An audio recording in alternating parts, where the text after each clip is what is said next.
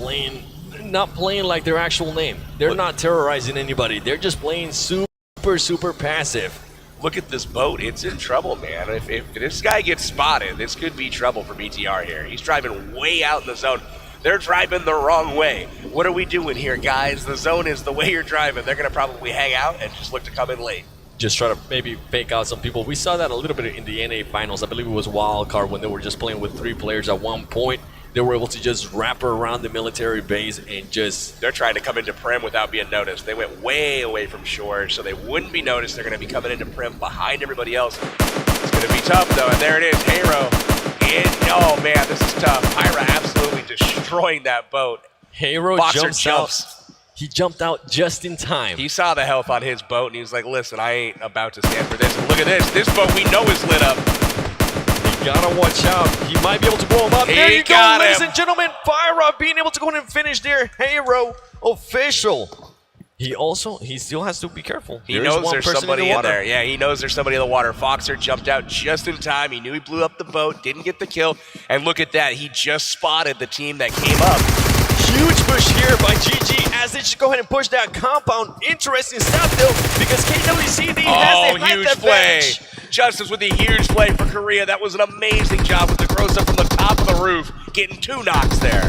Bad plays there by GG as they just got absolutely demolished. They thought they had the advantage there by rushing in. Little did they know KWC had some people on the roof and just finished them slowly. Actually, finished them super fast. Yeah, you had June coming around the corner there on the flank, getting the finishes on those knock players. One interesting bit is the guys that just came across in Primorsk. Man, that was impressive. And then check this out. The longest kill distance so far by Gangstar's Pyra, 364 meters on that last mini shot taking out the boat. Very impressive. Hey, a record is a record. And look at this. C9 Rolex just now starting to destroy people from full send. Katarina goes out. Exclusive is very close by, and he has to watch out because Exclusive finished off Hot Jukes earlier. That's right. She's looking to get some more... Ooh, you can't stay still for too long. These teams will start moving and getting angles on you. And C9 Rolex now getting some damage. They're jumping around, trying to figure out where truly Ollie Pocket is. Little does he know, Ollie Pocket is laying down. Carnage does notice her. Carnage starting to get some damage there from Ollie Pocket. He has to back up a little bit. It's now up to Fandy. Fandy's all the way on her own right now, trying to save the squad. Looks like Rolex and Carnage good to heal up. And look at this. This is an interesting strategy here for sure.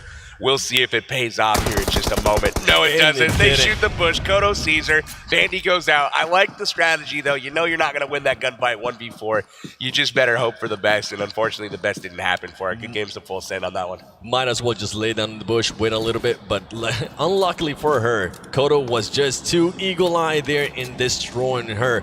Now, C9 Sam still having the Uzi. Look at this. Yeah, Uzi's a really good choice, in my opinion. I like that gun a lot, and as long as you've got your main weapon, the Uzi can work out really nice in close quarters. An interesting place we have here as LHW is very close by Sute. I don't think LHW has noticed that anybody is close by. He does actually, he uses that new feature in the game, which pretty much if you're running and you crouch, it is going to go ahead and throw you to the ground. That way you go down a lot faster. So smart plays there by him. You see the shots coming in from distance here. Sute definitely where he's there. Oh my goodness. He spots him, knocks him with the nade.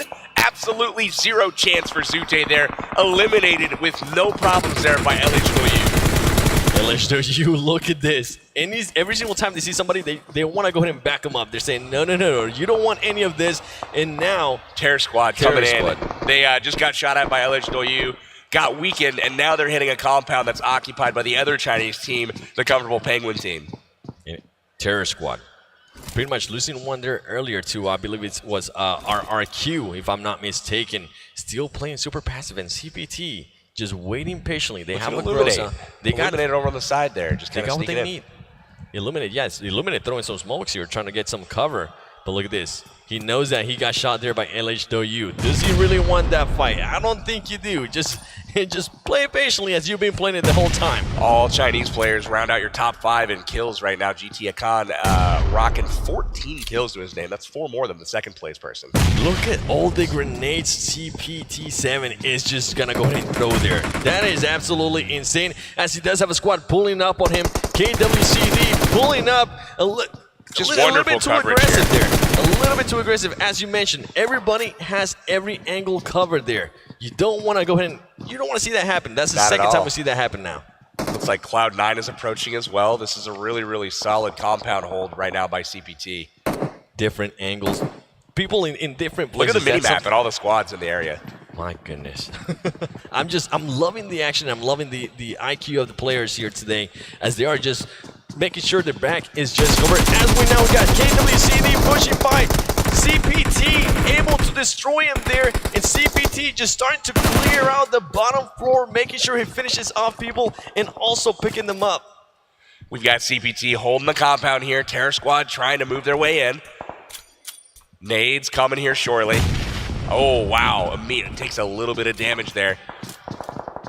He's hanging out in the house, going to apply some bandage, patch up his wounds, and they're going to be looking to fight again here shortly. Patch up as fast as he can. And look, see, Galaxy now gets there, but they're currently getting knocked down left and right there by RRQ. And Arab Madness trying to get down on Quarry, trying to get some cover from some kind of building because he does have RRQ coming up behind him. It looks like they're making their way down to the quarry. Arab Madness holding court here. They definitely have the early position, but that's a tough place to defend. Not a lot of spots to hide. The zone here, though, right in the middle of the quarry and just a little bit south there in the open field. So it should be interesting for sure. And something to point out there, the first teams that were actually in the zone, LHW and GTW being in the zone, ladies and gentlemen. So great movement there by him, great rotations. Look at the now we're seeing shots. Carnage getting shot up. They have to go ahead and jump out of this car because if not, they're going to go ahead and get blown up. I mean, this is crazy. They cannot drive anywhere without just being completely destroyed. And look at that. Car blows up. Rolex goes down again. Who is it? LHW just completely destroying vehicles. Anybody that goes by is not safe. C9 Sam goes down. LHW, C9 White Kodo Sam, goes down as Kodo. well. Oh, this is trouble again for Cloud9. Cloud9 gets taken out by LHW. LHW wants that win. There's They're taking Sam. out everybody. Terror. They're taking Carnage out goes down. LHW again comes out on top from that one. And Torty here just trying to finish somebody off. Torty now starting to get shot from the side. He actually gets pretty much pushed. Barbosa actually. Sorry about that. He gets pushed and King is now just laying down as Torty is starting to push the action a little bit towards the top of that hill. Appa's pushing the top of the hill, trying to finish off Barbarossa, but at the top, King is waiting.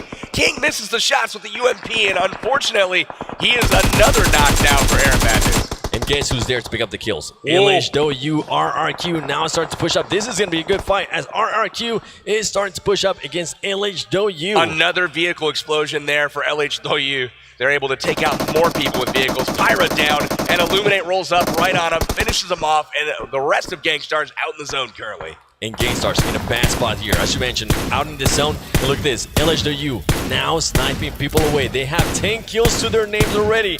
And now here comes the knock, baby. Just picking them apart from far apart, actually. Impressive stuff here. LZD from Doyu just absolutely destroying from range there. Taking his time, semi-automatic fire, picking them apart. We got Ed here trying to return fire from GT Doyu. Ed currently just waiting patiently as he might be the only one currently. Actually, he's the second one currently up from his team. And look at this, LHW just letting it rain on him. LHW is fighting 5 squads at the same time right now. They literally have 5 squads on the ropes, and they're not even feeling pressure at the moment. They're just backing everybody up. They're showing dominance, pretty much. That's what it is. They are showing them, hey, we are here. We are kings of this hill. You ain't coming anywhere near us. Oh, look at the grenade coming here from G9.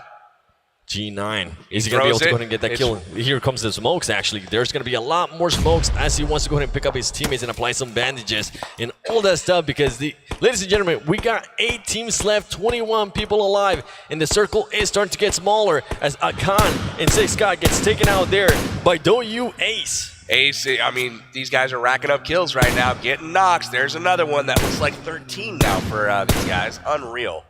RRQ stealing that kill there from LHW. Interesting stuff as they were able to pretty much pick up some easy kills by him. And look at this, CPT now going up against LHW. Interestingly enough, Gangstars did make it out of the zone. It looked like they were really, really out of position. With all the other fighting going on, they got lost track of. Zuxi getting knocked. Ever Fury taking care of him, and then Elusu as well taking care. There's so many squads fighting right now. It's literally anyone's game. They got to find cover. Lots of trees in the middle here, but otherwise an field. I think Smoke's going to go into play shortly. Angry gets taken out there by CPT-17, and there goes Everett Fury. Gainstars is now out, ladies and gentlemen. Higher placing than the previous games, so that's good for them. They might go ahead and get in a group. And GTW just waiting patiently. Somebody's right next to him, and he's not even shooting. The patience on this man, it is insane. Really good patience there from GTW. Top of the hill. CPT in the middle of a fight right now with LHW. We got RRQ, D2E finally getting knocked. Now, interesting stuff here is that LHW does not have the circle advantage to them. At least not anymore. Pretty much, they're going to have to figure out a way to get there as soon as possible. They got 44 seconds to figure this out.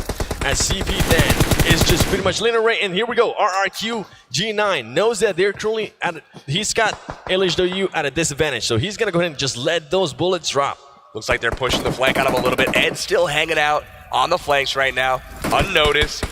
Trying to catch somebody by the element of surprise here. Looks like LZD is down, but look at the return fire. Right away, Ace coming back and knocking Lucio. WA is getting some shots right there as CPT is also, they're pretty much just trading shots back and forth, ladies and gentlemen. Now here comes the smokes. They know they're going to have to push. They're starting to push. They're pretty much picking people up as they're running towards the circle. LHW having a strong game here today. They still don't know Ed's there. Ed has not fired a shot. He's been laying prone. He finally decides it's time to pop up. Unfortunately, doesn't get anybody, and he's going to be knocked. Ed waited just a little bit too long there, as now we have the final two, ladies and gentlemen. We got RRQ versus LHW. Let us know who you think is going to win this game, because LHW is now going for the push. They only have two players. One of them gets knocked from this side. RRQ laying down, waiting patiently. Ladies and gentlemen, that is it. RRQ gets the win. LHW, even though they had a great game, they finished on the second spot. Again, huge numbers. LHW, once again, has put up 16 or more kills in a game.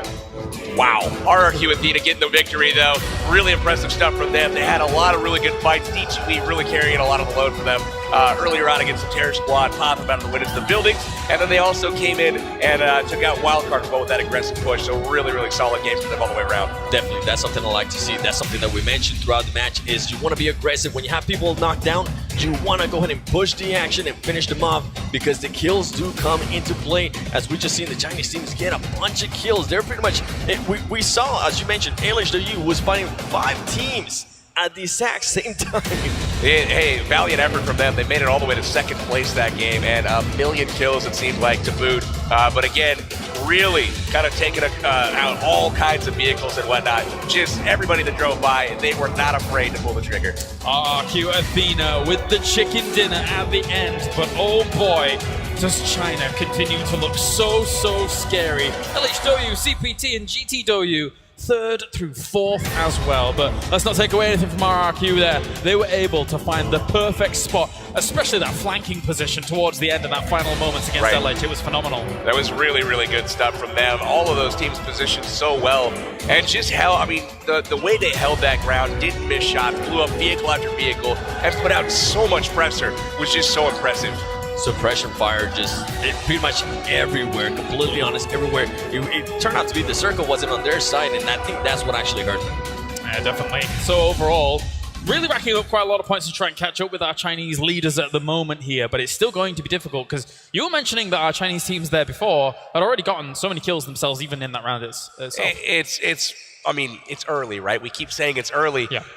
But it's going to be late here before long if these other teams don't turn it on. You can't continue to give up firsts and thirds and seconds to these teams and let them at the same time put up 15+ kills. Well, let's take a look at the highlights from game number 3, brought to you by Samsung Galaxy Note 9. As obviously there was a lot of kind of back and forth game fighting even going on in that previous game, with a lot of kind of aggressive moves that we already saw. GTW at the very beginning over at Skull was one of those aggressive moves, 7, which really was impressive with a start from 6 God getting those 2 knocks. It definitely was, as we see some of the teams there just getting ready for the match. And we are going to be showing you some of the highlights here, but as you mentioned, I honestly think if LHW would have had the circle there, they might have just go ahead and edge that game. And Rolex being able to go ahead and knock people out. And GT, this is one of the best plays of the game right here. Knocking one down and watch the car fly by right here. Out of nowhere, the car Unbelievable push here. I mean, I just love the calculated risk here. They do lose a player, but again, with that type of numbers disadvantage, you're able to pick them back up, get back in the fight without much risk. And right here, Lucifer and the Wildcard squad just being able to destroy BRK. That's huge for them. And RRQ over here, once again, pushing the action. We're seeing a lot of teams being aggressive, and it's working out for them.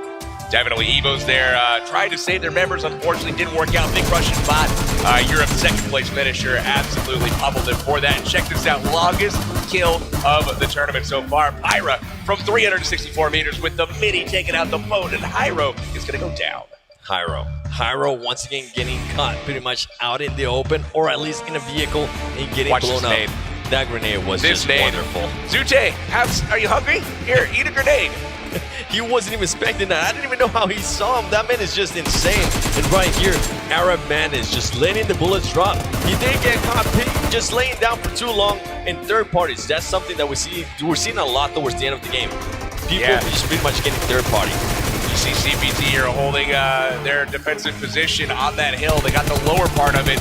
And again, fighting against LHW. Really, really tough fight here. And again, look at the amount of bullets coming out. No recoil. And just really, really supreme fighting there from LHW. Unfortunately, not able to get him the victory. RRQ Athena coming through in the clutch, getting the victory as the zone moved away from LHW. And all importantly, RRQ was the team that got #1 when it came to the Asian qualifier. They were victorious against a lot of these high-octane Asian competition that we saw in their regional finals. So they're able to rack up quite a lot of kills. But here are the kill rankings from that team kill rankings, even I should say. Overall, an LHW 40 now in 3 games. 40. I mean, just the fact that they are worth 15 points apiece. You guys can see the difference between the top 3 teams and the rest of the field right now. That is going to be a massive gap to keep up. That's why I'm saying that in the teams that are not placing in the top right now, they really have to focus on placement and quick, or this is going to be a runaway in a hurry. And LHW A's there, just 15 kills in LHW LCD with another 15 insane. kills. 30 kills between 2 players after 3 games. And a third one of their players sitting at number 6 overall in the tournament. 3 players from the same team, all of the top 6 in kills. Unless you're from China, you have to be brothers, with G9 and D2E managing to sneak into that top 10 as well there for RRQ. And overall, just such impressive play. It's rare that you see that kind of consistency coming into a tournament, but there you have it so far from our top teams. Looking at comparing these standings at the moment, of course, 16 squad kills apiece for both of these teams in that previous game, I should say, and very close, but RRQ managed to squeak it out at the end. Are these guys going to get targeted in future games here? We know they've dropped Noble every single game. Yeah. I mean, it's one of those things where do teams start strategizing now to start limit? I mean, at the end of the day, we're not playing to move on here. We're playing for the money. This is all the prize pool is on the line. Here are your round 3 standings. And that's something that I am definitely going to go ahead and start seeing. Our team's going to go ahead and start just pushing them from the get-go. Not letting them get comfortable. Not letting them pretty much loot up for so long. And RRQ Athena getting 740 points. LHW getting 605 points. Just insane amount of points by these teams and kills alone. I mean, this was a massive round for RRQ to put themselves back on the board, right? Not only is it huge points for #1, but it's also huge points for kills, where compared to the 3 top Chinese teams that we've seen so far in the few rounds, they were far behind, but RRQ is now managing to catch up a little bit. Definitely. One of the quiet performers of the day has been Big Russian Bot. Again, hanging out the top, little bit of the standings, 5th or 6th pretty much every game. Total score, though, here are your 4 top teams, and they have distanced themselves quite a bit. CPT still holding out the top spot right now by a fair bit over GT Doyu and LH Doyu, and then you got RRQ Athena right behind in 4th place. We're definitely seeing this team starting to run with it. It's going to go ahead and turn out in pretty much the next game and also in day 2. What are the teams, for example, like Gangstars or Big Russian, but what are they going to go ahead and start doing? Are they going to go ahead and just start pushing a lot more of the action? And as example, Wildcard as well. Do they want to go ahead and just get more kills? Because right now they're sitting on the 12th spot. So they need those kills for the points, and they also need the win. They really do. Right now, the field is wide open from everywhere 5th on down. All of those teams with one good performance could jump over everyone. But unfortunately right now, they really got to start working on those top 3 or 4 teams, man. They've really put a gap between them. And it's not as if we're seeing a lot of this aggression come towards the late game or anything like that. Right. If they see the opportunity, they're willing to take it early game, which isn't a very common trait in PUBG or PUBG Mobile. Right, you saw a little bit of patience from GT Doyu early on with them looking down at the Terror Squad inside of the compound, just north of the bridge there. That was the only real, like, super patient thing we saw. Other than that, it was just lots of aggression, lots of shots. Yeah, definitely. 7 overall. What do you make of it? Aggressive is paying off. We're just seeing aggressive teams are pretty much, they're getting what they want. GT Doyu getting those kills, pushing the action. LH Doyu as well. Just aggressive styles is paying off right now. Yeah, definitely. So, crazy stuff from our first 3 games. Of course, we only have 1 more game left here today. You guys excited for our final game? I'm so pumped. I want to see how this shakes out. I want to see if any of the other teams in this tournament can really come, put their stamp on it, and start climbing up the leaderboards to challenge some of these Chinese teams. Yeah, we've been saying it's early, but it's day 1 is almost over. Some of these teams need to go ahead and step it up a little bit more and start pretty much just chopping down on those top 3 teams. Yeah, it's a really good point that you bring out because, yeah, we say early, but then by the time this day is done, that's 33% of the tournament. That's right. Completely I'm going to finished. keep saying it's early until it's not. So we're a third of the way through. All right, let's head down to the stage with an interview to hear from our winners.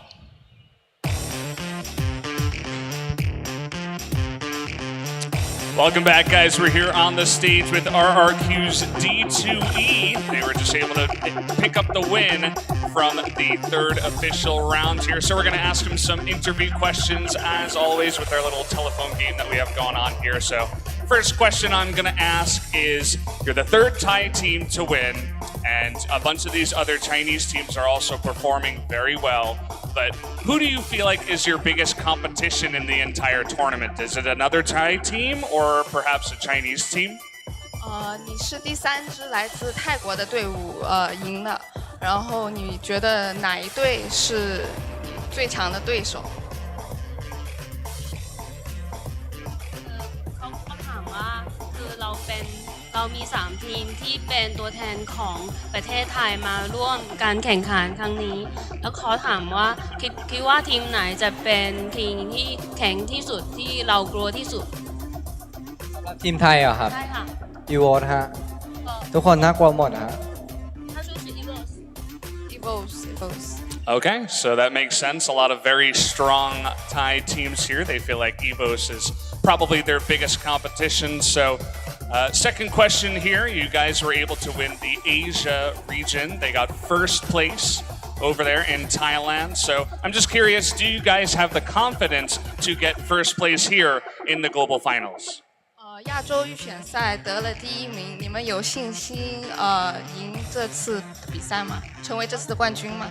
ถามว่าคือคิดว่าตัวเองจะได้ที่ 1ในโลกไหมคะ คิดครับ คิดไว้แต่ก็ไม่ประมาทนะฮะ เพราะว่าทีมจีนเขาคงมาตรฐานไว้ดีอยู่ครับ 他说那个就是他说是有信心的，但是也不敢100%的确定。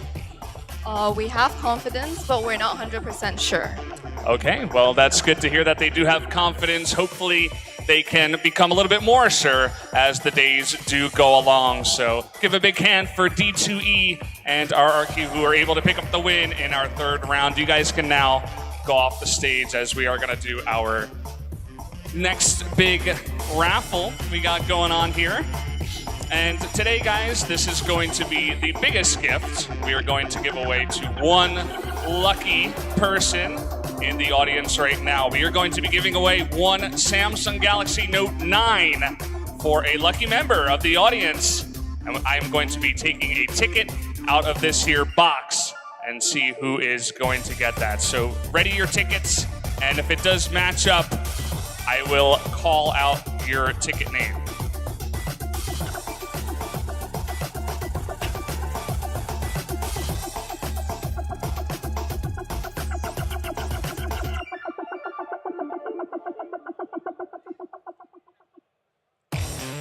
Ticket number 1444.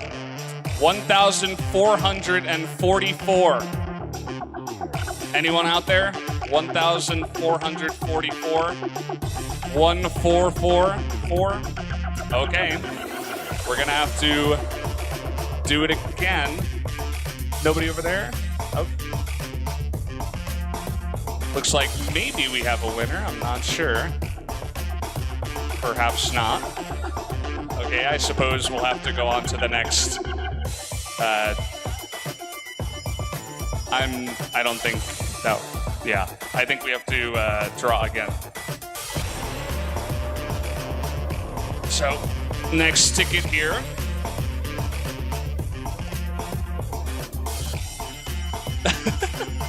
Okay, well, this ticket is ripped. And because of that, I'm going to pick another ticket. Sorry about that.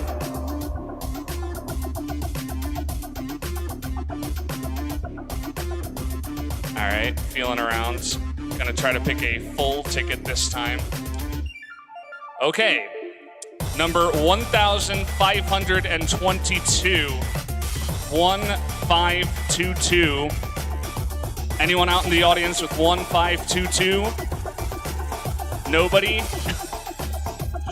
Okay, we'll select another ticket then. Be careful with that box. It's got a lot of good tickets in there. Hopefully full tickets. Okay. Let's try this again. Number 1434. 1434. 1,434. Nobody? Okay, on to the next one.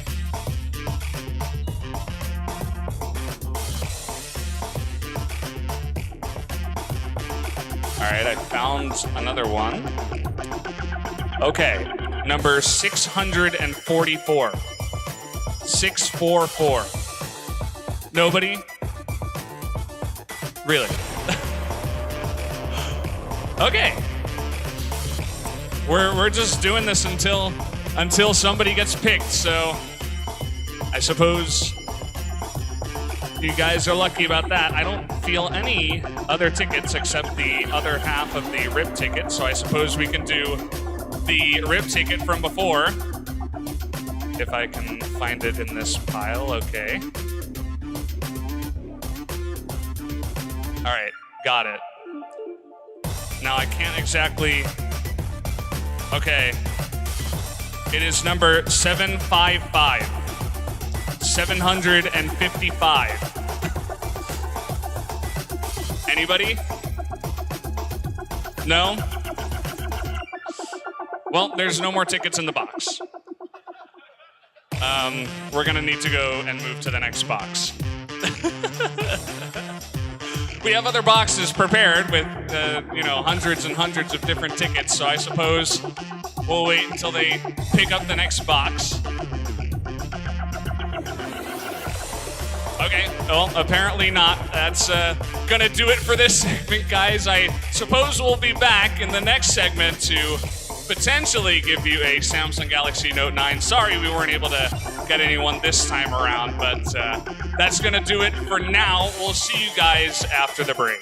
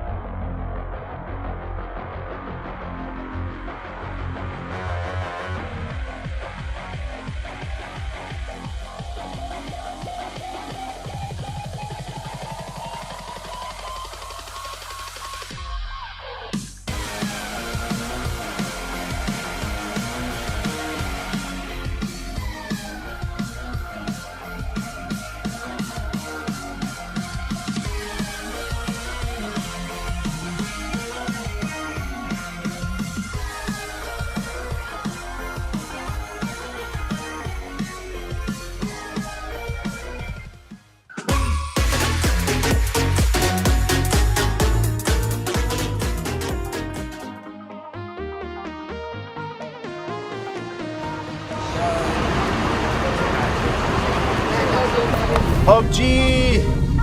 Woo! Brothers, my brothers here.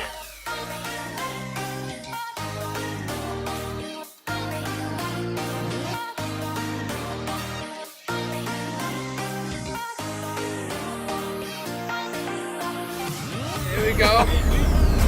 Where are my other people at?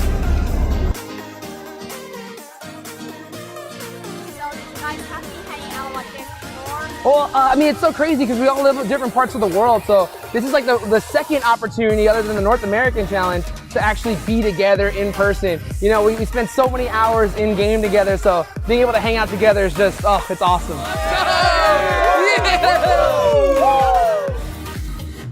I'm excited. I'm excited.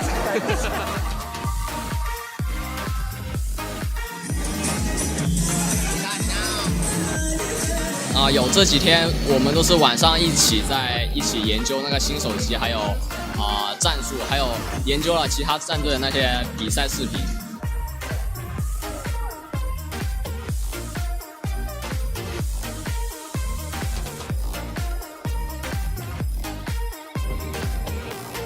يلا كل واحد مكانه. And thankfully to Pubgm Mobile, the campus championship that was held in India gave us the opportunity to come here, and we are really excited for the PMSC Global Finals, and we really hope we can win it. 이게 1회로 끝나는 게 아니라 2회, 3회 계속 이어질 수도 있으면 좋겠고, 저희뿐만 아니라 많은 전 세계의 사람들이 이런 기회를 얻어서 좋은 경험을 해봤으면 좋겠습니다. 사야수가 Pubgm Mobile!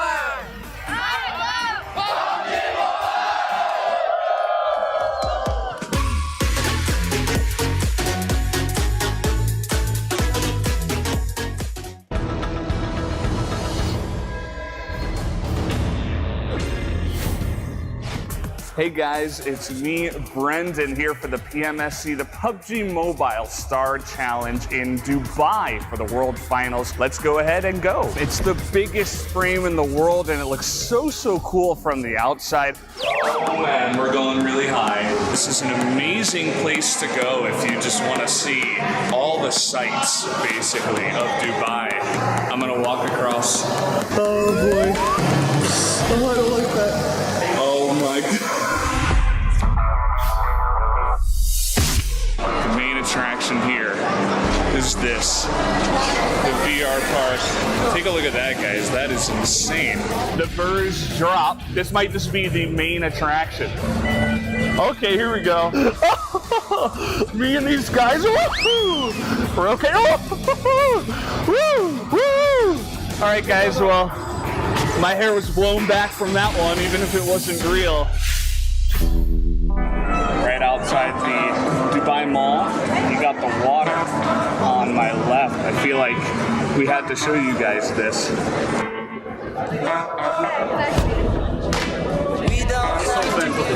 Really? No. How are you? Oh, I'm a broadcaster in Korea for PUBG. You know PUBG Mobile? Okay. Yeah. Back it up. Okay. Thanks. Back it up.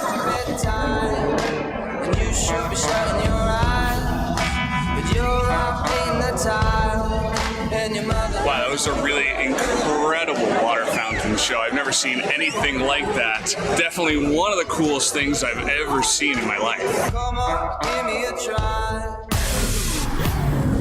I've never done this before. It looks like it should be a lot of fun. Let's go try it out.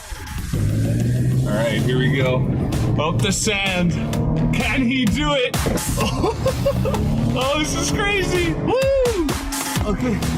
The camera. The camera.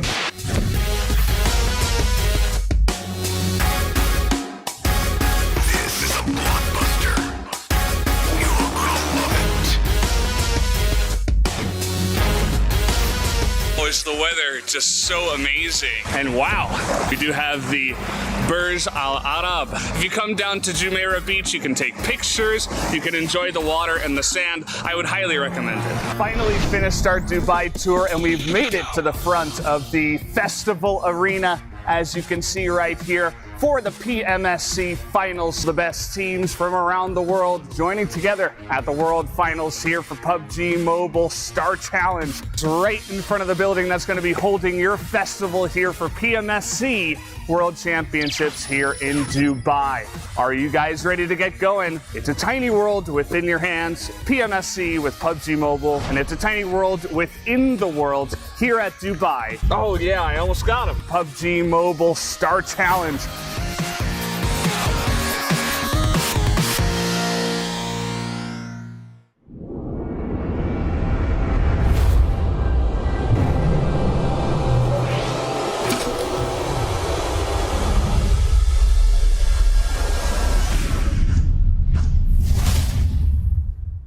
The new Galaxy Note 9 has more power than you need.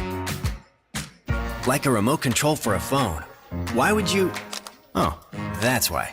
The new Galaxy Note 9. It's got more power than you need until you need it.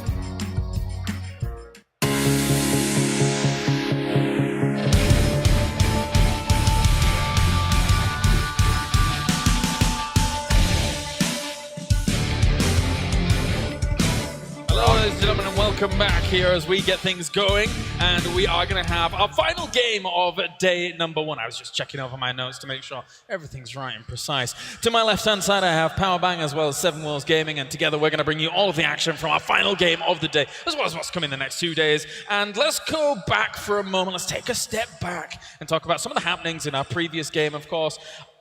We did see Wildcard try and gain a little bit of traction, a little bit of momentum, but that was furiously swept aside by RRQ very quickly after they gained a little bit of it. It was RRQ extremely impressive last game, really kind of taking it to a lot of people. We saw the Chinese teams again, like 1, 3, and 4, I think, or excuse me, 2, 3, 4.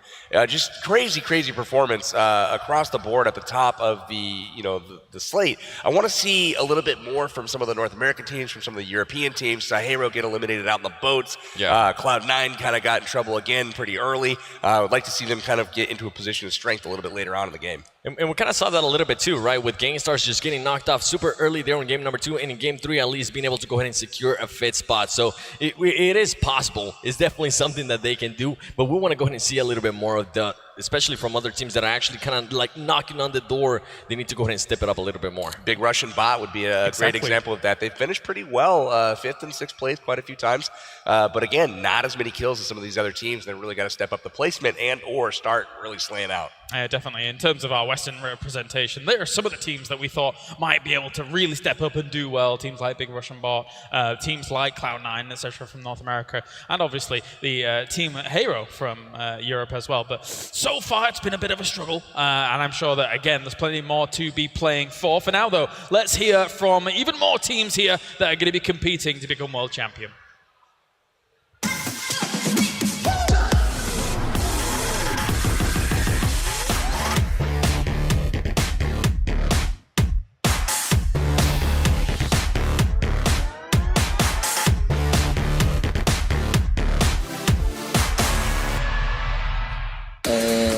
接受采访的时候比较紧张，因为害羞。大家好，我叫陈林航，然后游戏 ID 是 CPT 航，然后职业是主播。Hello， 我叫陈雨桐，我是 CPT 的流苏，年龄是21岁，职业是一名主播。大家好，我叫唐红，然后我的 ID 叫 CPT 762，我的职业是职业选手。大家好，我叫王世海，游戏 ID 是 CPT 17，然后我是今年19岁。后面几把发挥的不是很好，然后当时我们就觉得可能有点悬了，但是最后积分出来的时候，突然来了个惊喜，我 surprise 了。信心肯定有的，但是还是要看实力还有运气。我们战队的优势就是枪挺准的吧，然后就喜欢跟别人打架，就谁打我们一下，我们就要打谁一下。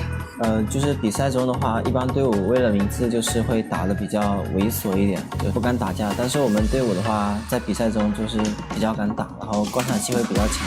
我最喜欢的武器是 Scar，因为 Scar 我感觉他声音好听。最喜欢的武器是 Groza， 因为伤害特别的高，然后射速也特别快，跟人近战打起来的时候胜算比较高。海岛自然图最喜欢的点就是机场，因为物资挺多的，而且我们精彩的这个点就是落这个点。这个只是表面吧。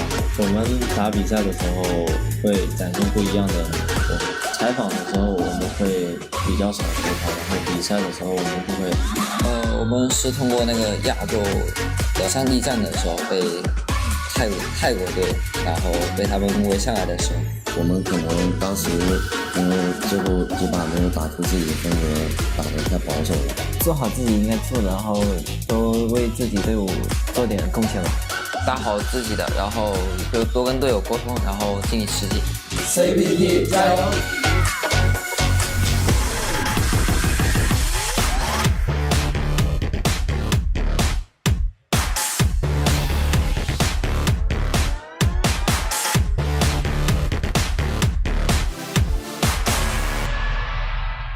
！Я из России, город Печора, Республика Коми, работаю на железной дороге. Меня зовут Женя, я живу в городе Конотоп, Украина. Игровой никнейм мой Аркси. Здравствуйте, меня зовут Арам, я из Санкт-Петербурга. Меня зовут Оскар, я из Алматы, из Казахстана. Первая такая большая заграничная поездка. И здесь климат, конечно, очень сильно отличается от нашего. У меня на родине сейчас очень холодно, минус, а здесь тепло и очень уютно. Ну, она охватывает, наверное, основные аспекты, в принципе, жизни человека. Ты должен что-то добыть, ты должен выжить, ты должен бороться. Да, конечно, хочется показать, что способен, так сказать, сделать максимум, который получится, но при этом также стоит учитывать, что здесь профессиональных игроков и тех, кто реально хорошо умеет играть в PUBG, намного больше, чем было на прошлом турнире, и это будет сделать намного сложнее. Всем, кто верит и болеет за нас, всем привет, ребята, держим кулачки, мы будем рвать. Друзья, болейте за нас так, как вы болели за нас на европейском турнире, и мы постараемся снова сделать невозможное.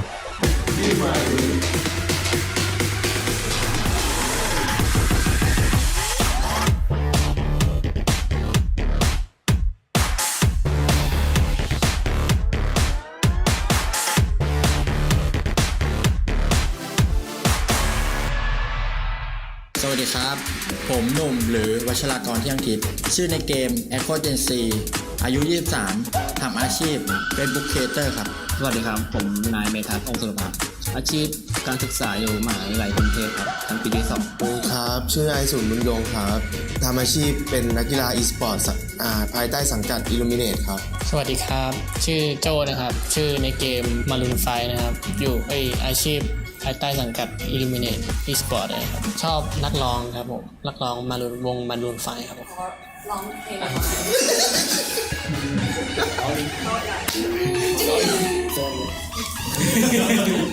หลับตาก็ได้เจ้าหลับตาเห็นหรอมองได้And I pray for trying to come home รู้สึกดีนะครับเพราะว่าทางทีมงาน Tencent หรือ Samsung เนี่ยต้อนรับพวกเราดีมากนะครับไม่ว่าจะเป็นเรื่องที่พักหรือว่าเรื่องความรู้สึกที่ได้มางานนี้นะครับก็รู้สึกดีใจครับแล้วก็เหมือนได้มาหาประสบการณ์ใหม่ๆด้วยครับจากตัวแทนประเทศไทยครับรายการ PTNC ได้อันดับชนะเลิศอันดับที่1ในประเทศไทยครับสำหรับตัวโจ๊กของทีมเรานะครับผมก็ต้องยกให้หัวหน้าทีมของเราเลยเพราะว่าเขาเป็นคนที่พูดตลกปล่อยมุกตลอดนะครับผมแล้วก็สร้างสถานการณ์ให้สนุกแล้วก็คอยยับยั้งอารมณ์น้องๆทุกคนครับผมทีมผมทั้ง4คนเก่งทุกคนครับแต่ละคนมีจุดเด่นในทีมแต่ละคนไม่เหมือนกันผมจะเป็นคนคอยดูน้องอีก3คนที่ผลเล่นเกมนี้ก็เพราะเป็นเกมระบบทีมใช้ทีมเวิร์กมากกว่าการมีทีมเวิร์กครับผมแล้วก็สิ่งที่สำคัญคือการใช้สมองในการเล่น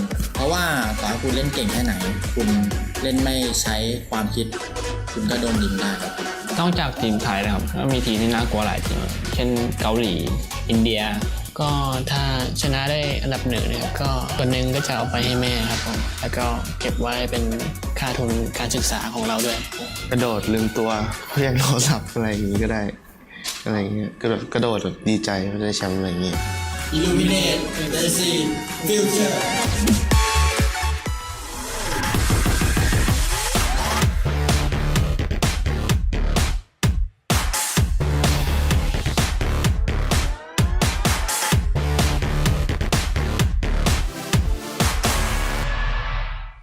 안녕하세요. 저는 갤럭시 두두 알게임스 원의 한우환입니다.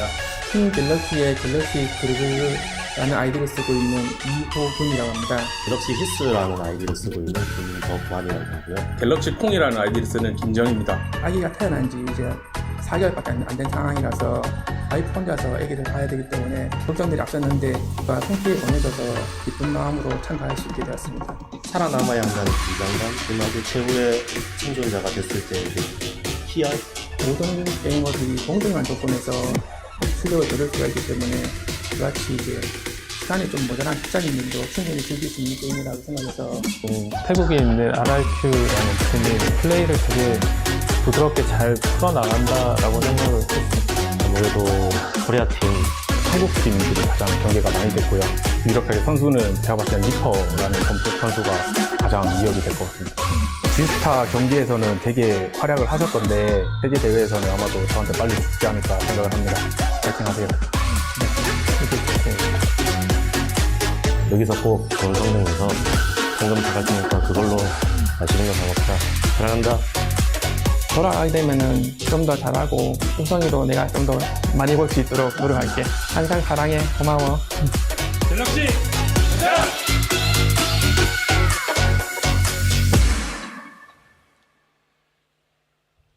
Welcome back, ladies and gentlemen. Of course, that's what we need more of. We need more of Maroon 5 singing. I'm needing that in my life. 100%. That's right. We're going to be getting on to the final game here in just a few moments' time for day number 1. And overall, coming in, it's very clear that our Chinese teams have proved that they are very top of the mountain so far. Can they continue that momentum? And what do you want to see changed up from some of these other teams here at the tournament? Because right now, they are being ran away from quite considerably. Right off the bat, just some teams not being aggressive enough. We saw with the terror squad from India, they're just not being aggressive. When they are actually aggressive, they can actually get some kills, but then they get knocks and they just pretty much wait and then they run away. I don't understand that gameplay. They want to go ahead and just push. If you see the other team hurt, pretty much like how we saw GTW, they saw 2 players were down, a car came out of nowhere and just destroyed the squad. Even though one of their players got knocked down, they were able to go ahead and pick them up. So the terror, I want to go ahead and see them from India just pretty much pushing the action a little bit more and seeing what they can do. Definitely. A little bit more decisive and team gameplay, I think, from a lot of the other squads that are not the Chinese squads. You're seeing a lot of kind of fragmented individuals getting knocked by themselves, a little bit away from their team, and then immediately getting finished. I think sticking together a little bit more, playing a little bit more decisively, rotating a little bit earlier, and trying to secure those positions so they're not trying to get into a zone with a squad like LHW, gunning them down, essentially trying to get in. Well, briefly, we just saw a team, big Russian bot, and overall, they are one of the teams that's quietly been doing pretty well here throughout the tournament. Yeah, they haven't had any disappointing finishes so far. They've done pretty well consistently. Big Russian bot hasn't secured a ton of kills, but they also haven't been quiet either. Again, they're going to be looking to put some up on the board here as the tournament continues. Yeah, they're definitely being sneaky. You don't really see much from them, but they're being consistent, and that's really, really good in tournaments like this. And as we see there, Galaxy, pretty much Galaxy just not really sure what they're going to go ahead and do in this next couple matches. More than likely, we're going to go ahead and see some of these teams that might be towards the bottom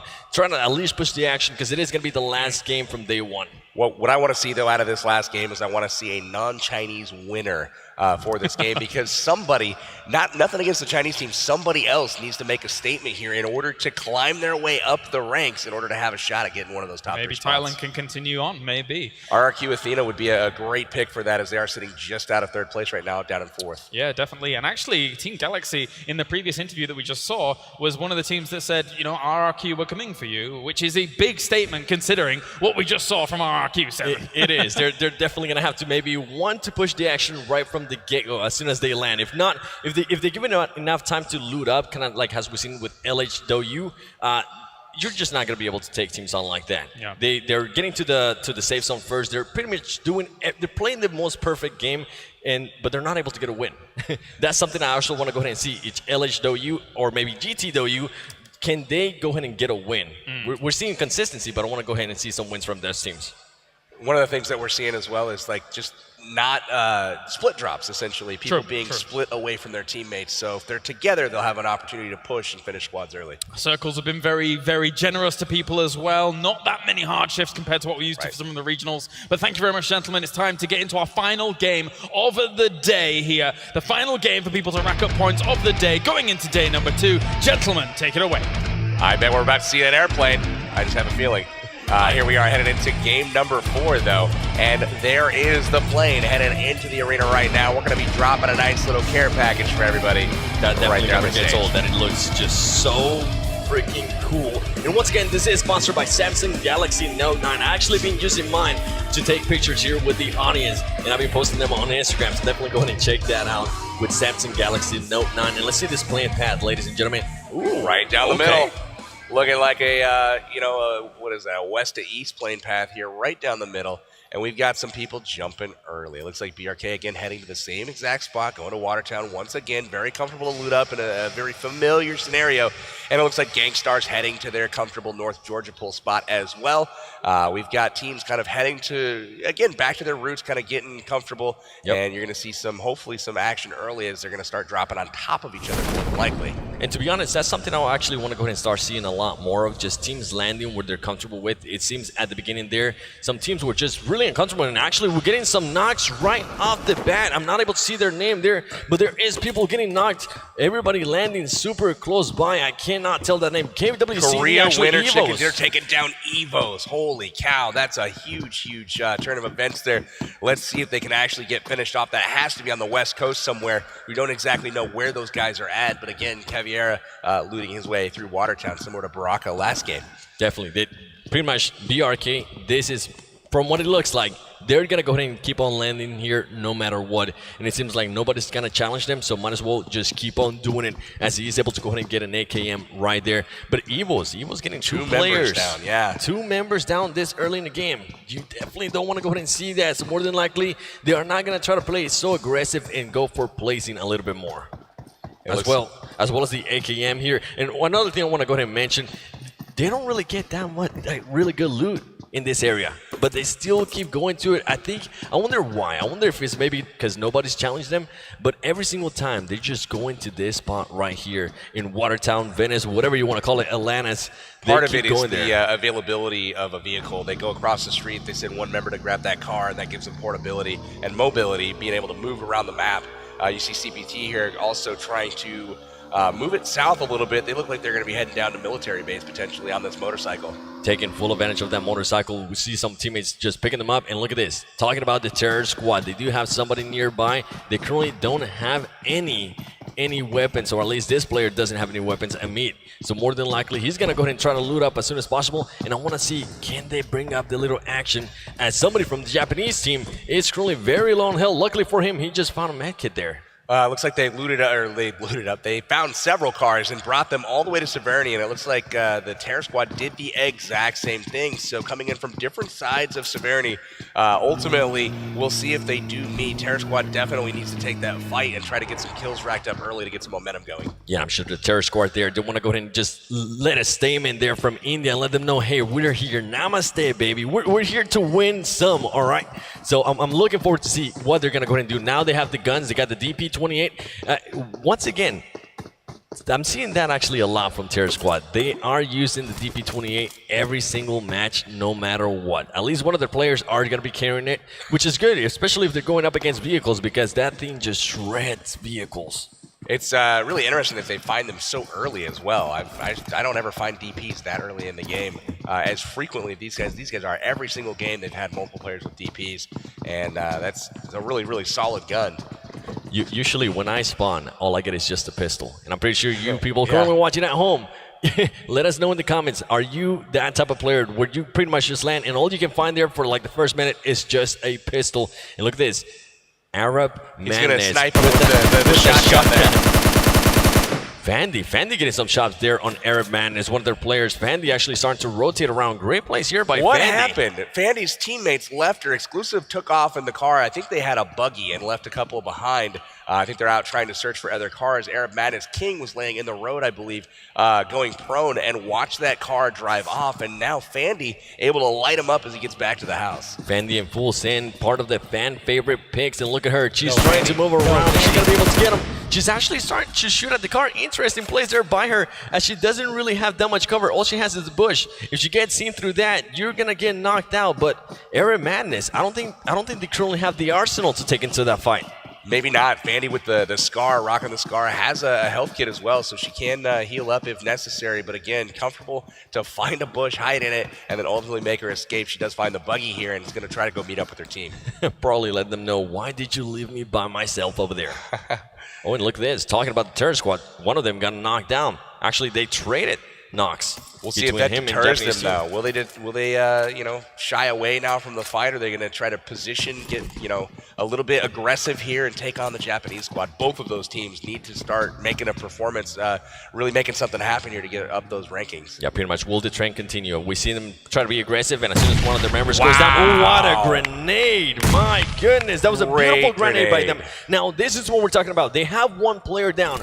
They have all of their teammates up. What are they going to go ahead and do here? Are they going to go ahead and push? And as we're seeing here, they are starting to throw the Molotovs. This will be a perfect scenario if he has anything else just to go ahead and maybe push. But he has to watch out because Noogie from the Japanese team is right there. Meanwhile, the Terror Squad is just holding back. Doggy out on the flank, trying to hold these guys down. Terror Squad again holding back. They had the fresh knock, and then they had one that just got back up and was low HP. But again, choosing not to take advantage of the situation, letting them basically heal up, get back into the fight, and they're going to have to go at them again once they're all back to full health. We have seen that backfire previously, and look at this place right here by the Japanese team, starting to flank around, trying to get different angles on them, and they are actually currently getting distracted by that, which they have to be careful because the Japanese team is now starting to rearrange themselves inside that building. Yeah, that UAZ definitely drew some attention, and it's caused the Terror Squad to rethink their position and start to rotate around to regroup. And you see that buy some time for the Japanese squad to get out of the house, jump out, and now they're going to rotate around. Nanitou, though, he might be in some trouble here if he lurks for too long. He's got his vehicle exposed. It could be disabled very easily. We're going to go ahead and take a look at the map right now to see the zone as it has moved to the western side of the map and has shaded a little bit north as well. And LHW going once again noble by themselves. Nobody challenging them. Pretty much being able to go ahead and just loot up, take their time. No worries whatsoever. Maybe the only time they might have to worry is just crossing the bridge and somebody being in Milltop. But besides that, they're just going to be able to loot up, get maybe everything level 3 out of their minds, and then just go on and start destroying people. Absolutely. We've got Anand has Doggy pinned down, and Doggy is going to be trying to escape that place. These squads both seem to want to take the fight, though. Both have had opportunities to leave, and look at that, the UMP on Anand. He had a great angle on one of them, but the UMP able to take him down over the row of houses, and Nanitou at this point is going to regroup with his squad, and they'll figure out if they want to push the action at this point with one man down. And it seems that's exactly what they're going to go ahead and do. You're starting to see rearrange. This is what I'm talking about. The Japanese team knows they have them hurt. They're going to go ahead and start pushing. This is what I was hoping the Terror Squad from India would have done earlier. The grenade there. Wow. Amid gets taken now with a beautiful grenade. And now they've got 2 players down, and Japan is on the offensive. They are going to be hitting the Terror Squad very hard. One finish there, Anand going down, Nanitou getting the finish. And now they've got 2 players pinned in a building. They know where they're at, and it's a 4v2 situation. And another player just from the Terror Squad, absolutely so far away from that gunfight. He's trying, I believe he might be just trying to find a vehicle here. An interesting place here by him. Using the he's trying to bait him out. If he can get him out on the ledge here, Torpedo can pop up and take him down. Might be able to turn the tide here. Torpedo does have the M16 there. He could go ahead and use reverse. And look at this, C9, Cloud9 currently going up against KWCB. Can they go ahead and win this gunfight here? We have seen them actually choke some of the gunfights earlier. It looks right now that they are being able to go ahead and take the advantage as KWCD is currently going down. There's 1 player left. And ladies and gentlemen, there you go. Kodo being able to go ahead and finish them off as Cloud9. Rolex and Kodo by themselves taking on a full squad. I'm loving that. That was a very risky decision, again, to split drop like that. Sam and Carnage off elsewhere. But again, it pays off for Cloud9 here as Rolex and Kodo 2v4 against the Korea winner Chicken Dinner. Able to take them out, wipe them off the map, and that's really, really good for Cloud9 as they're able to pick up 4 kills early as well as continue to loot 2 different locations with their squad. And while we were away with that, it looks like there's just 1 player left from the Terror Terror Squad. Keep in mind, the Terror Squad had the advantage at one point. They had a player down from the Japanese team. They decided not to push, being passive, something that honestly we have pointed out throughout the whole day. They keep being too passive. They need to push a little bit more. They need to stop being so scared and just show up a little bit. Be more confident in yourselves there. There's your total rankings right there. We can check the bottom half of those top 10. You can see KWCD out early this game. That's going to drop them from the 10th spot. Gangstars, Bigatron, we've got those guys in at 9 and 8. We got Big Russian Bot, again, finishing pretty consistently. And then the tie teams at number 4 and number 6. And also number 5 with Evo's Burnout. So, yeah, basically China, then Thailand, and then everybody else right now. Look at this. Team 12 Wildcard, Team 13 Cloud9. They definitely want to go ahead and get better places. Look at this guy. Impressive. All right. I like it. Get in the car, please. That's what he's going to go ahead and tell his teammates as he's getting around there. But he has to watch out because BRK is still in Watertown. Actually, they have a car themselves, so he doesn't even have to worry. Interesting place to actually loot. You don't usually see this place being looted right off the get-go, but I'm actually surprised that they're doing this. He's going to take his car with him up to the castle and park it up there. I haven't seen that a whole bunch of times, but we do have a crate called in, and we've got an AWM Grossa combination in there, and that is a pretty lethal combo. I'd love to see some of these guys with their aiming abilities with the Grossa. Oh man, that could be scary. A favorite from everybody, especially the AWM. That thing is just so lethal. If you're able to get a headshot on somebody, more than likely that is going to be a knock no matter what. And that's exactly what he's doing. Torty says, you know what? This is an AWM that I actually want. Going to go ahead and drop whatever I was carrying there. And I believe he also picks up the Grossa, if I'm not mistaken. Yeah, he's got a full crate loadout right now, and that makes him a pretty scary player. We'll see how if he gets an opportunity to use that later on. And then we got some sort of little dance going on. Torty here doing a little crouch. Look at this team brought him the Grossa. I like it. He's like, yo, I'll take that. Bring it in. You can have my AK. Hey, it happens. Pretty much what we're saying earlier in the day is that teams are going to go ahead and just play with what they're comfortable with. And if he knows that he's not comfortable with that Grossa, he's not going to go ahead and use it in LHDU. As you can see here, before they even move up, they're just going to go ahead and get out, scout that area by the bridge, and then actually go ahead and move forward. Interesting plays there by them. They're way out in the blue zone right now, so they know that it's not likely that they're being camped, but they're still taking the time to be cautious, to check that, because you never know, especially when there is a known drop location like Novorodnoye from LH2U. You don't want to get caught being too cocky, like, oh, there's no one there, and then come across and they get blown up. But they do check it first, make it across with no issue, and now they'll head on to the zone. All of these guys pretty low on health. Hopefully they don't wreck their vehicle. Yeah, and something to point out there is that every single one of those players are in their own vehicle. So if they were to go actually up against the squad, that could be a huge disadvantage for them because you cannot drive a vehicle and shoot at the same time. You got RRQ Athena here taking on one of the crates. Fandy exclusive. Look on from the nearby compound as Full Send is trying to prevent RRQ from taking it. But unfortunately, they failed to do so. Senior is going to grab the AWM and head on up the mountain once again. It looks like the Full Send team just waiting patiently. They're content to take those yellows and hang out in the shack down there and just wait for the zone, see what happens. Fan favorite team just saying, you know what, we don't want to go ahead and engage there, and I believe Fandy is now with them. So the full squad is together, ladies and gentlemen, and they're just going to go ahead and play it safe. They're not going to go ahead and move anywhere at this point. And it's exclusive with that AKM, just waiting for somebody to go ahead and pick through that window. Interesting stuff here, as they're just going to go ahead and wait it out, which is completely fine. You know, they want to go ahead and make sure that they last a little bit longer there towards the end. There's something to be said for grabbing a good position early and seeing what happens. So, oh, here we go, RRQ pushing up. They found GT Doyu out in the middle of ruins. Interesting spot for GT Doyu here. Not sure if they're caught mid-rotation or if they were just camping that little ridge side. Something they definitely want to go ahead and watch out, but they don't even want to engage. They just say, you know what, let's go ahead and just leave them there. And look at this. RRQ is now going to go ahead and start going up against Wildcard. This is going to definitely get crazy because GT Doyu still has some shots on RRQ, so they could RRQ could get third party, but GT Doyu. Here comes the shots, ladies and gentlemen. C-Gut hitting the ridge, unfortunately. Didn't want to expose too much of himself here. But now RRQ's got decent position. They're working their way up, but again, being shot in the back potentially by GT Doyu as well. Outside of there, just gets completely taken out, and RRQ G9 pretty much outdone one of the players from Wildcard. Wildcard just losing the fight even though they have the height advantage.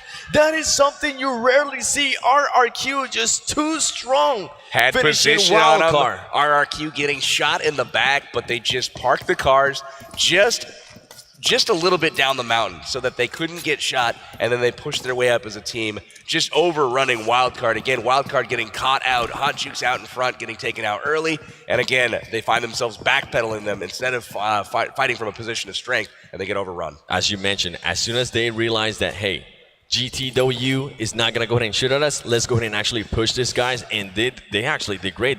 Nobody from their team got knocked down, and we actually saw one-on-ones there, which I believe, I'm thinking was outsider there, just pretty much not being able to go ahead and finish one of the RRQ players, even though he was able to get the first shots. And look at this, GG's just moving around, getting to the safe zone first. And that's something that I've been actually seeing about the Chinese teams. They start rotating super early. As soon as the zone shifts, they want to go ahead and get there. They want to go ahead and, if there's a compound or any type of building, they want to go ahead and get to that building and just dominate that area. Very good at spreading out. We got the GG gamers here heading into the zone, cutting it real close on that tree. Slapping at 5 on the way by, but they're heading on the northern side of the map, trying to grab position in the zone. We'll see what kind of compound they're taking a look at here as the zone kind of shrinks. We've got Japan bringing a fleet of vehicles, all kinds of UAZs. They're going to be trying to find a great spot as well.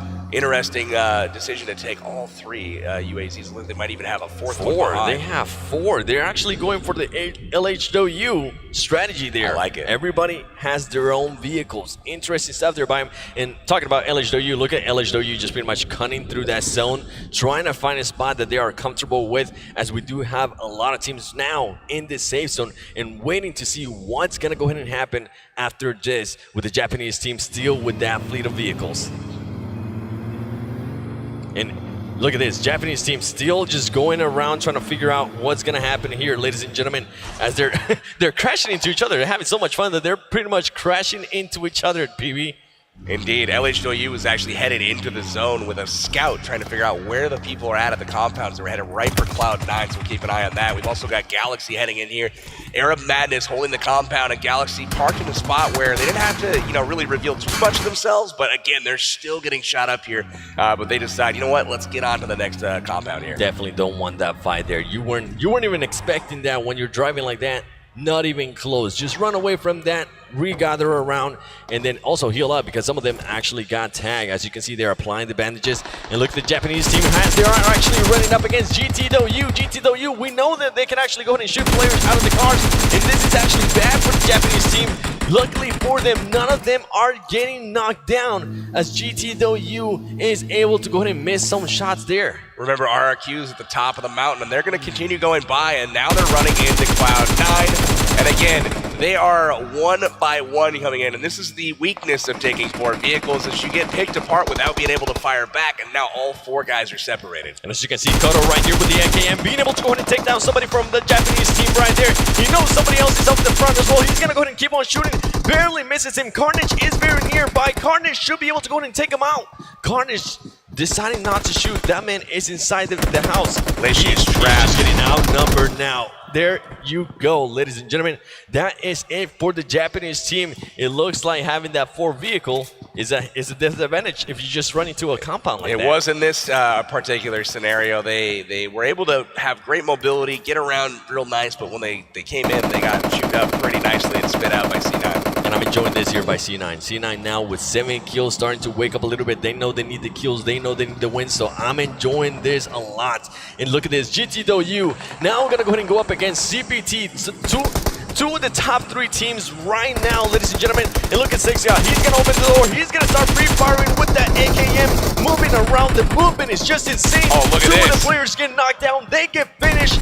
No waiting around with the AKM. Pre-firing back and forth. Pushing the action. Rushing into the house. Wow. Knocking them down. GT. Doyu absolutely killing it there. Six got gifted a few finishes. They decided to come outside while knocked rather than stay inside. Didn't matter anyway. CPT Han is like, yo, I'm out. This is madness. And that is something to go ahead and point out, as CP Dan is able to go ahead and get out of that. GT trying to make sure they finish them.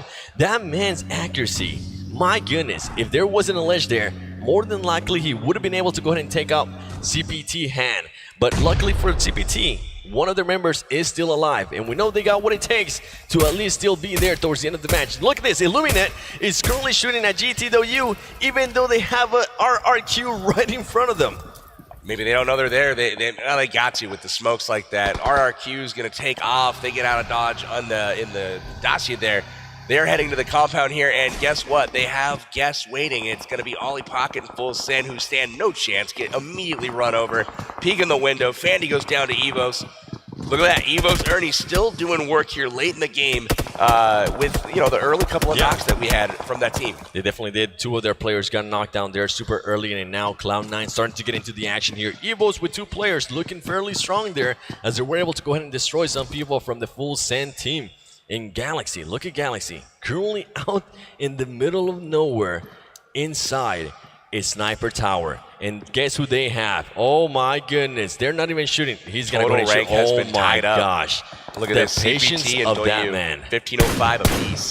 There you go. Now it comes down to the shots. LHW, is he going to be able to finish him? He hits the ledge there. He now is going to go ahead and start to back up as he took a little bit too long there to shoot. RRQ Athena with their kills this round have cruised ahead of LHW, the Chinese counterpart, and it looks like they're destined for even brighter things if they can keep it up here. They are. LHW currently having the high ground there. More than likely, what I expect to happen here is they're going to go ahead and wait until Galaxy definitely has to push out and just start to get some easy pickings there. As we see Galaxy just giving their precision away, getting some nice shots with the Scar there on GG. Great shots there by Galaxy. Really nice stuff there. Kong aware of the presence of LHW up on the top of the hill there. Still trying to get the finish on Majed before they come back to pick him up. GG Gamers thinking about maybe getting him, but at the same time, getting knocked out of a car like that out in the open, a lot of times you're just going to have to leave him. Might as well just sacrifice him. It's not worth it, especially when you have LHW there on top of that hill. And look at this next circle. My gosh. Illuminate, and Evos are one of the only 3 teams inside the safe zone. Everybody else is going to have to go ahead and move, and more than likely we're going to see LHW starting to move. Look at this. As soon as the circle comes, LHW says, you know what, let's go ahead and move into the circle, and it turns out GG does want to go ahead and save that teammate. They came back, they put up a full wall of smokes, and they want to go ahead and save him. Yeah, they tested it out, left him alive for a little bit to see if he was going to get taken out. They didn't, so they came back, smoked it out, and they are going to try to pick him up. LHW hitting the compound here, getting hit by Illuminate from the top. They are able to storm the compound successfully and get inside. They're going to patch themselves up here before they probably peek again. More than likely, they're just going to go ahead and wait. We see them. Wow, they look only at that wall. they only tend to move if, for some reason, the zone moves and they're not inside it. That's the only time they tend to move, and also when they move out of Novo. But great plays here by LHW. I'm loving the movement. I'm loving the rotations. It seems like they definitely know what they're doing, PB. They're just so smart with the vehicles, especially trying to maintain mobility outside the compound so they're not sitting ducks inside of windows where people are looking at them. But they're taking vehicles and very quickly pulling them together, making a wall, making a barricade, and they're able to fight from that outside. And Hero taking a note or two there as they are currently controlling a compound inside this safe zone. They don't have to worry about anything. Any team can come towards them. And look at this. It might just happen as BRK is very close by. They do have the full squad. They could maybe take them to the fight. Couldn't backfire though. LHW taking some shots there. Oh no, he spun out. Oh no. That's terrible luck there. Bro RC getting taken out of the buggy, knocked and finished there. That is something that you never want to happen when you're hitting that boost button in the buggy, trying to go faster. It does get a little squirrely on you, and unfortunately, he loses control. And now we got BRK versus Hydro. Hydro just truly moving in. He's able to go ahead and knock one down. He's going to be able to go ahead and knock another one. Just fully outnumbered there. His team is just waiting a little bit too late there as he gets knocked down as well. They are starting to push the action here as Hydro is trying to take on to BRK. Doc is knocked inside. Hero unable to get there to help his teammate out. Oh my goodness, Doc makes it out. And look at this, they are going to wait to push and try to get their own teammates back up. Looks like BRK here content to try to save their own teammates rather than push the action. Hero watching out for those grenades. He more than likely saw them coming. He's trying to pick up his teammate. He has to watch the angles though. As they just threw some grenades, he has to watch out. BRK waiting patiently. He's able to go ahead and get some of those tags. Also, LHW taking out on Galaxy, and Sam taking out GT. Looks like Everfury goes down from Gangstars. He's finished off by Illuminate. Dudu somehow falls to his death. Hey, it might happen. It happened, especially considering where they were at too. If they're getting pushed by the zone, I can definitely see that happening there by Dudu. It's like Galaxy is being griefed a little bit by some of the other squads, and they are in trouble for sure. CPT Han taking down some of the Arab Madness guys. It looks like GTOU taking out C9 Kato. Great shot. Great, actually, grenade there by Hero as they're just doing work here on Hero. Hero actually takes takes knocking one of his own player. Oh my goodness. You gotta watch out. You gotta make sure you call that out. And also, I saw some Cloud9 members getting knocked down there as well. I believe it was by GT. Yeah, GTOU and Cloud9 are currently in a fight, and it's unfortunate, but Hero knocks Doc, their own player, and now they're chilling in the zone here. Looks like we've got the Cloud9 GT fight going on right now. Smoke's coming out from C9. They're going to try to get out of dodge, get a different position here. C9 in a very bad spot there, especially Carnage, and I believe that's Kodo as well, just trying to get up behind that rock, and they're actually doing a great job there. And look at GT. GT now is starting to push it. They know they got him on the run. This is crazy. The aggressiveness of this team just surprises me. Kodo currently behind the rock, just getting bombarded with grenades, trying not to get knocked down. And look at that, they're just resilient with those grenades. They keep throwing them until they see on the kill feed that you get knocked down. That's one thing with the smokes is it makes it so you can't be shot, but at the same time, you can't do much shooting either. So it's a great time to pull out those frag grenades and try to get those knocks with the grenades when you can't see them. An interesting play there by Carnage as he decides to go ahead and push up the car, try to pick up Kodo, and then decides, you know what, it's not going to be worth it. Backs up. A little bit of wasted time there by Cloud9 Carnage. And now Rolex. Rolex knows that he wants to go ahead and pick up the teammate that's down. He might just go ahead and do that because two of his teammates are getting shot out of a car. They have to watch out. They got a zigzag, baby. They're prioritizing rotation here. It looks like both squads taking care of their vehicles, getting ready to rotate, and it looks like they're headed to the zone.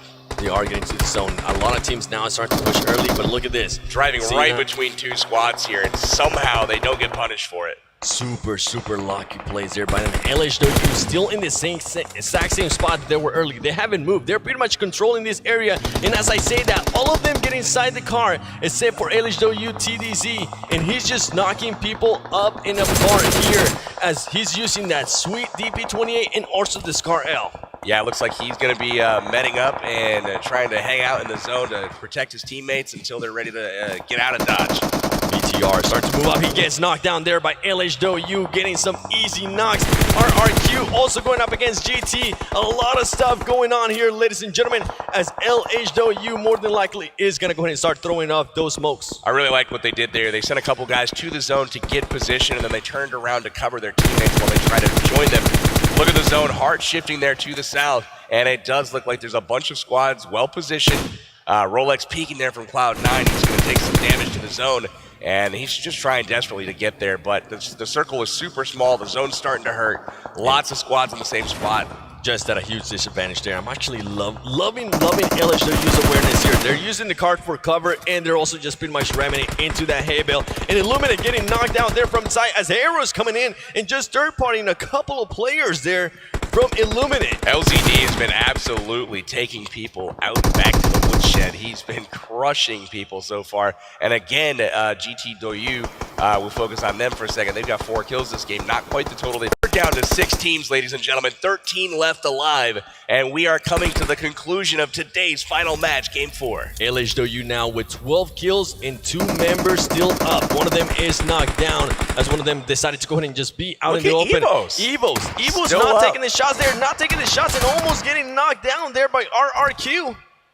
They have to watch out. Look at this. Oh my goodness, this zone. LHW has just 1 player left, and he's pretty much smack down the middle. He has done, LHW LCD has done 915 damage by himself. It's a great game for him so far. Anything over 1,000 is a pretty solid performance, but it does look like the same teams, once again, are in the final circle. So we've got Illuminate camping out. We've got Torty, which is, again, big Russian bot. Again, right around top 6 where they've been every single game. But you also see Evos. Remember, Evos got 2 players knocked first before anyone else. And here they are again, top 6. 2 players still left alive. And I'm loving the boom in here. LHW had 2 players down. 1 player was able to go ahead and move around, pick him up, and then pick up the other guy as well.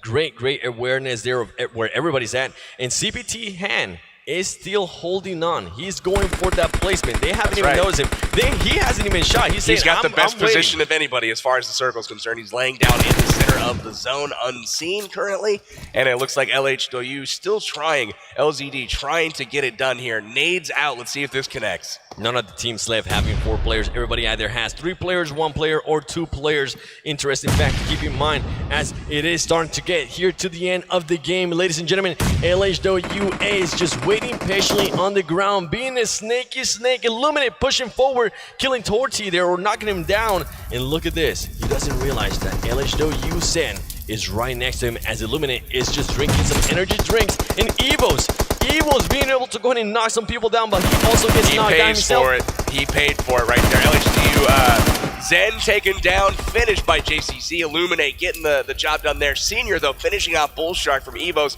and that leaves them down with 1 player remaining. As Ernie in the middle, laying down along with Han. They're very, very close to each other. Very interesting to see, but RRQ Athena poised to take another victory here if they can clutch it out here in the final circle. They can definitely clutch it. Look at the shots right here. Bad placing there by RRQ. As he was just pretty much moving forward, you cannot stay out in the open. And look at this. He's going to continue shooting until that player is fully killed. He didn't even need to finish him. There's so many players left alive from so many different squads here that, I mean, look at this. 7 alive, but 5 are different teams. So if you knock somebody, somebody's going to finish them. The aggressiveness. Han goes down. CPT is eliminated. We're down to 4. So CPT finally not in the top 3 here. Really solid performance once again for them to get into the top 5. LHW, though, still holding strong. Still just impressive performance. And LHW here barely getting on that health kit or something, because he was about to die to the zone. He might actually die to the zone if he doesn't decide to go ahead and move forward, but he has to watch out because everybody has the eyes on him. He's medding, just trying to bandage and trying to outlast here, trying to get another place here. And look at that, he does get Ernie. And oh my goodness, Maroon 5 takes down LHW. They will finish in 3rd, but now we've got a nice little situation. It looks like Illuminate versus RRQ, 2v2 to finish here. And Illuminate pretty much, they could go ahead and decide to push this and finish them, as they do have another player down on the different squad. RRQ looking to pretty much heal up their team, and they're doing just so. One thing's for certain, it's not going to be China here in Game 4. It's going to be Thailand here. Illuminate and RRQ Athena, both from Thailand, both trying to get the one-up on each other to get this chicken dinner wrapped up for Game 4. You might have paid off there seeing their clip of singing Maroon 5, because so far, 2nd place or 1st place, one of those 2 they're going to go ahead and get. And I wonder if they even know that the team is right here. They're more than likely not going to be able to hear him because that car is currently on fire. They know. Look at this. Here we go. Here comes the grenades. They definitely know. He gets taken out right there. Illuminate JC being able to go and take him out. Returns fire. Look at that. Does the damage. Both of them hurt. But here comes the push. Ladies and gentlemen. Here comes the push. Senior just pretty much trying to back him up. He's laying down. Look at that kill. Senior's going to go ahead and push. Is he going to be able to clutch it? He's he able to clutch it, ladies and gentlemen. Senior gets the kill. RRQ Athena goes back to back and gets another chicken dinner here in game number 4. 2 versus 1, nothing for him. Look at him. Stone Cold Killer. Wow, him going prone right there, avoiding the shots, popping up, taking down that one person while being shielded from the other. Standing up, finishing it off. That was ultimately the best kill we've seen so far in the tournament. He did it with 1 HP remaining. I think that might have been, ladies and gentlemen, one of the best clutches that we have seen, period, as he was able to just take on to 2 teammates. And just, as you mentioned, he laid down just in time. They missed some shots on him. Knocks one of the players down there from RRQ, and then just wins the 1v1. It was insane. That was absolutely crazy play there. Really, really nice to see one of the Thailand teams come up, step up, and it's a huge performance from them, because that's a 2nd chicken dinner now, and that's going to do a lot for them in the standings. That's right, the back-to-back for RRQ Athena. Very, very well played by them. A lot of patience towards the very end there as well, considering how many teams are alive in that smaller circle. Even going into the 5th circle, there were still 50 people alive here in this TPP mode, so very, very close to say the least. What a game to round it out. Yeah, definitely hell of a game by them, and we're definitely going to be seeing some highlights here from that final game, because I want to go ahead and see that 1 versus 2 there towards the end. Maybe my favorite play of the day, I believe it might be, honestly. Yeah. Very impressive stuff. All right, let's take a look at the highlights brought to you by Samsung Galaxy Note 9. As we see right here, pretty much the teammates just getting ready to say, hey, you know what? Can you hear me? Yes, I can hear you. That's a highlight. Great, I like it. It's definitely a highlight. And right here, the Terror Squad. Knocking one down, but being too passive. Knocking another person down. That right there is where they needed to push. Look at that. JPY on the bottom with no health and a knock player up top. Terror needed to turn that around, but they failed to do so, and they went out early. Rolex and looks like Korea winner chicken dinner. Really nice work from C9, Kodo, and Rolex. 2v4ing a full squad. Rolex there, just pretty much being able to see two players jumped out, and look at this. Impressive. Definitely a highlight on my book.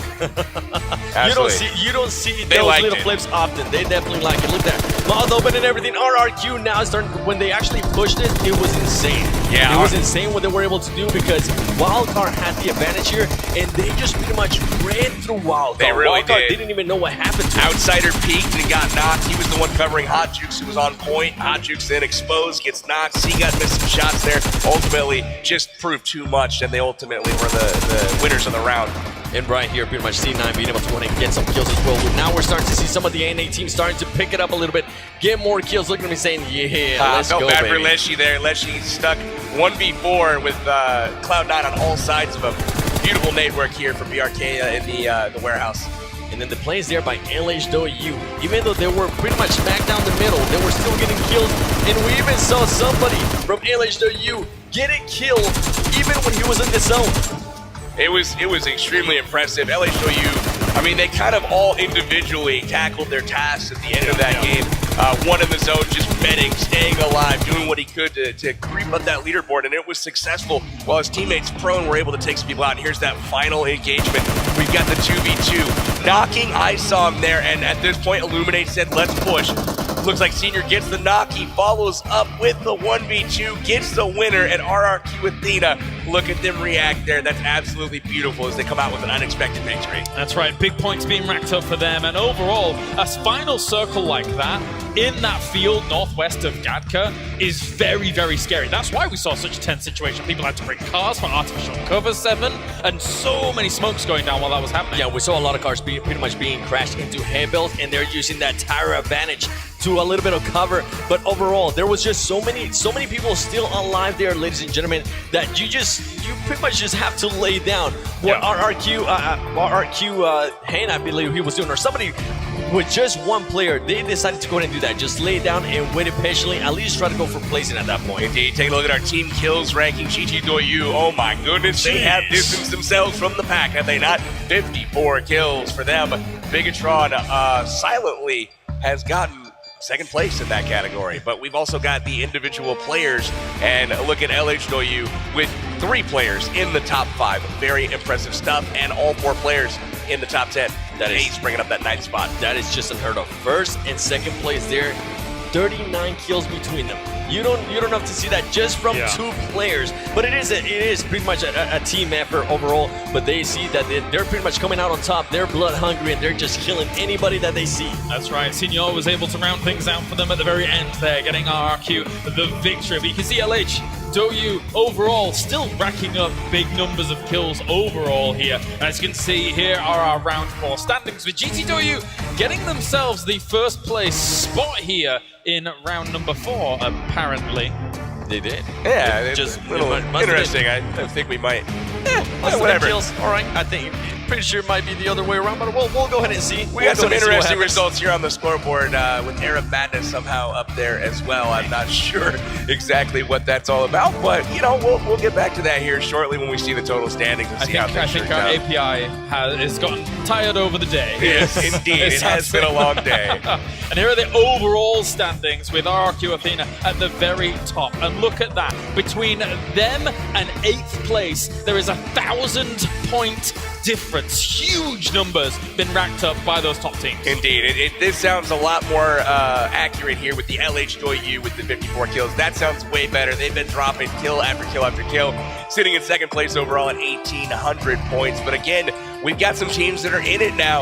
We've got our RQ Athena on there. They're in it twice, as a matter of fact. And we've got Evo's Burnout in 6th place, racking up quite a few kills as well. We'll definitely go ahead and get you the right information there, ladies and gentlemen, as RRQ Athena is currently twice there on the leaderboard. So don't you worry about that. We will definitely get you the right info after this. For all intents and purposes, though, we saw really cool glimpses into the previous game when it came to even just the mechanics of some of our Chinese teams. If you think back to a moment where SixGod was actually switching between guns with the track, me and you looked at each other and were like, wait a minute. Like, wow. That was crazy tracking. Switching between guns and then going straight into the shots. It really was. He was full auto spraying, and then as he was getting out of the frame, it was like, oh, let's just M16 tap it with it 6 times. Yeah, even though it's a completely different scope, that man's accuracy, it is just insane. So overwhelmed. Yeah, exactly. I just had to, let it out. I was so impressed. There you go. And with that, of course, RRQ getting a back-to-back chicken dinners in this caliber of play, 7, is extremely impressive in itself. It is, and just that play there towards the end, that 2v1, maybe my best play of the day. I honestly thought they lost. I saw the enemy team just pushing as soon as they knocked one down, but that man just laying down, taking one down, and then as somebody else jumped up, it was insane. Well, great plays overall. We can head over to the stage once again as we have our interview ready with Mr. Valdez.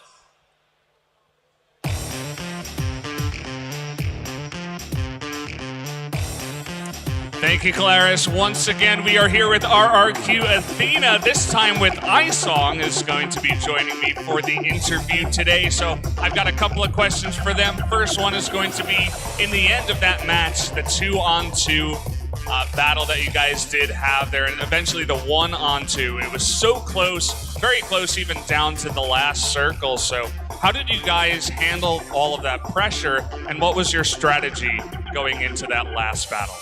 刚刚的2对2比赛特别的激烈，请问你的战略是什么？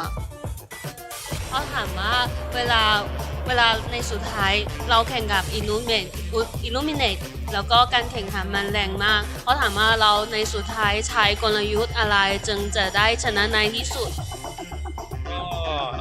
เรามีความใจเย็นกันมากขึ้นครับแล้วก็มีทีมก็คืออีก2คนที่เขาพลาดไปแล้วก็คือเขาจะคอยแนะนำวางแผนให้อะไรให้ครับก็คือรูปเกมครับมันมีแบบแผนมากขึ้นครับผม 他是说，因为在最后的时候，虽然说最后只有剩2名队友，但是2名队友一直在帮助和关心比赛的动态，然后一直在提醒他们注意很多东西，所以在最后他们是在队友的帮助下获得了胜利。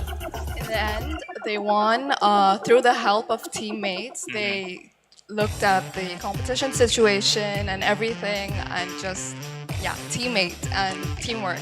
Always got to count on your teammates to help you out in the end. So another question I've got for you, you're now should be in first place after getting 2 wins in a row, and you're representing Thailand so well so far. So I was just wondering if you had any words for all the Thai fans that are out there watching you doing so well in this tournament so far. 你已经连续赢了两次，吃到了2套鸡。请问你有什么对你的泰国粉丝说的？ ถามว่าวันนี้เราได้ชนะ2 ครั้งแล้วมีอะไรที่อยากจะพูดต่อกับแฟนคนไทยไหมคะ อยากให้คนไทยทั้งประเทศนะครับผมก็คือช่วยกันส่งแรงใจครับให้ทีมไทยทั้ง3ทีมเลยฮะก็คือช่วยกันส่งกำลังใจให้ทีมไทยทั้ง3ทีมครับผมก็คือพวกเราจะทั้ง3ทีมแหละครับก็คือพวกเราทำเต็มที่ทุกๆแมตช์ฮะก็มีความกดดันสูงอะไรสูงก็อยากให้คนไทยช่วยกันส่งแรงใจแรงเชียร์แรงใจมาให้ทีมไทยทั้ง3ทีมครับ 他说希望泰国的粉丝们可以同时为3位泰国的战队加油，然后希望他们3队都能代表泰国，然后展现给世界更好的样子。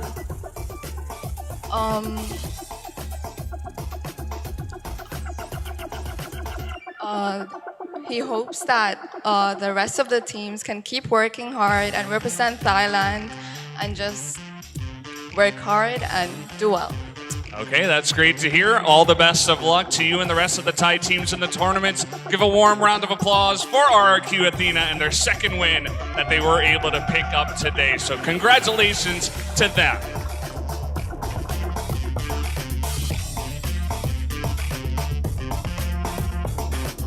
Welcome back, ladies and gentlemen. Of course, they're RRQ. Always good to hear from them, especially after a double chicken dinner. Very, very impressive stuff here, considering the level of caliber of teams that we actually have here at the tournament as a whole. Very team play orientated, and obviously that final moments are stressful, especially when you're pinned up against the blue zone and a car. To be able to win off the back of that is extremely impressive. He had about 1 meter to lay down in between a flaming vehicle and a zone that's going to kill him quickly. But honestly, today, the story of Thailand, the story of China, both of these countries bringing teams that absolutely dominated the competition today. Really, no contest, honestly, all day long. So many kills, so many chicken dinners consumed, and we'll have to wait and see if more of that happens as we progress in the tournament. We'll definitely have to wait and see if that happens, because keep in mind, tomorrow it is going to go ahead and actually be first person. Today it was third person, so it's going to go ahead and be different. I want to go ahead and see a huge push there by the NA teams. More than likely, they are more comfortable, that I know of. They're more comfortable with playing first person, so I want to go ahead and see how they come out, just even from the game one. I think that it's fair to say, though, from today, China as well as RRQ are overall in a position where they've stolen the show, completely stolen the show. Indeed. So we also have some more scores to take a look at. I believe the overall standings today, which we're probably going to take a look at here in just a moment. So again, we have the Chinese teams dominating the top of the board. Absolutely. We've got the Thailand teams right behind. And again, our RRQ Athena, I believe, has snuck into that top spot. Yeah, maybe so. Let's check in with it, as we are going to take a look once again here to round things out for day number one, of course, with our 4 games down and done. So let's take a look at that very top spot, and it will be RRQ Athena finding themselves in the driver's seat so far, with LH2U second, CPT third. Those are the 3 big names there at the very top. GTW had an amazing start to the day, however, didn't quite keep up that momentum in terms of the kills. That's right. They lacked a little bit of aggression and kills a little bit in these final couple of games. But again, amazing start. They're well within range to strike here, as are a couple of the other Thai teams here in 5th and 6th. Yeah, and I'm definitely looking forward to big Russian butt, as they do have 20 kills there, even though they're in 7th place. As I've been saying, they are sneaky, but they're slowly but surely starting to curl their way up. Almost every game they've been consistently finishing 5th, 6th, 7th place, somewhere in there. They just got to start stringing together some kills. We see that our top 5, 6 teams or whatever have got to grips. They're very comfortable now when it comes to the plays that we're going to be seeing here today. What are you saying to those teams that are in the bottom half of the table? Because they're not down and out by any means just yet. They're just lacking behind a little bit. They just got to go for it. They're lagging behind, and I agree 100%. They've got to just go for it. Go make plays at this point.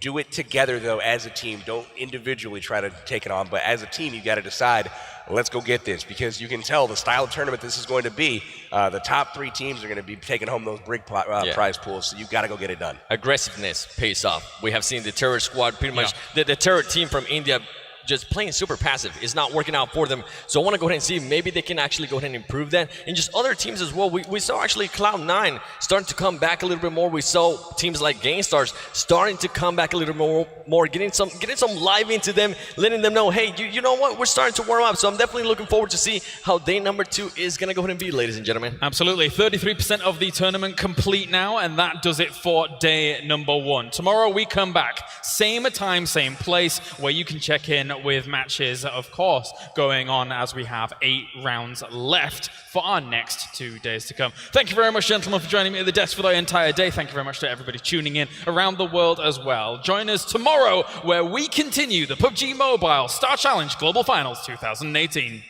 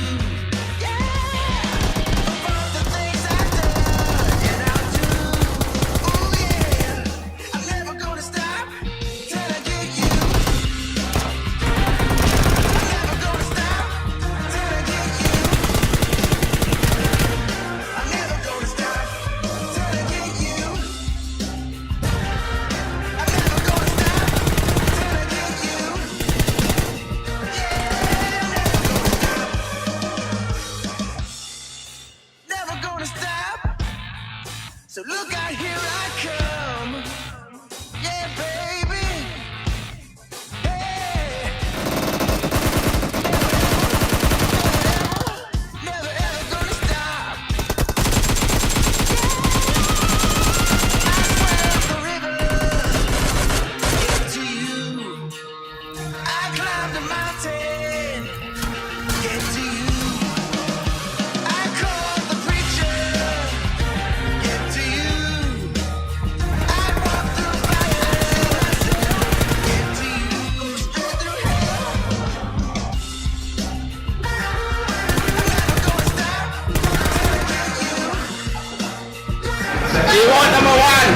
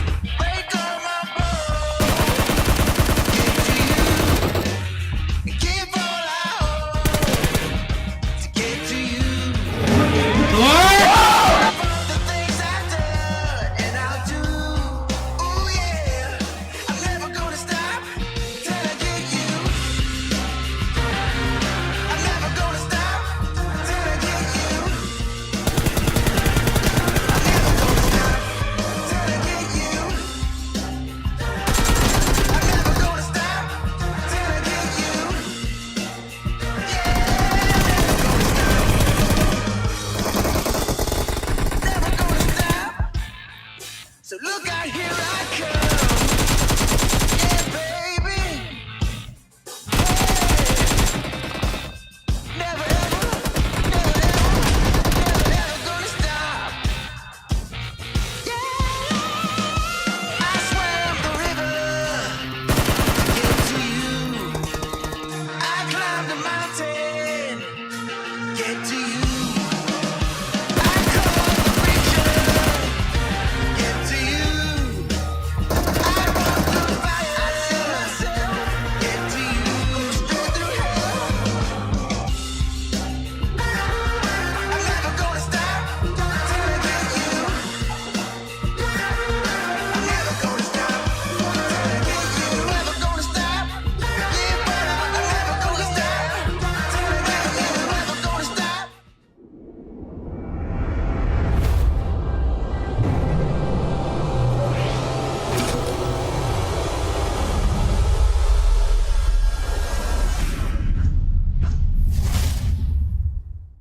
The new Galaxy Note 9 has more power than you need. Like a remote control for a phone. Why would you... Oh, that's why. The new Galaxy Note 9. It's got more power than you need until you need it.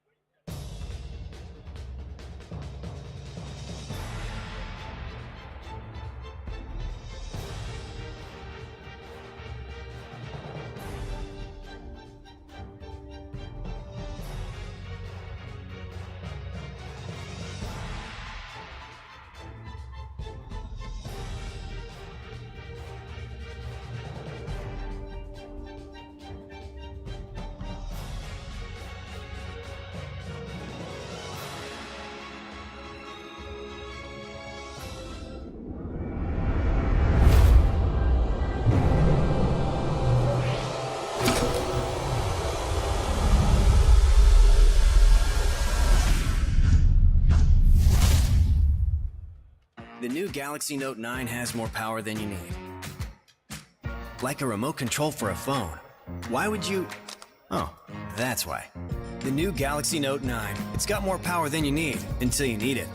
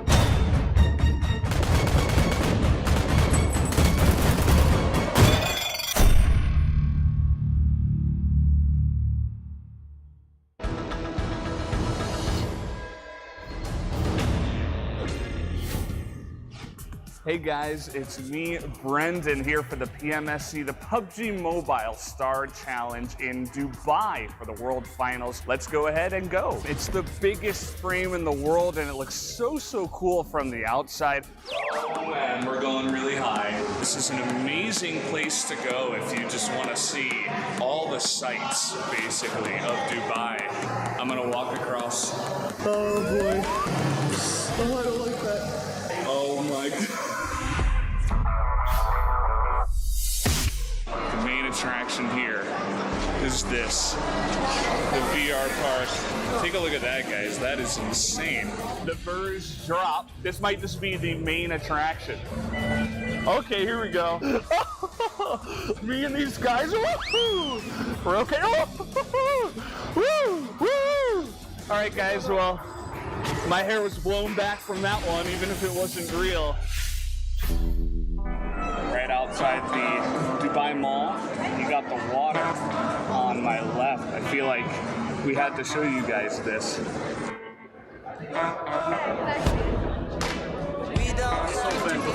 Really? No. How are you?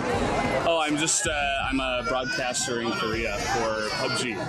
You know PUBG Mobile? Okay. Yeah. Back it up. Okay. Thanks.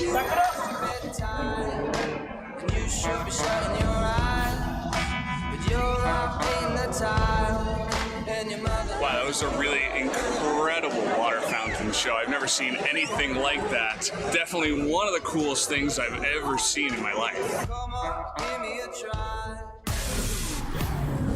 I've never done this before. It looks like it should be a lot of fun. Let's go try it out. All right, here we go. Up the sand. Can he do it? Oh, this is crazy. Woo! Okay. The camera. The camera.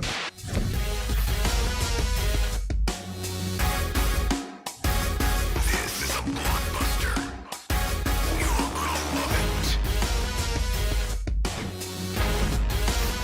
Oh, is the weather just so amazing. And wow, we do have the Burj Al Arab. If you come down to Jumeirah Beach, you can take pictures, you can enjoy the water and the sand. I would highly recommend it. Finally finished our Dubai tour and we've made it to the front of the festival arena, as you can see right here, for the PMSC Finals. The best teams from around the world joining together at the World Finals here for PUBG Mobile Star Challenge. It's right in front of the building that's going to be holding your festival here for PMSC World Championships here in Dubai. Are you guys ready to get going? It's a tiny world within your hands, PMSC with PUBG Mobile, and it's a tiny world within the world here at Dubai. Oh yeah, I almost got him. PUBG Mobile Star Challenge.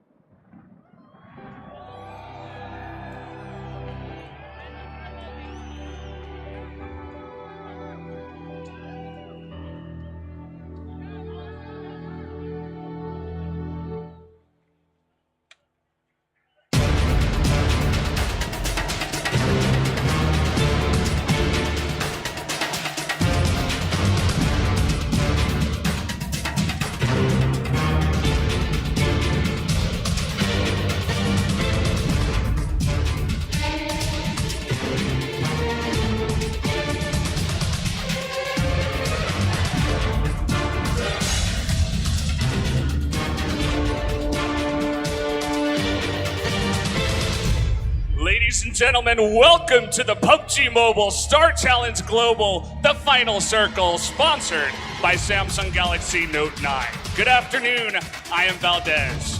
We are here in Dubai, the paradise city where all of your dreams can come true. And all the players here today are here to fulfill their own dreams of the championship. They are the ones that have ruled the world of PUBG Mobile, the greatest mobile game online for 2018. 20 teams and 80 players from all around the world will give their greatest effort in the final battleground of 2018 here tonight. Don't forget that some streamers of PUBG Mobile will also be joining us today. This is the world's first global tournament for PUBG Mobile, and tonight the world will unite with PUBG Mobile. Ladies and gentlemen, let us begin the PUBG Mobile Star Challenge Global Finals 2018.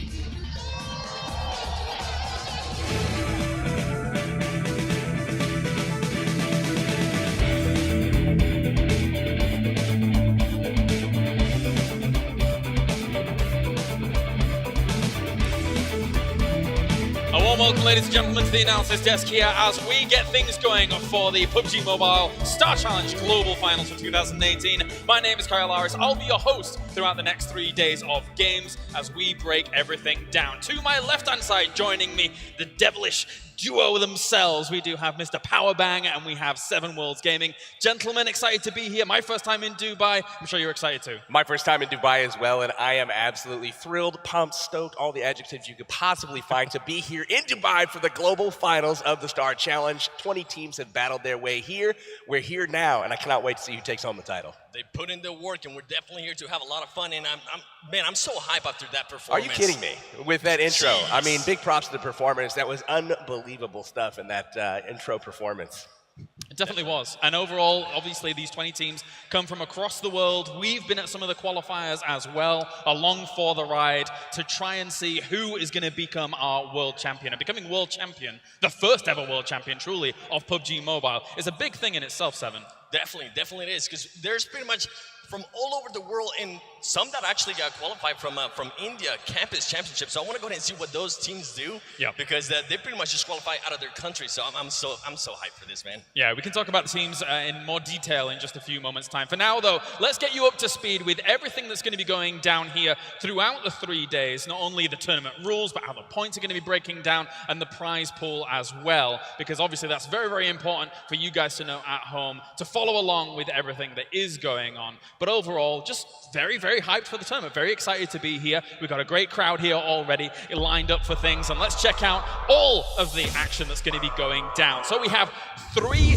days worth of games that are going to be played out here to find our world champion. 29th, 30th, and the 1st of December. 5 games are going to be played each day. Days number 1 and 3 are going to be third person, and day number 2 is going to be all first person. But don't forget as well, we have our exhibition matches, which are going to be taking part at the very beginning of the day, which will be round 1 each day. Very, very important to know. Then from there, 2 through 5 will be our official matches, where the teams can rack up those points to try and get themselves the prize pool as well as becoming the world champion. And then, of course, our maps. In the first round of each day, it's going to be Sandhawk for our exhibition matches, and then rounds 2 through 5 are going to be Erangel to make sure that we know who is going to become our world champion. How are they going to get those points? Well, you're going to see 500 points awarded to the first place finisher in each game. Those games that count, 500 to first place, 365 to second place. Third place will receive 315 points on down the line. Of note, at the bottom, 16th through 20th will receive 100 points apiece. So everybody's going to get some points. However, it's the kills that really set us apart. 15 points for each kill. And the prize pool, $402,000. And as you can see right there, first place is going to go ahead and take home $200,000, second place $100,000. So there's definitely a lot on the line here today. Definitely. And also, we can take a look at the teams that are going to be participating. 20 teams from across the world are going to take action here and try and crown themselves a world champion. China brings 3. We have North America bringing 3 teams. Thailand brings 3 teams as well. Middle East going to be bringing 2 in GG Gamers and Arab Madness. We have KWCD from Korea. We have Japan from Team Japan. And with that, we have the Terror from India. We have Indonesia bringing Big E-Tron. We have Turkey bringing Heroes team. And we have Russia bringing another team. And we have plenty more to come here. And whew, that was a mouthful and a half. But these 20 teams are going to be vying to become world champion all in one. Indeed they are. I cannot wait to see who's going to persevere out of the top. We've got a whole lot of folks that we want to take a look at today. Some teams that I definitely like to keep my eye on. we're going to be taking a look at the folks coming from GT Doyu. And I really think those Chinese guys are going to come at it with their amazing gun skills led by Xu. So really, really good stuff. This is the BRK team from Brazil. And representing India, this is the Terror. Also from Thailand, this is RRQ Athena. Representing Indonesia, this is Bigatron. Also from Thailand, this is Evo's Burnout. Another team from Thailand, this is Illuminate Gen Z. The team from Turkey, this is Hyro. Our team from South Korea, this is KWCD. Our team from Saudi Arabia, Arab Madness. From Russia, this is Big Russian Bot. From Kuwait, this is the GT Gamers. One of our international teams here tonight, this is Team Galaxy. From the United States of America, this is Cloud9. One of our teams from China, this is CPT. Our international female team, this is Full Send. Also from China, this is GT Douyi. From the USA, this is Wildcard. From China, this is LH Douyi. From North America, this is Gangstars. And our 20th team and final team from Japan, this is Team Japan.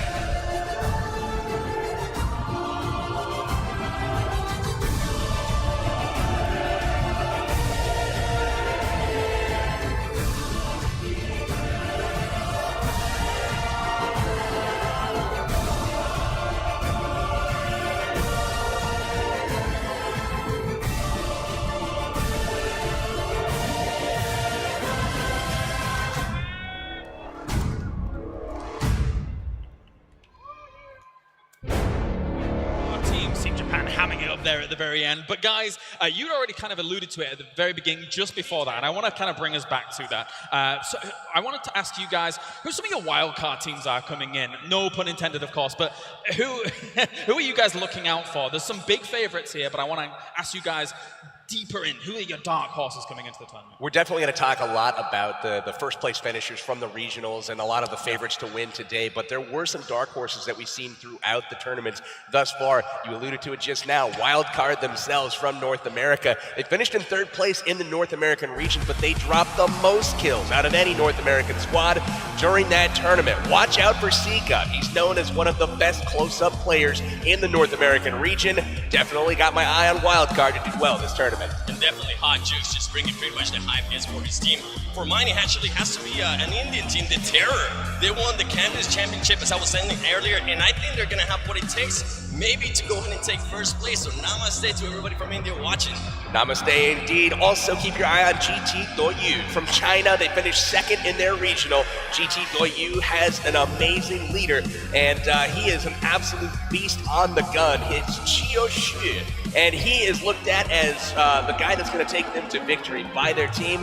All of those guys boast high 30s in kills as far as their single record gameplay. So really big beasts on the guns from China. Yeah, the next one for me is more than likely going to go ahead and have to be BRK from South America. The only team that was able to qualify from South America, and pretty much the main player from there is Baraka. He is known to be just an absolute maniac. He's going to be aggressive. They're going to try to land in Pochinki, and they're more than likely going to try to find the M4. As I was asking them, it seems like everybody seems to like the M4 on that team.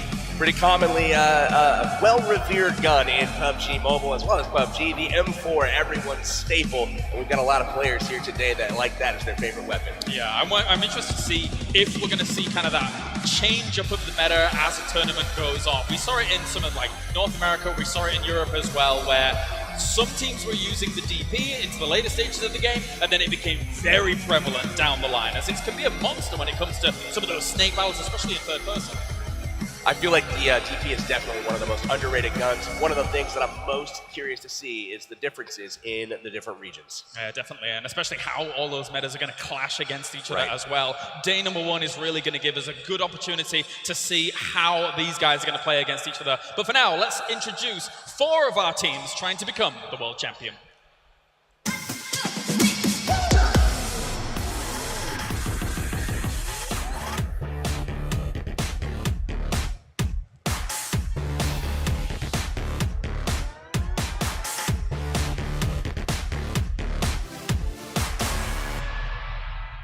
Meu nome é Wagner, conhecido como Fuse, e sou streamer. Me chamo James Luquete Gomes, sou streamer do Pubgm Mobile. Meu nome é Gustavo Felipe Andrade Prado, ID é Zodic, tenho 19 anos e sou jogador da BRK. Bom, o que eu espero com esse campeonato é o crescimento, tanto na minha área de streamer quanto de jogador profissional, o crescimento que isso vai me trazer, proporcionar, né?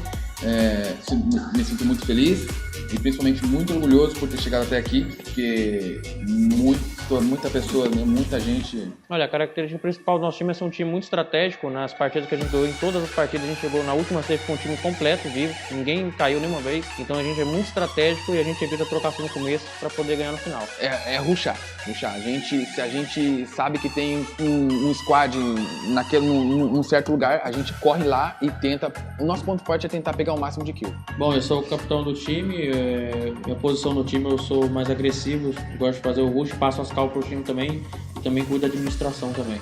Principalmente a Uzi. E vamos supor que eu sou um cachorrinho do time, onde o dono aqui fala ali e eu corro e faço aquilo. No meu caso, o humor, a gameplay com o humor. Eu misturo muito os dois. Sim, normalmente quando a gente trabalha, a gente faz um stream, uma live, né, muito longa, agradecer a todo mundo aí, principalmente aquelas pessoas que mesmo assim apoiaram a gente e falaram, vocês vão chegar na final. Porque é uma comunidade muito grande, a gente é muito grato por todos eles que estão sempre suportando, sempre dando suporte para nosso trabalho de Pubgm Mobile. A gente veio preparado para jogar, vamos buscar o título que vença o melhor. Galera, fica ligado, BRK chegou! Tamo junto, Brasil!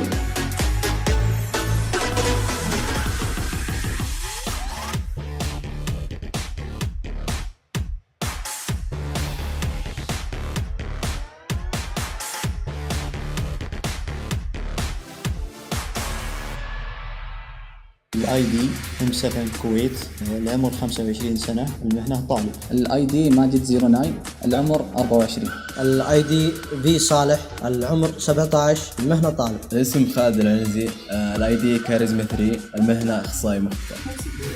يلا اوكي. تدرين احنا اللعبه رد عليك. لا لا اقول ايه ولا لا كيف؟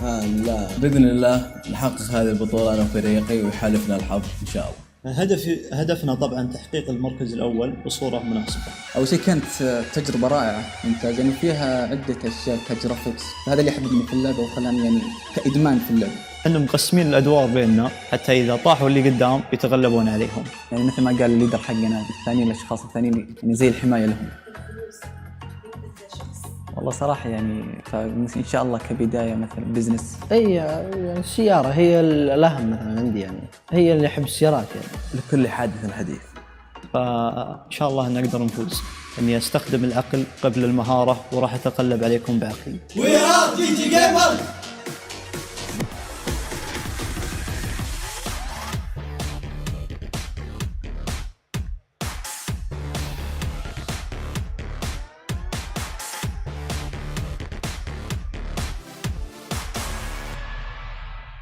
My name is Gank Angry.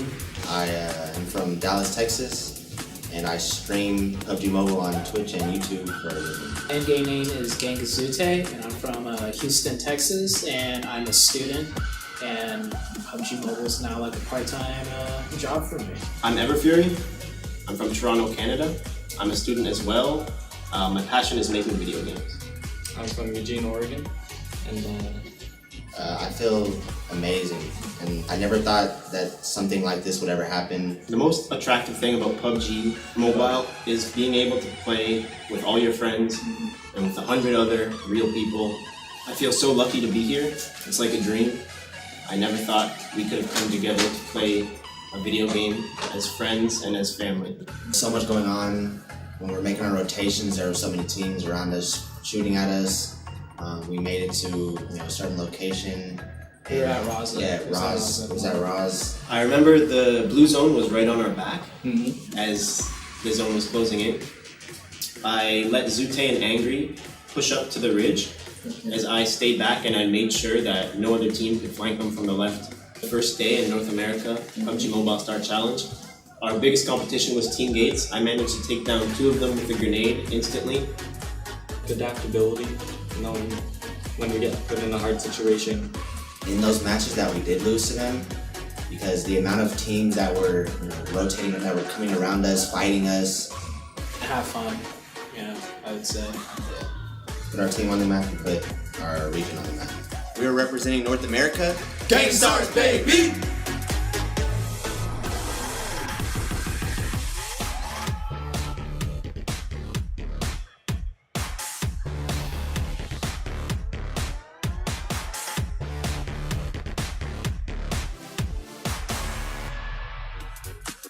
Hi, I'm Rick. I'm 28 years old. My in-game name is Hot Jukes.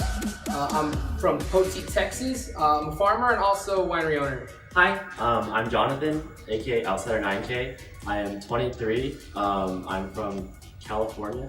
Hi, my name is Jesus, aka Siga. I'm 19 years old and I'm from Red Bluff, California. Hi, my name is Dylan. My in-game name is Lucifer Baton, aka Lucy, is what everybody knows me by. I'm 26 years old. I'm a critical facility engineer from Northern Virginia. Yeah, so this has been incredible. You know, where I live, we don't really have an opportunity to use internet because it's not available on the farm I live at. So mobile gaming has just been I've always loved gaming, so it's like this has been an opportunity to play a competitive game where I live. So yeah, you know, it's just incredible to be able to do this. I think it's a really good thing to do, to have the world play against each other. I mean, it's really exciting, especially from North America. It's exciting to fly out, and it's a good opportunity to show the world what the US has to do, or has to offer. I think my most memorable moment was when it was the last game in LA. During the end, that's when you start pushing up, start wiping out Gang Stars and Cloud9. So we showed up at the end and just showed ourselves. In Erangel, the map that we play in these competitions, our favorite drop spot would be South George. So if any team here likes to drop there, I say go ahead, go for the challenge. As a team, we've always been known as an aggressive playstyle team. So that's probably my favorite playstyle. But we understand that at the end of the day, placement points play a huge factor in these tournaments. To all the other teams competing here at the PUBG Mobile Star Challenge, I got one thing to tell you guys, and that's when Wildcard comes knocking at your door, don't be easy claps.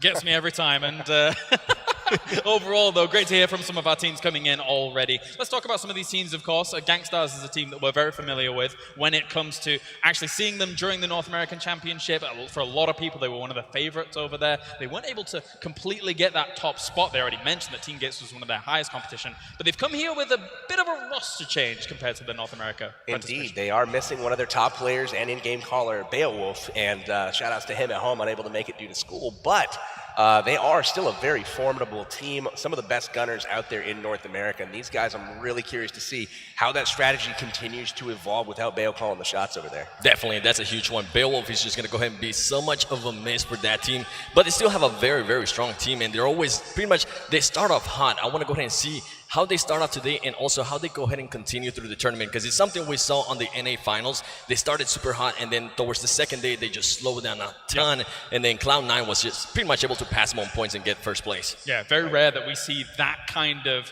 first day from a team in terms of PUBG Mobile, at least. Sometimes we see it on PC, sometimes it happens there, but not so much when it comes to PUBG Mobile, and that was amazing for them to start things off. Another team, obviously, that we just saw there as well was Wildcard Gaming. Indeed. They come in, one of them is usually very hot with the Dukes and does very well for himself. And as you mentioned before, they're one of your dark horses to potentially do well here. I see them doing well. They're a team that has really good chemistry. They're some of really talented gunners from North America, and they're aggressive. They're not afraid to shy away from a fight, and it was concerning a little bit in the tournaments leading up to this one that, maybe they're putting themselves in some hard positions, but they seem to come out on top time after time, getting those squad wipes, and we'll see if they do that here today. Yeah, just talking about being aggressive there, actually, I believe on day one of the NA finals, they pretty much just kept getting killed or kept getting third place, but they weren't able to go ahead and start securing those first places. And then on the second place, they just pretty much riled up. Hot Jukes got super freaking hot and riled up his freaking team, and they were able to go ahead and secure their third place. And as you mentioned earlier, they did get the most kills of the NA finals. Yeah, they definitely did. Whilst we just saw Gangstarz is there as well, we mentioned that Beowulf isn't here, but the person filling in for him at this tournament is Pyra, who is part of the original roster anyway. He's no scrub by any means. Pyra's a very, very talented player. I'm really kind of curious to see Angry, how he picks up the reins, like if he's really going to go out and just absolutely tear people apart. He's a very good fragger, definitely well known in that regard, and I'm really curious to see how these guys perform on the global stage. Yeah, definitely. Yeah, and something to look out for is chemistry, right? With Pyra being one of the original ones, they don't have to really worry about chemistry because they've been playing together for so long, and that's something that we saw a little bit of the teams that were playing previously on regional finals, not even NA, maybe in Asia too, they just didn't have the chemistry quite there, but it seems like they've been practicing together, and from what we've been able to see here on rehearsals, it has been wild. Speaking of wild.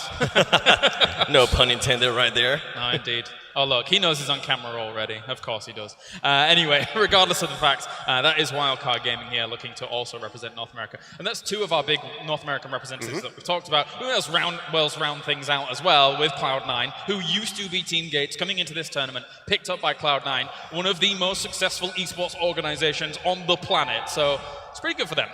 Definitely. It's a very well-known, reputable organization. They picked him up for this final tournament, and Rolex and Squad are going to be looking to do the same thing they did in the last tournament, which is set the pace early, come out, get those kills, and I'm really curious to see how they compare to some of these vaunted teams from Asia. We hear a lot about the Chinese teams coming in, about the teams from Korea, the Thai teams, unbelievable stuff, and then also we've got Team BRK here coming in from South America. BRK pretty much with Baraka, they just, from what I was talking to them, the little one that I was actually able to speak to them, because I don't really speak Brazilian, Portuguese, they were pretty much telling me Pochinki is their way to go. So I want to go ahead and see if they're able to go ahead and control Pochinki. Is any other team going to go ahead and try to challenge them throughout the days? Well, they also mentioned that they're a very aggressive team, and I think that throughout the qualification process, we've seen that really pay dividends, haven't we? Because of how many points you get from kills. Right. Those teams that have got the amount of kills, even if they've not placed necessarily highly, have actually racked up a good position. I think my number one most favorite thing that I'm looking forward to today is all of these teams that have come here, for the most part. They're the top teams in their region. These guys are the aggressors. They're the ones that aren't scared of anybody. They're going out, they're fragging, they're killing. But so are the people across from them and next to them. And they're not necessarily used to playing in a different meta. Like the meta game could be different in Asia versus North America versus Europe versus South America. Really excited to see how these styles blend together. And then we talked about the drop location. South George, Wildcard invited a challenge over there, and they said they'd be up for it. Well, there might be some other folks out there that eyeball South George. Will we see some fights early? Because there won't be those gentlemen's agreements that typically exist when you're playing with teams of the same region. Yeah, that's something that I'm looking forward to the most, right? Because I'm pretty sure the teams went back and did review of everything that happened. They have to, and they more than likely know where they're going to go ahead and land. I want to see if teams that are used to it, are they going to go ahead and challenge it? So I'm hyped for this. Absolutely. Definitely. Just to keep you guys updated here a moment, we are waiting for a small brief moment here before we get into the game. However, I'm getting word that the game is indeed ready for our exhibition match. So let's talk about Sandhawk, because Sandhawk is not the map that we usually get to go to here in these tournaments. Normally it's all Erangel, but we're going to have our 8 streamers alongside the PMSC teams playing on Sandhawk to just figure out, get a bit of warm-up and kind of gain their footing here for the first day. That's right. Get those fingers moving. Get the blood pumping on mobile. You see our 8 streamers here on stage. We got Fulu Punch, Honduras, Keytank 18, Shobosuke, Hala Sheriff, Xeon, Julio, and Desha Torn Lex. That's who we're seeing here on stage. They will be participating with all of our teams again on Sandhawk. These guys are going to be in for some aggressive, fast-paced action. Will they be eliminated in the first 8 seconds?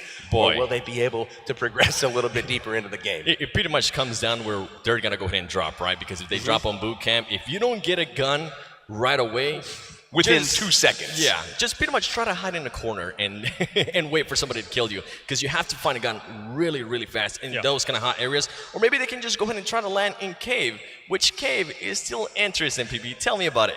Cave's a giant hole in the ground. You've got to be really precise with that landing. You can kind of hide down below. You jump in anytime from up top, land a nice pool of water safely. Sure, Some decent gear in there, but high risk. Yeah, definitely. And I think sometimes I've seen cave finishes where one team's on the top and the other teams are inside. That doesn't end well. That's a bit weird, to say the least. Yeah, just when are you going to jump, guys? When are you going to jump? You're just waiting. Easy pickings. Who's going to try to jump in the water pretty much? And as we can see right there, Sandhawk just coming out on June 22nd, 2018. And it's, as we were mentioning, it is one of the smallest maps in the game.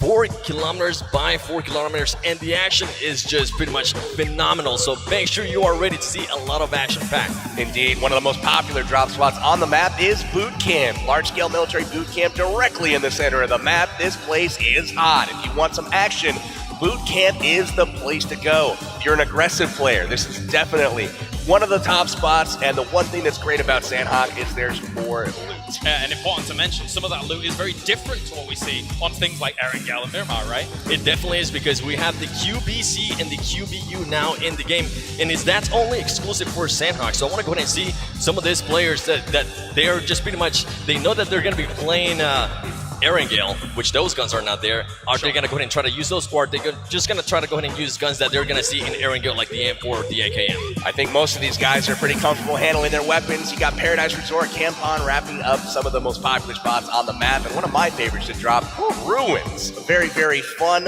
layered palace here where you can find some great loot, but there's always a squad ready to drop on top of you. Definitely. I think one of the scariest things from people going into Sandhawk as well is kind of foliage coverage, right? Trying to find a spot and not necessarily engaging in kind of sniper wars, which can be a bit difficult because of the way the terrain's structured, right? Indeed, lots of rocks, lots of trees, lots of grass to hide in, and it can be a little bit hard to see depending on the weather. All right, well, thank you very much, gentlemen. It's time to get into game number 1. It's our exhibition match for day 1 here at the PMSC Global Finals 2018. I am going to hand it over to Powerbang and Seven Worlds Gaming for all the commentary for game number 1. Here we go, ladies and gentlemen, Sandhawk, the exhibition match. Who is gonna go in and win it? Let me know, you watching at home right now, comment below, because you might just get a shout out. Indeed, we've got the Star Challenge Global Finals exhibition match, game number 1. And look at this, what do we do at the beginning of each game? Oh my gosh. You gotta drop out of that plane. That plane though, that plane, it actually made me look back the first time I saw it on the screen. Oh, it's right there behind us, over our head. And what do we got dropping out? That is the Samsung Galaxy Note 9. Sponsoring the tournament, thank you guys for that exhibition match. We are ready to rock. So we've got Galaxy Doo on the plane. We're going to be watching, looks like Evo SX here as we get ready to drop in over Sandhawk. 88 total players alive at this point in the map.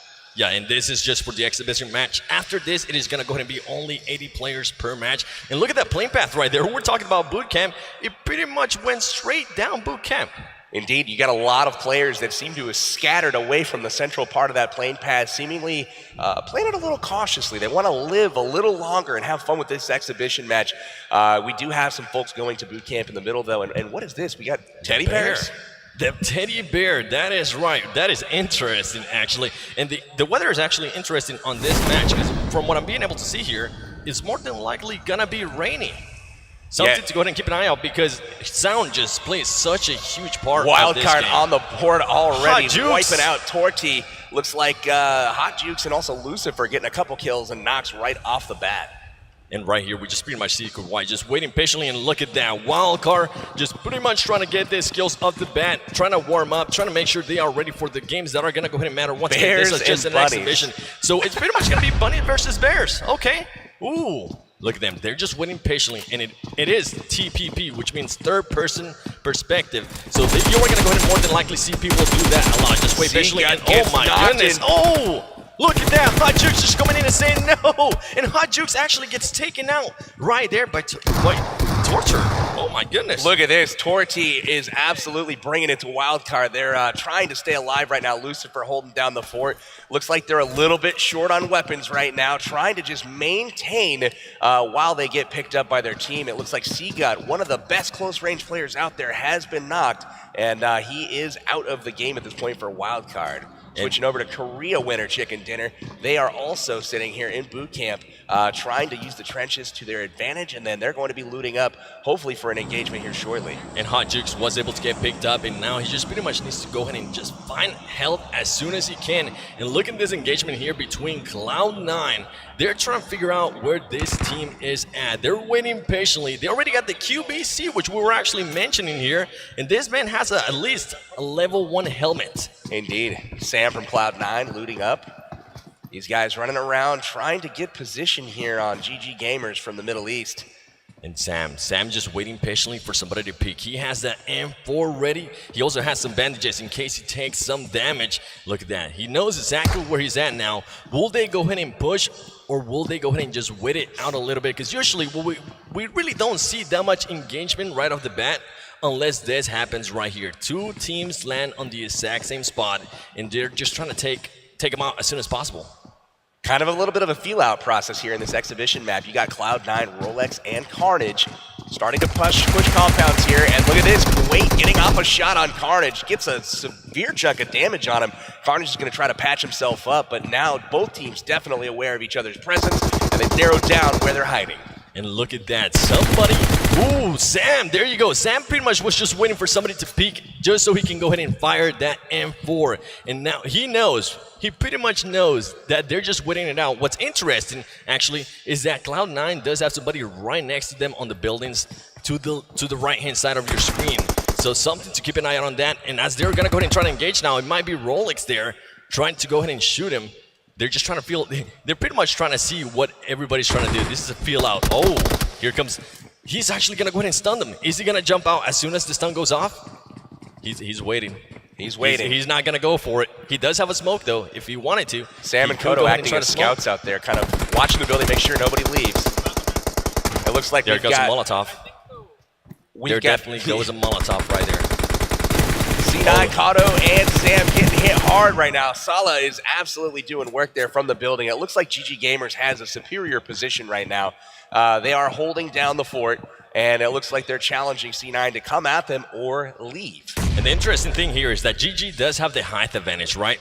They are going to be able to see him. If they move at any moment, they're just going to go ahead and try to be able to just throw any nades or anything along those lines. And just an overview here of the map for you, where all the teams are at. If for some reason you are new to PUBG Mobile, they need to go ahead and be inside that white circle. If they are not, they're going to go ahead and start taking damage. And as the game does progress, they will start taking more and more damage. A couple shots there. Rolex and Carnage trying to make their way up the stairs. Here comes the push. They do get the knock, and he's going to finish him. Somebody is behind them. They are going to go ahead and turn around. Here goes Rolex. They're pretty much trying to hunt him down. Now they have to reload. They come back up. It's pretty much a cat and mouse here. Another finish from C9. Great teamwork there as they basically exchanged fire back and forth while each other took cover and reloaded. And we move our attention back to boot camp, where Wildcard is still alive, and they're going to be going up against Korea winner Chicken Dinner. And just to remind you, if you are just for some reason tuning in, Wildcard did lose a player earlier because they got into engagement super early. Luckily for them, they were able to rile up and finish off that team, and also pick up Hot Jukes, which it seems now he was able to go ahead and get enough health to his advantage. And look at this grenade right here. Oh baby, is that gonna go ahead and get anybody? He's on the other side of the wall there, pretty close, but great shot there. Definitely saying, hey, we're here, announcing our presence. They know they're in there, and Wildcard is very, very outnumbered here by just one, but that can make a huge difference, especially if they all decide to go ahead and push there at the same time. I think from what it seems like everybody has already looted this building. Just everything. There's nothing on the floor. They're just trying to make their way out of here safely at this point, but they're pinned down. They're going to have to battle their way out. They're comfortable with that. And Wildcard, no stranger to playing with 3 players, actually winning a couple of Chicken Dinners, minus a man in the North American Finals. They definitely done so. And Hot Jukes there with that level 2 helmet was a little bit damaged. So more than likely, he is going to go ahead and try to find some. And right here, LH doing you. Taking some shot there at Evos. They're not going to be able to see him because they got some snakes on the ground. Ladies and gentlemen, look at this. They don't even know where they're currently getting shot from. So 2 knocked right now from Evos. Evos coming in from Thailand, a really, really strong team that everybody in that region was watching out for, finishing 2nd overall in Asia. Evos pinned down and in a bad spot right now. LH still you doing absolute work, but returns fire. TDZ goes down. And there you go. Evo is just starting their rotation and being able to go ahead and finish them up. There is still one alive from what I was able to see there. What is he going to go ahead and do? Is he going to challenge? He is. Look at this madman. He's just going up by himself. He doesn't realize that there was also somebody there to his left as well. He just pretty much got on number. He did. Evo's really, really low on health, and a couple of guys knocked, but they were able to persevere there, getting the squad wipe. They will come out on top there, and they will be able to patch up and have all 4 members moving forward. And check out this circle right here. Boot Camp. We also got Painan, and Cave is barely inside this safe zone. Indeed, RRQ Athena up on the ridge here, hiding behind trees. They're looking down, getting ready to take on, it looks like, GT Doyu. You just trying to get into that car and just get out of there. It seems like they do not want to engage this early. They actually played it that really good. Just getting behind that building, getting inside, and just getting out of there as soon as possible. They say, no, this is way too early to go ahead and engage, and that's completely fine because they want to go ahead and just save some of those, everything that they have until the end. And look at this fight right here. CPT just pretty much trying to take up that car. They do not want them to go ahead and escape like we just saw that previous team do. Really nice job to the Comfortable Penguin team here. These guys locking in 3rd place in Asia, and they're going to be going up against Team Japan here. Really, both teams here very aggressive. Taki getting hit with a grenade there from range. He's going to toss one right back. Not intimidated whatsoever. And they're just pretty much waiting patiently here. They're actually taking some damage as one is currently down. We've got Salt Chia here pushing away around. He gets the knock here. Nice job. He's going to get knocked in return. And look at the push coming out, and Comfortable Penguin team absolutely making short work of Team Japan. Team Japan will go out early here. They're the 2nd team eliminated, and it looks like 18 will be remaining at this point in time. 69 left alive, and here we turn our attention to one of our stream teams, and it looks like we've got Xeon here with the QBZ. QBZ being able to spot one. There goes one down. Pretty much, I'm not able to really see that name, but Sion just trying to push forward. Look at his health! Oh my God, goodness. 1 HP. 1 HP, and he's just winning out that little snake, and there you go. That's it for him. He does get taken out, and that's the team, actually. That whole team got taken out and wiped. That's right. Stream team is going to go down. They will be taken out. Really nice work there from Illuminate from Thailand. Those guys absolutely peeking that ridge, taking them down. And it looks like right now we're going to shift our attention over to Team BRK. They're down to their last hope. Only one player left standing. Going up against Vandy, and look at this right here. He does have a vector. He is able to go ahead and take one down. He has to watch out. The other team might go ahead and just Katarina Suki absolutely destroying in the house, getting a couple of finishes here. Baraka taken down. This is our all-female team that is here, full send, and they are representing so far. Vandy getting knocked. Nice flank there from Zod. Zod working his way around, going to get the finish here with the Vector. Vandy definitely not able to see any of that, and Caveira pretty much gets taken out. Interesting play there by BRK. He decided to go ahead third party. Carnage is rocking him with C9, looking down from the top of the ridge here. Really good third-party play there from Cloud9. And as you can see there on the minimap on your top right-hand side, they're now starting to push. They're now starting to surround that building. And here comes Cloud9 just trying to get them easy claps, baby. They're going to go more than likely go ahead and push this. They look behind the door and just absolutely destroy that, man. Now they just go ahead and need to find the last player for full send, as Rolex is just pretty much trying to loot up as much as they can. They just came in and got some easy kills. It was a smart play, man. They took advantage of two weakened opponents, and they were able to get in and get the job done, wiping both squads there. Kodo finishing off Katarina Suki. Really impressed, though, with the play of full send there, taking down South America's top team. Really nice job to them and Team Fandy. Yeah, that's definitely a surprise, honestly, to me. I was not expecting that. I thought BRK was going to be able to win that engagement, but full send coming in hot. I want to go ahead and see that next game now. Let's see it. Let's see some more from them. We got Hero officially here for Team Hero, and it looks like they're going to be taking on the Comfortable Penguin team here. Ooh, that grenade. Nice. That Kobe, baby. Hero, that was a very nice grenade. And now they have to go ahead and watch out. Now, the only thing that the team start worrying about here is getting third party, kind of like what we saw with Cloud9 full send. Look at the flank. Look at the flank developing right now. 762 coming around. Look at that. Gosh. Beautiful job. The Grossa just pretty much being able to go ahead and destroy Hero. that might be it for his team. They He's got not gonna be able Kenris to up get on the picked hill. up. Kenris is up on the hill with Foxer. Those guys are absolutely lethal as well. But man, what a clutch flank there from 762 coming around, just sneaking up on them. They were trying to pick up their teammate, and oh my gosh, that was it for those guys. Kenris and Foxer here. They're trying to looking heal him down. up as soon as they can.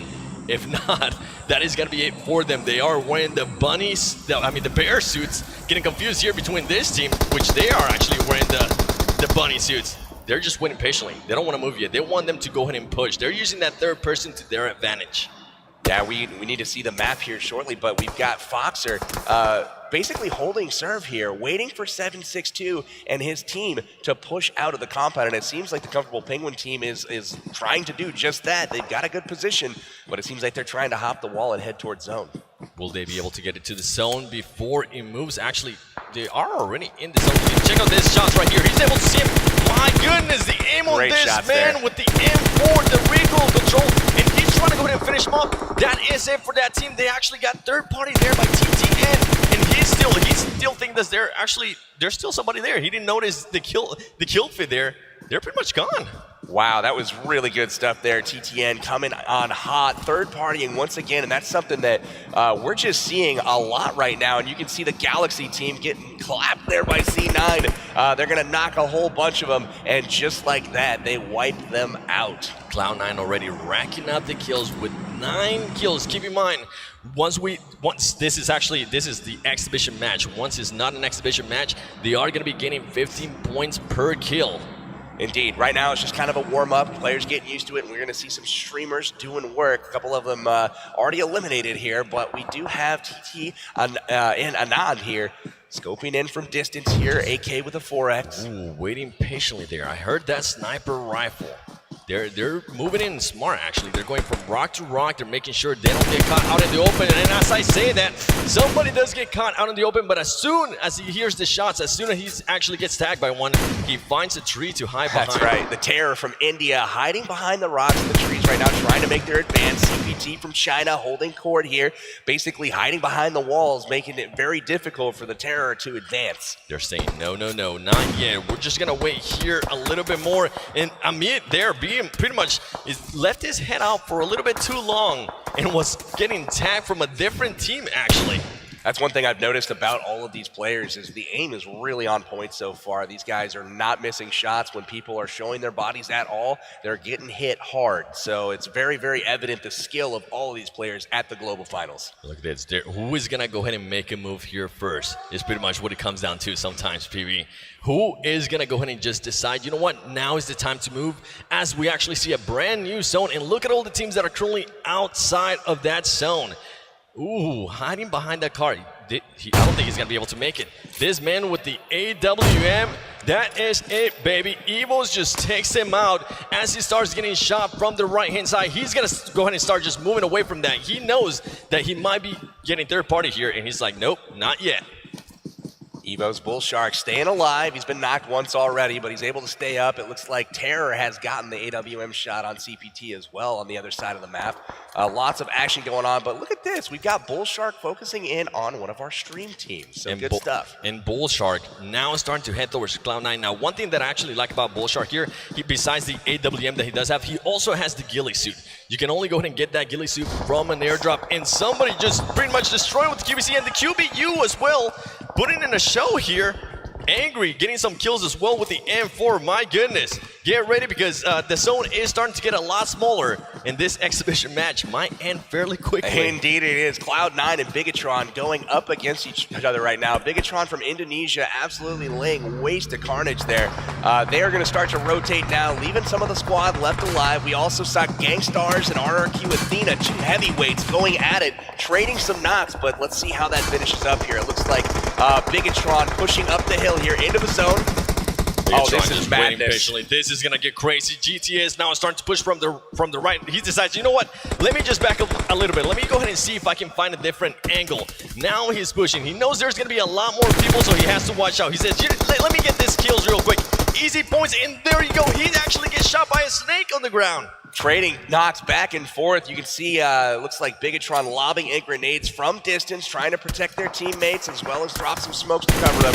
And then in from the distance, we've got GT Doyu. We've got Ed there with the lethal M4 and 4x combo, just laying waste to all of these guys in his way. And a trend I'm starting to see here, all the teams that don't have the height advantage are pretty much getting destroyed.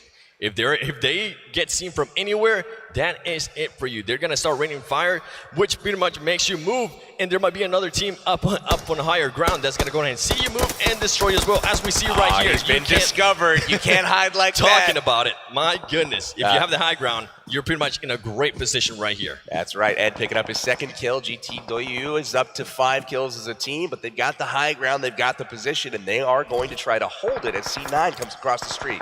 And something to watch out here. Rolex making sure he starts taking those painkillers, taking those energy drinks. He knows he's gonna need them. He hears all those shots. And look at here, Evos knows exactly where he's at. He's waiting patiently. He's saying, you come towards me. He does have the AUG as well. This man is looted out of his mind. Level 3 helmet, level 3 vest. He just pretty much needs the level 3 backpack there to be level 3 out of his mind. Arab Madness working their way into the circle as well. It looks like they still have all their players alive, so they're going to be challenging here shortly. We got Angry rotating around, Angry with very little health on him. He's going to try to patch himself up. He did escape the fight there for now, but Pyra getting chipped away at as well. Gangstar's in trouble. And GTQ just waiting patiently. Look at this man right here, trying to figure out where they're going to be coming from. Carnage, it seems Carnage is already taken out, so Carnage is more than likely going to go ahead and try to give him some intel where he thinks the other teams are coming from. Everybody just laying down. You do not want to be seen at this point, especially if you're laying down, because from what we've been able to see, everybody has really good aim. And if they see you laying down, that is it for you. Indeed. That's something that's very high risk, but potentially high reward in that you keep your life if you're not seen. But right now we've got Arab Madness that Kodo did see one of the members running up the hill. He's onto him. You can see him flanking around here. And Kodo is one of the most aggressive players in North America. He's going to let his gun skills talk for him, but here he comes. Definitely aggressive, and he's waiting for a shot. There you go. Now he actually didn't keep shooting. He thought he got the kill and he stopped shooting. He waited, which might actually put him at a disadvantage there. He was able to get one kill. Now he's getting, oh my gosh, he gets third party by his team coming up from behind, being able to give him some backup. Cloud9 here on an interesting spot. They need to go ahead and get out of this. They need to get to the safe zone. Not a spot they want to get knocked, and as the zone's closing in right now, you can see it on the mini-map, upper right, they have very little time. It's closing in, it's about to meet the edge of the zone, and there's sheer madness going on right now. Bull Shark Evo's making his way up the hill, getting shot by GT Doyu. Really awesome to see these guys clash. Is going to go ahead and, oh my god, he's barely there. He actually gets taken out. This GT, OU, pretty much, they're in a great spot right there until the hard shift. This hard shift shifts are going to be insane. We've got a hard shift on the zone. Almost all the teams in a very poor position. They're going to have to work their way through each other. And check this out. Wild cards, still all of them besides Seagut from the beginning left alive. They're going to escape. 4 teams left alive. You got Illuminate. Looks like we've got RRQs going down right now to the play zone. That's tough. Yeah, that's something you don't like to see, but sometimes it happens even when you don't want it. It happens to the best of us. And right here, look at them. They actually got the 2-car strategy. Interesting plays there by them, as Wildcard was going to go ahead and start coming in. Is Wildcard going to be able to go ahead and see him here? Lucifer pretty much being able to hear the cars. Is he going to go ahead and take some shots? I don't think he decided to wait, actually. He said not yet. I don't think they knew they were there. They knew that GT, Doyu, and it looks like CPT are going to battle it out. 2 Chinese teams. They are doing work, but look at the third-party action that's going to be coming here shortly from Wildcard. Yeah, Wildcard is on a great spot right there if they're going to get down. And as I said that, they're getting third party. Illuminate from Thailand up on the hill. Did see them. Got some beautiful shots off there. M4 with a 6 time, and down Lucifer goes. Wildcard eliminated in 4th place. And it's down to the Asian teams as they will see who's going to be the top dog here in the exhibition match. And CPT here on a great spot. They're pretty much on opposite ends of each other. They're pretty much saying who's going to move first here. The smokes are going to go ahead and start coming out, and that's something you're going to see a lot on these games. The smokes that these people are able to go ahead and throw and plan out, it is absolutely disgusting in a good way. In a very, very good way. Now, which way will the zone go is the question. We've got a bunch of teams holding a pretty safe position for the most part right now. But two on one side of the river, you're going to see these guys probably thin each other out first. We've got GT Doyu looking at Illuminate, and they are firing from adjacent houses right now and waiting to get that first knock so they can push. That grenade there worked for him. He's going to go ahead and throw another one. Oh, he actually misses it. He has to run away. You don't want to get knocked down there by your own grenade. That kind of backfired a little bit. I think if you would have maybe actually made that grenade through, he more than likely would have pushed. Shoshu is down, and we also have JCZ down from Illuminate. CPT third partying from across the river. You can see 762 out, and there is the hardship that we spoke of. Two of the teams in the proper position. One team in CPT is not, and they've got to run across that river. Very dangerous, but they're going to try to do it early while the other teams are occupied. Definitely. This is the last three, ladies and gentlemen. Desmond has an AKM, which is actually a very good gun for this scenario right here. Making sure he pre-fires in case somebody does speak, and he's more than likely gonna go ahead and try to get those kills. He actually decides to wait as he's trying to go ahead and get those shots from the people that are inside the building. Oh, Look Echo at that, Gems he gets goes third down. party. Oh my Echo gosh. Gems goes down from inside the building. JCZ trying to provide some cover. We've got GT Doyu still on the outside right now. This is just impressive play from all of them. We're down to the final two teams. It looks like CPT has been eliminated in third place. GT Doyu taking on Illuminate from Thailand. GTOU actually having the numbers now as Illuminate pretty much lost a member right there. They're going to wait patiently. Great grenade there once again by Illuminate. They do take one down. Are they going to go ahead and try to push right here as he's just waiting waiting as long as he can. And look at this play right here. GTOU gets taken now with an AM4. Are they going to go ahead and try to jump through that window? He does. He's going to go ahead and start pushing. Here we go, ladies and gentlemen. It's coming to the end of the match here. GTOU waiting patiently now, starting to get inside this zone. Is he gonna try to pick up his teammate? Oh my god, he sees him. He sees him, he's trying to heal up and then engage. He's moving too much though. He's not gonna be able to go ahead and heal up fully. GTOU. Oh, this is crazy. GTOU just going for the positioning. Now they're starting to rush each other. Here we go, the M4 versus the M4. Oh, look at that. Illuminate getting the snap, the win there at the very end. Very, very impressive stuff from Thailand's national champions. Really, really fun game there, 7. What did you think of it, my man? Boy, let's just say if that is gonna pretty much be the pace of the next games, I am so ready. I'm so down. Teams came in hot, and as we saw there, even though Wildcard lost a player there towards the beginning, they were still able to go ahead and, you know what, they said, all right, we're gonna play smarter now. We're not gonna go ahead and push as much. So I'm looking forward to see how they're gonna go ahead and react in the upcoming games. That's that. Yeah, Illuminate taking the exhibition match to start things off. Impressive stuff from them. And overall, looking at how Sandhawk played out, a lot of aggression very early on in just kind of isolated areas. Just teams here, teams there, just having like that 1v1 kind of face-off at the very beginning. Right, there was a very slight lull in the middle of the game, but overall a very aggressive, a very action-packed game the entire way through. Knocks from the very beginning by Wildcard, and then all the way through to the very end. You see Illuminate here, your champions of the exhibition match, coming out on top. These guys are used to finishing first. Yeah, and it came down there to pretty much a 1v1, and they were able to win it as GTOU was just trying to run away, get his health in, but for some reason, he just kept on moving. He wasn't able to actually get that full health in. I wonder what was happening there. I mean, it's very rare you end up in those circumstances, right? It was, both teams were kind of still alive, but 3 were down on each team in the same building. So a very hard decision to make, I think. Hey, definitely. You saw them kind of struggling with that decision. Do I revive? Do I let him go? Sure would be nice to have an extra guy on my team right now, because you know there's only one left on the other side. But ultimately decided to go out, take his attention, and knock him down at the rock. Yeah, that's something more than likely we're going to go ahead and see in different teams, right? They're just going to go ahead and sacrifice a player or whatnot. Definitely. Very cool stuff. Also, at the very beginning of the game, I want to kind of talk about some of these things chronologically. Cloud9 versus GG Gamers. It's very impressive, and it's got to be a little bit of a confidence boost, I think, for Cloud9 to take a team 4-0 in that situation very early on in those kind of tense moments where you're going in 1v1 against a team. Definitely. I especially like the fact that they were able to win that fight, even though arguably, I think GG had the superior position being holed inside the compound and all together. You saw Cloud9 split 2v2.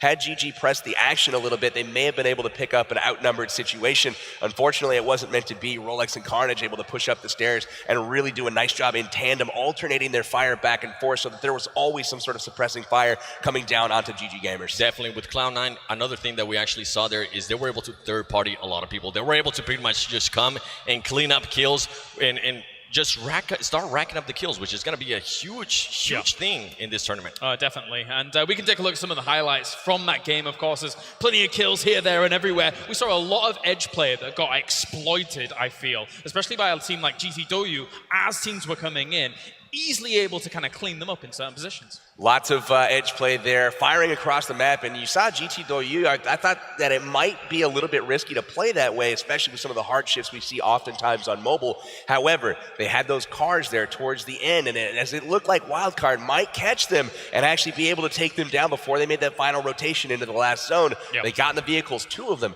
just in time, made their escape, and that made their edge play all worth it. Just in time. If not, Wildcard more than likely would have been able to go ahead and get those kills. And you know what? We can talk about it pretty much all day. Why not? Let's actually go ahead and see some highlights here from the first exhibition match. Highlight number 1 is a plane flying directly through the arena.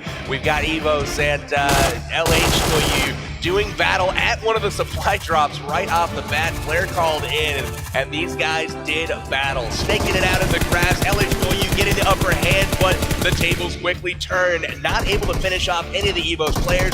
Evos turns it around, squad wide. And Poolsend right here, one of the surprises actually of this match, Poolsend being able to go ahead and take out some people from BRK, as BRK lost a lot of players, and later we saw Cloud9 just came in and cleaned up house. Zod, the hero there, keeping his squad alive, but he's only a hero for the next 15 seconds. Cloud9, third party, and coming down from the mountain, wiping out both of them.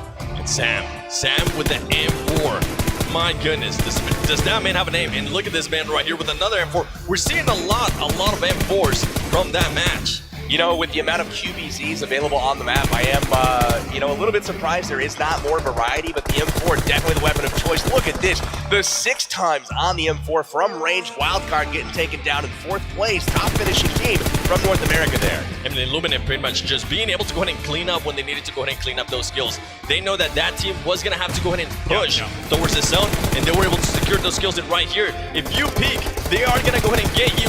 And GTOU just getting some amazing kills there as they see people peeking in the 1v1 towards the end, securing that win for Illuminate. Great position from 6 God there. GTOU unfortunately forced out of the zone, and he's got to confront him, probably not on his terms. That ultimately cost him. You can see Illuminate finishing in 1st place there, GTOU in 2nd, and then we've also got the comfortable Penguin team from China wrapping up your top 3. All important though that this being an exhibition match, none of those points matter towards the overall standings. It was fun. It was some warm-up. We got some great streamers involved, and shout out to all of them who participated. Hopefully it was fun going up against the pros. I know that would have scared me a little bit. I tried it once.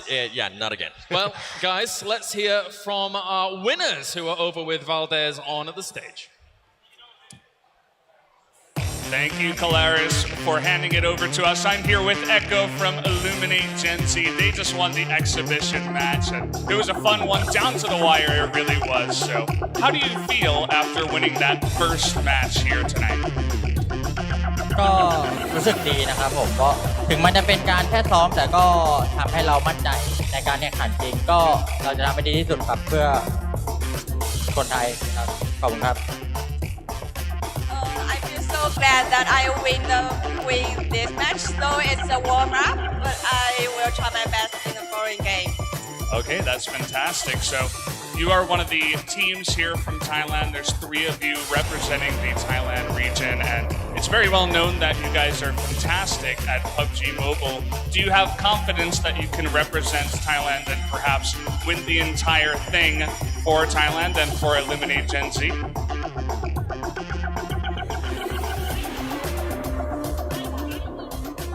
ก็มาแข่งในนามประเทศไทยก็รู้สึกมั่นใจนะครับเพราะว่าเราเป็นตัวแทน1ใน3ทีมเราจะทำให้เต็มที่ครับผมขอบคุณครับ Our team feel very confident because we are on behalf of the Thai, so we will try our best. Okay, that's great to hear. Thank you so much for having this interview with me, and congratulations, and I hope you all the best for the next matches. You guys can now return to your seats, and we'll hopefully see you up here on stage next time as well. So guys, we're going to have now a special presentation from our Tencent Global Publishing Center General Manager, who has a few words to say to you guys tonight. So please welcome Vincent.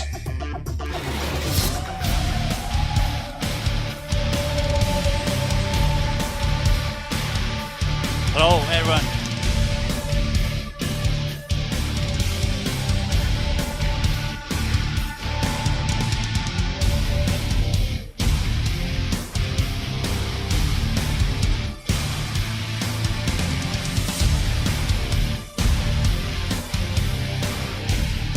Good afternoon, everyone.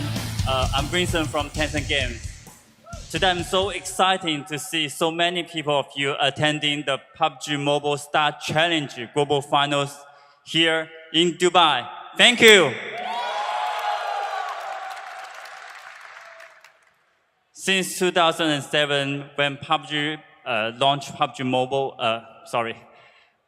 since PUBG was launched last year, Tencent Games has worked closely with PUBG Corporate to develop PUBG Mobile.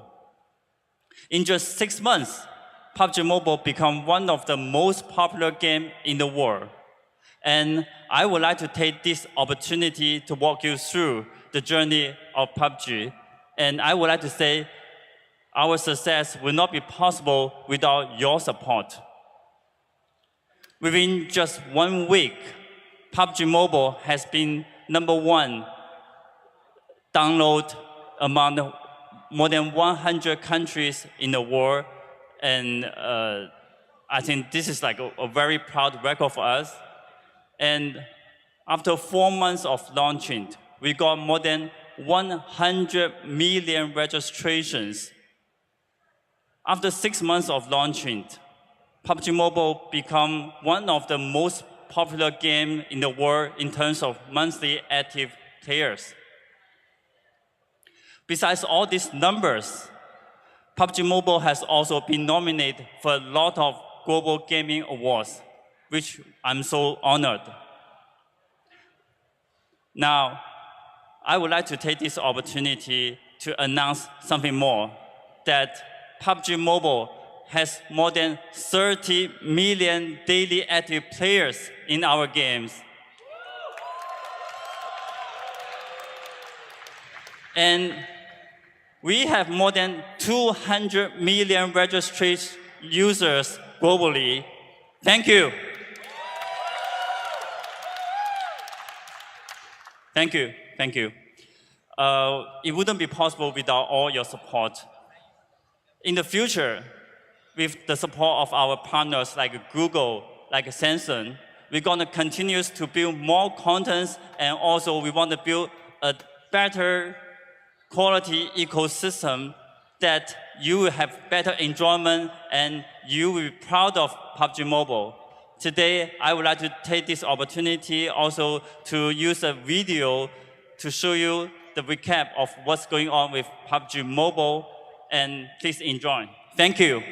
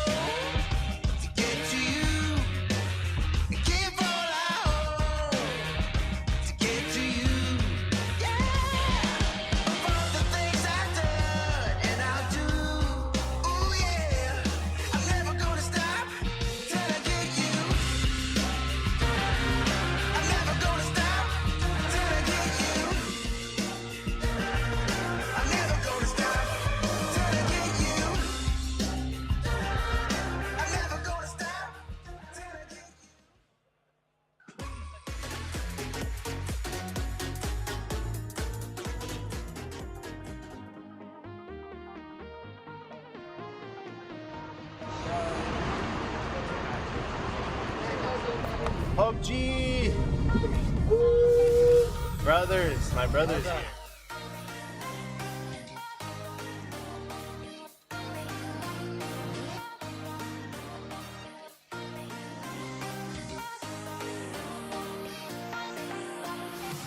Here we go. Where are my other people at?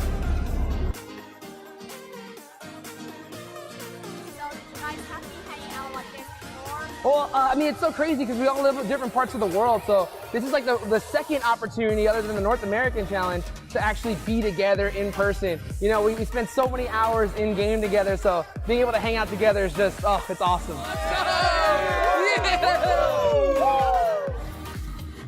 I'm excited. I'm excited.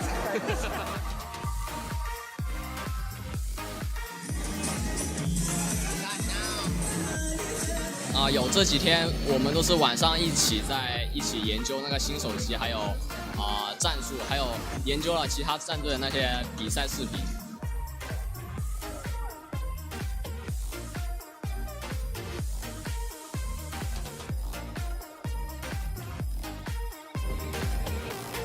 يلا كل واحد مكانه.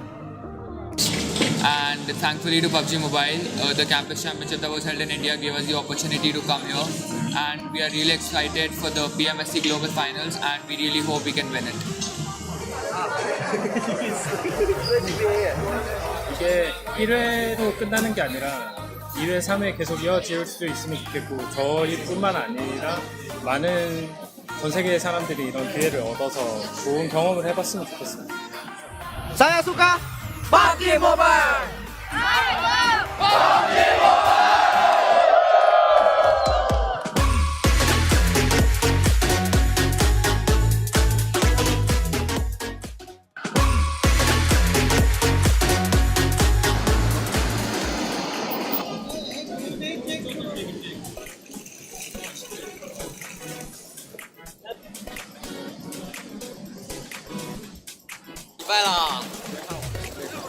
看不是很热。我们是中国队里边最帅的，所以我们用那个。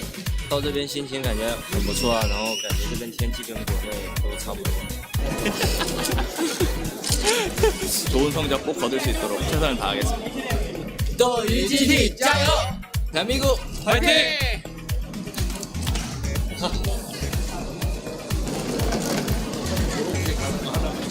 出这个，加油！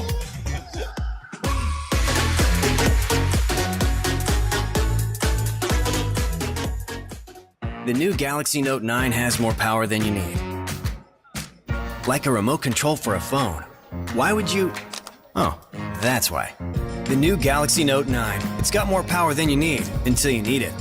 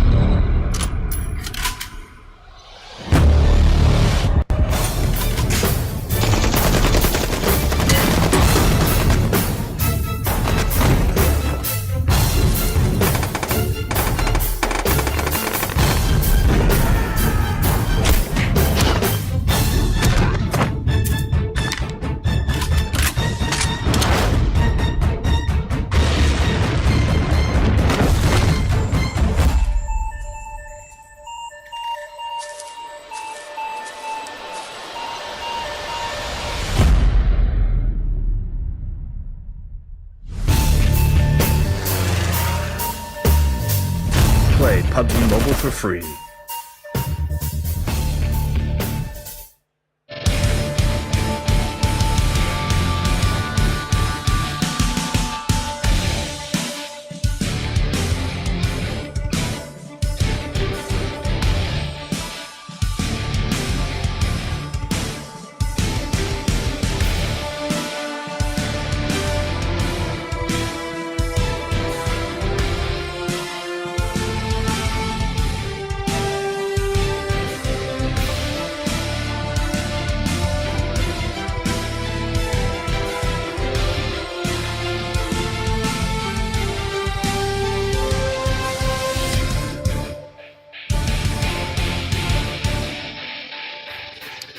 Welcome, ladies and gentlemen, to the PUBG Mobile Star Challenge Global Finals for 2018, as we have completed our exhibition match, and soon we'll be moving on to the main portion of the tournament itself for day number 1. My name's Kyle Lars, I'm your host, and to my left-hand side, as always, we have Mr. Powerbang and we have Seven Worlds Gaming. Gentlemen, though, we're going to wrap up what we thought about our exhibition match overall. It's always nice to get to see Sandhawk, I'll be honest. With the smaller map, you get a lot of action very quickly. Definitely. We've had a lot of talk about Sandhawk so far. We got to see it in action here this last game. Again, really impressive gameplay from pretty much everybody from top to bottom throughout that game, and it was nonstop the whole way through. One team I want to give a special shout out to, and that's Full Send. Really impressive stuff, taking down a really good opponent. Yeah, that was definitely one of my surprises. As we pretty much mentioned that earlier, is Full Send was able to go ahead and take out some of the best players from South America from BRK. That's something we did not expect at all.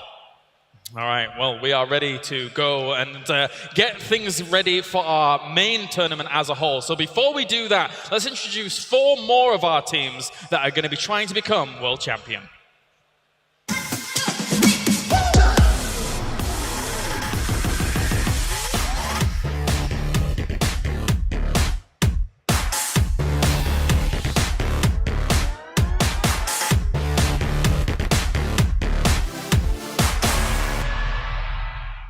안녕하십니까. 저는 유광현이고 게임 닉네임은 삐에롱을 쓰고 있습니다. 직업은 열심히 구하고 있는 중입니다.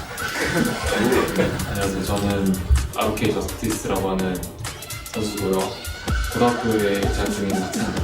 안녕하세요. 저는 리퍼 세븐이라는 닉네임을 사용하고 있는 대학생 조문기라고 합니다. 제이전 김정준입니다. 게임 닉네임은 지금은 서울 중입니다.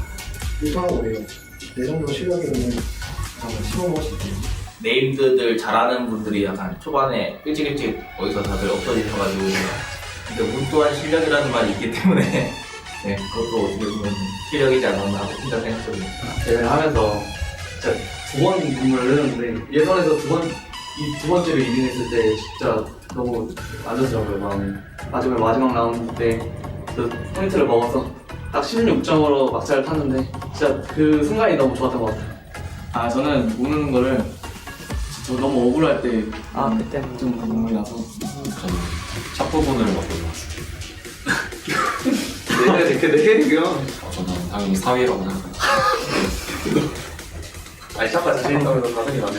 저스티스 선수는 제가 알기로는 이제 좀 잘 쏘는 선수여서 생각 없이 그냥 막 뛰어다니는 선수로 알고 있거든요. 그래서 이 선수 어떻게 하지 했는데 몇 번 맞춰보니까 괜찮은 선수가 맞아서 프로 게임 팀이 많은 C9이 좀 그래도 그 짝과는 어느 정도 자신 있기 때문에 만나면은 꼭 이기도록 하겠습니다.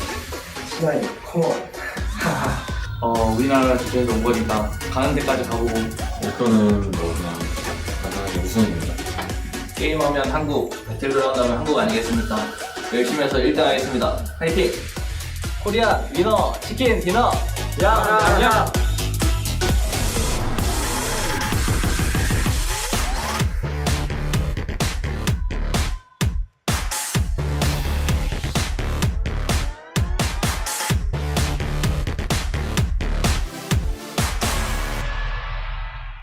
T9 Worlds from IGN, we're from the US. Carnage from Cloud9.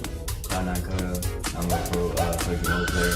My name is C9 Sam, I'm from Canada, Toronto. So, anywhere you go, whether it's school, work, anyone either knows about this game or plays this game on a daily basis. It was good. We understood that we still have to stay focused, it's only halfway through the competition. So. We actually didn't party, unfortunately. What we did was study the other regions. We know that there's good squads from other regions like China and Thailand. We watched their Star Challenge. We studied the game, we took notes. We win all the time and then I expect us to win. Just normal. The Korean guy on our team, he's the best player for sure. He's not only the best gun player, but he's a very intelligent player in the game. He kind of guides us on where to go, where to locate ourselves, how to position ourselves, and he definitely puts us in the best possible position to succeed. Sam, he's a strong player overall. He's ready for the Dubai. Check us out play. Probably Evo, because we drop at the same spot sometimes. RRQ and Gangsters, our rival. All the teams out there, watch out for us. We're coming home for that trophy. Yeah, we can take them out easy clap. We've watched each and every one of you play from your personal YouTube accounts. We've studied your gameplay, we know your locations, we know where you drop, and we're coming prepared for this tournament. Minimum expectations is first place for our team. You know, we're not expecting second or third or fourth, it's just first. Let's go.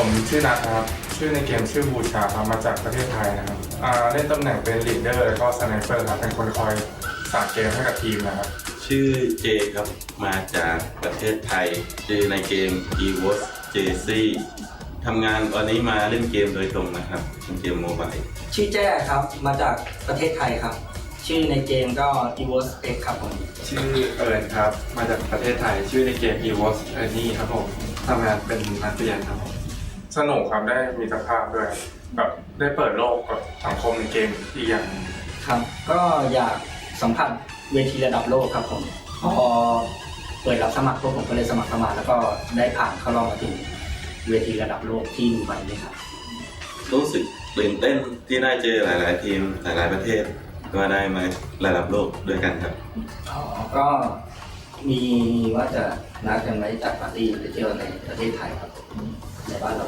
ผมเชื่อทุกคนนะเพราะว่าเราขึ้นมาเป็นคำว่าทีมนะผมเชื่อมันทุกคนก็ได้หมดครับเพราะว่าทีมเขาก็เป็นทีมที่น่าเก่งพอสมควรดูจากสปอนเซอร์ข่าวนายแล้วหลายๆเกมอะไรเงี้ยทั้ง CSGO ทั้งอะไรน่าจะพอสมควรก็ต้องยิงให้หมดครับแต่ถ้าเกิดคุณยิงไม่หมดคุณก็ไม่รอดครับเป้าหมายของทีมผมก็คือเป็นแชมป์โลกครับก็จะทำให้เต็มที่นะครับอย่างที่ครอบครัวได้ฝากไว้ครับก็ครอบครัวเขาบอกว่าให้เต็มที่ครับขอให้เราเต็มที่กับการแข่งขันนี้ก็ฝากถึงเป็นแฟนทุกคนนะครับไม่ว่าเป็นแฟนหรือว่าRQอะไรนะครับฝากเชียร์ได้ครับมาแข่งขันนี้มาในนามทีมชาติไทยนะครับส่วนก็อยากให้ฝากติดตามเชียร์ทีมชาติไทย3ทีมนะครับจะเอาแชมป์โลกไปให้คนไทยทุกคนแน่นอนEVOS Number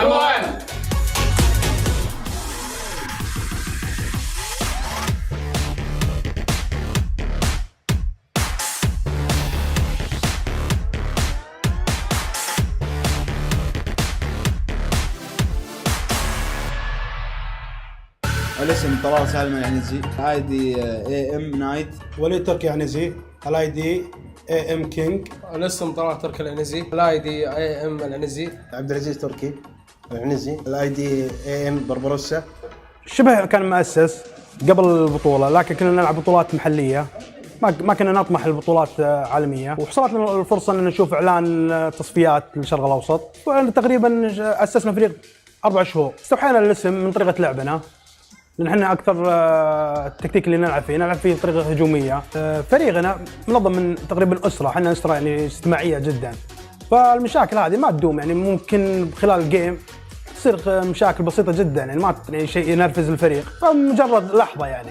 كونها بطولة عالمية ومستويات صعبة، احنا نطمح نكون من أول 3 كوننا نمثل السعودية ونتمنى أن نحصل أول 3 باللعبة نفسها. مثل ما قلت بالأول حابين نرحب جميع المشاركين بالبطولة وحنا شعب مضياف كل شيء، لكن بالبطولة ما راح نكون متساهلين وراح نوريهم الوجه الثاني ونتمنى أننا نتفوق بالبطولة إن شاء الله أن نجيب مركز طيب.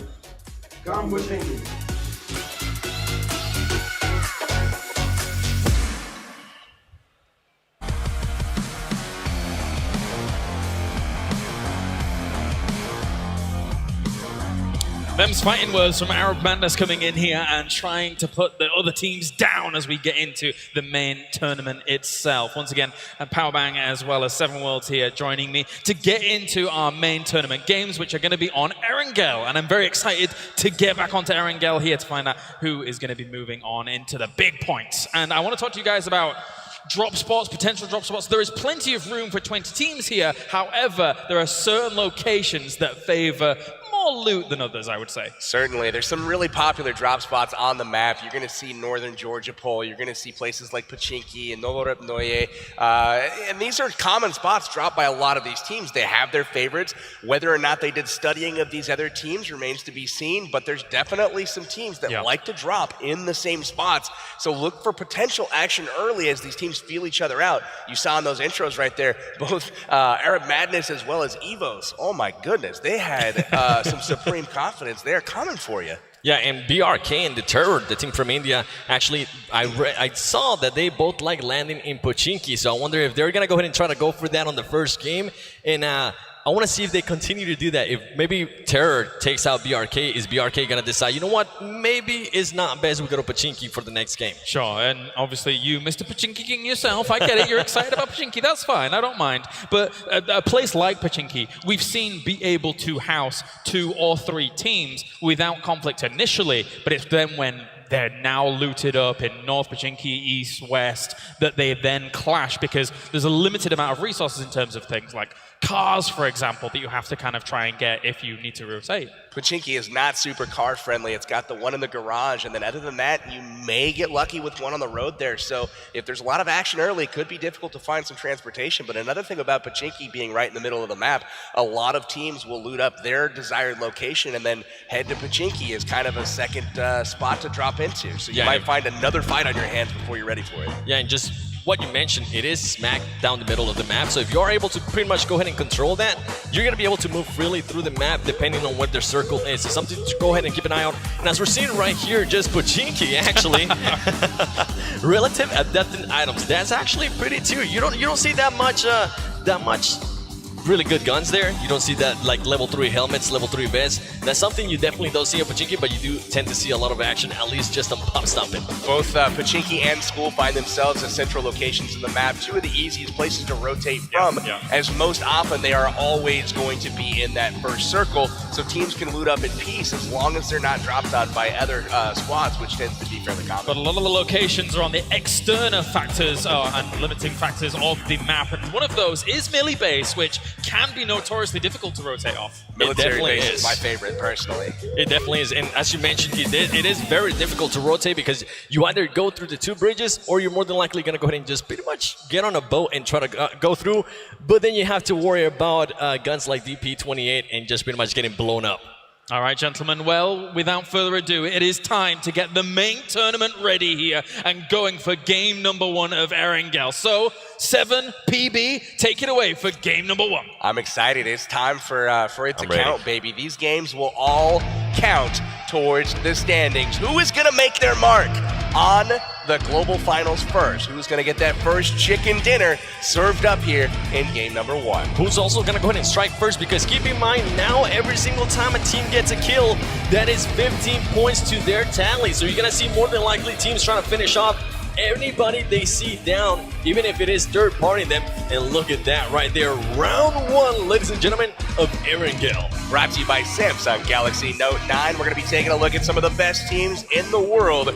A lot of respect for one another, and we have a whole lot of really, really solid players represented from all over the place. We saw in last game the skills and the shooting skills of all these guys with any type of scope. Red Dot, 6X, doesn't matter. These guys are beasts. Talking about military base, some people could actually go ahead and go military base from here, and they could also go Novo. Now, teams that like to go Georgeport, more than likely what you're gonna go ahead and see is you're gonna see teams getting into a car with no loot whatsoever and just driving up to those areas so they can loot up as much as they can. That's right. You've got, speaking of kind of map position here, we talked about the choke points in the 2 bridges on the southern part of the map.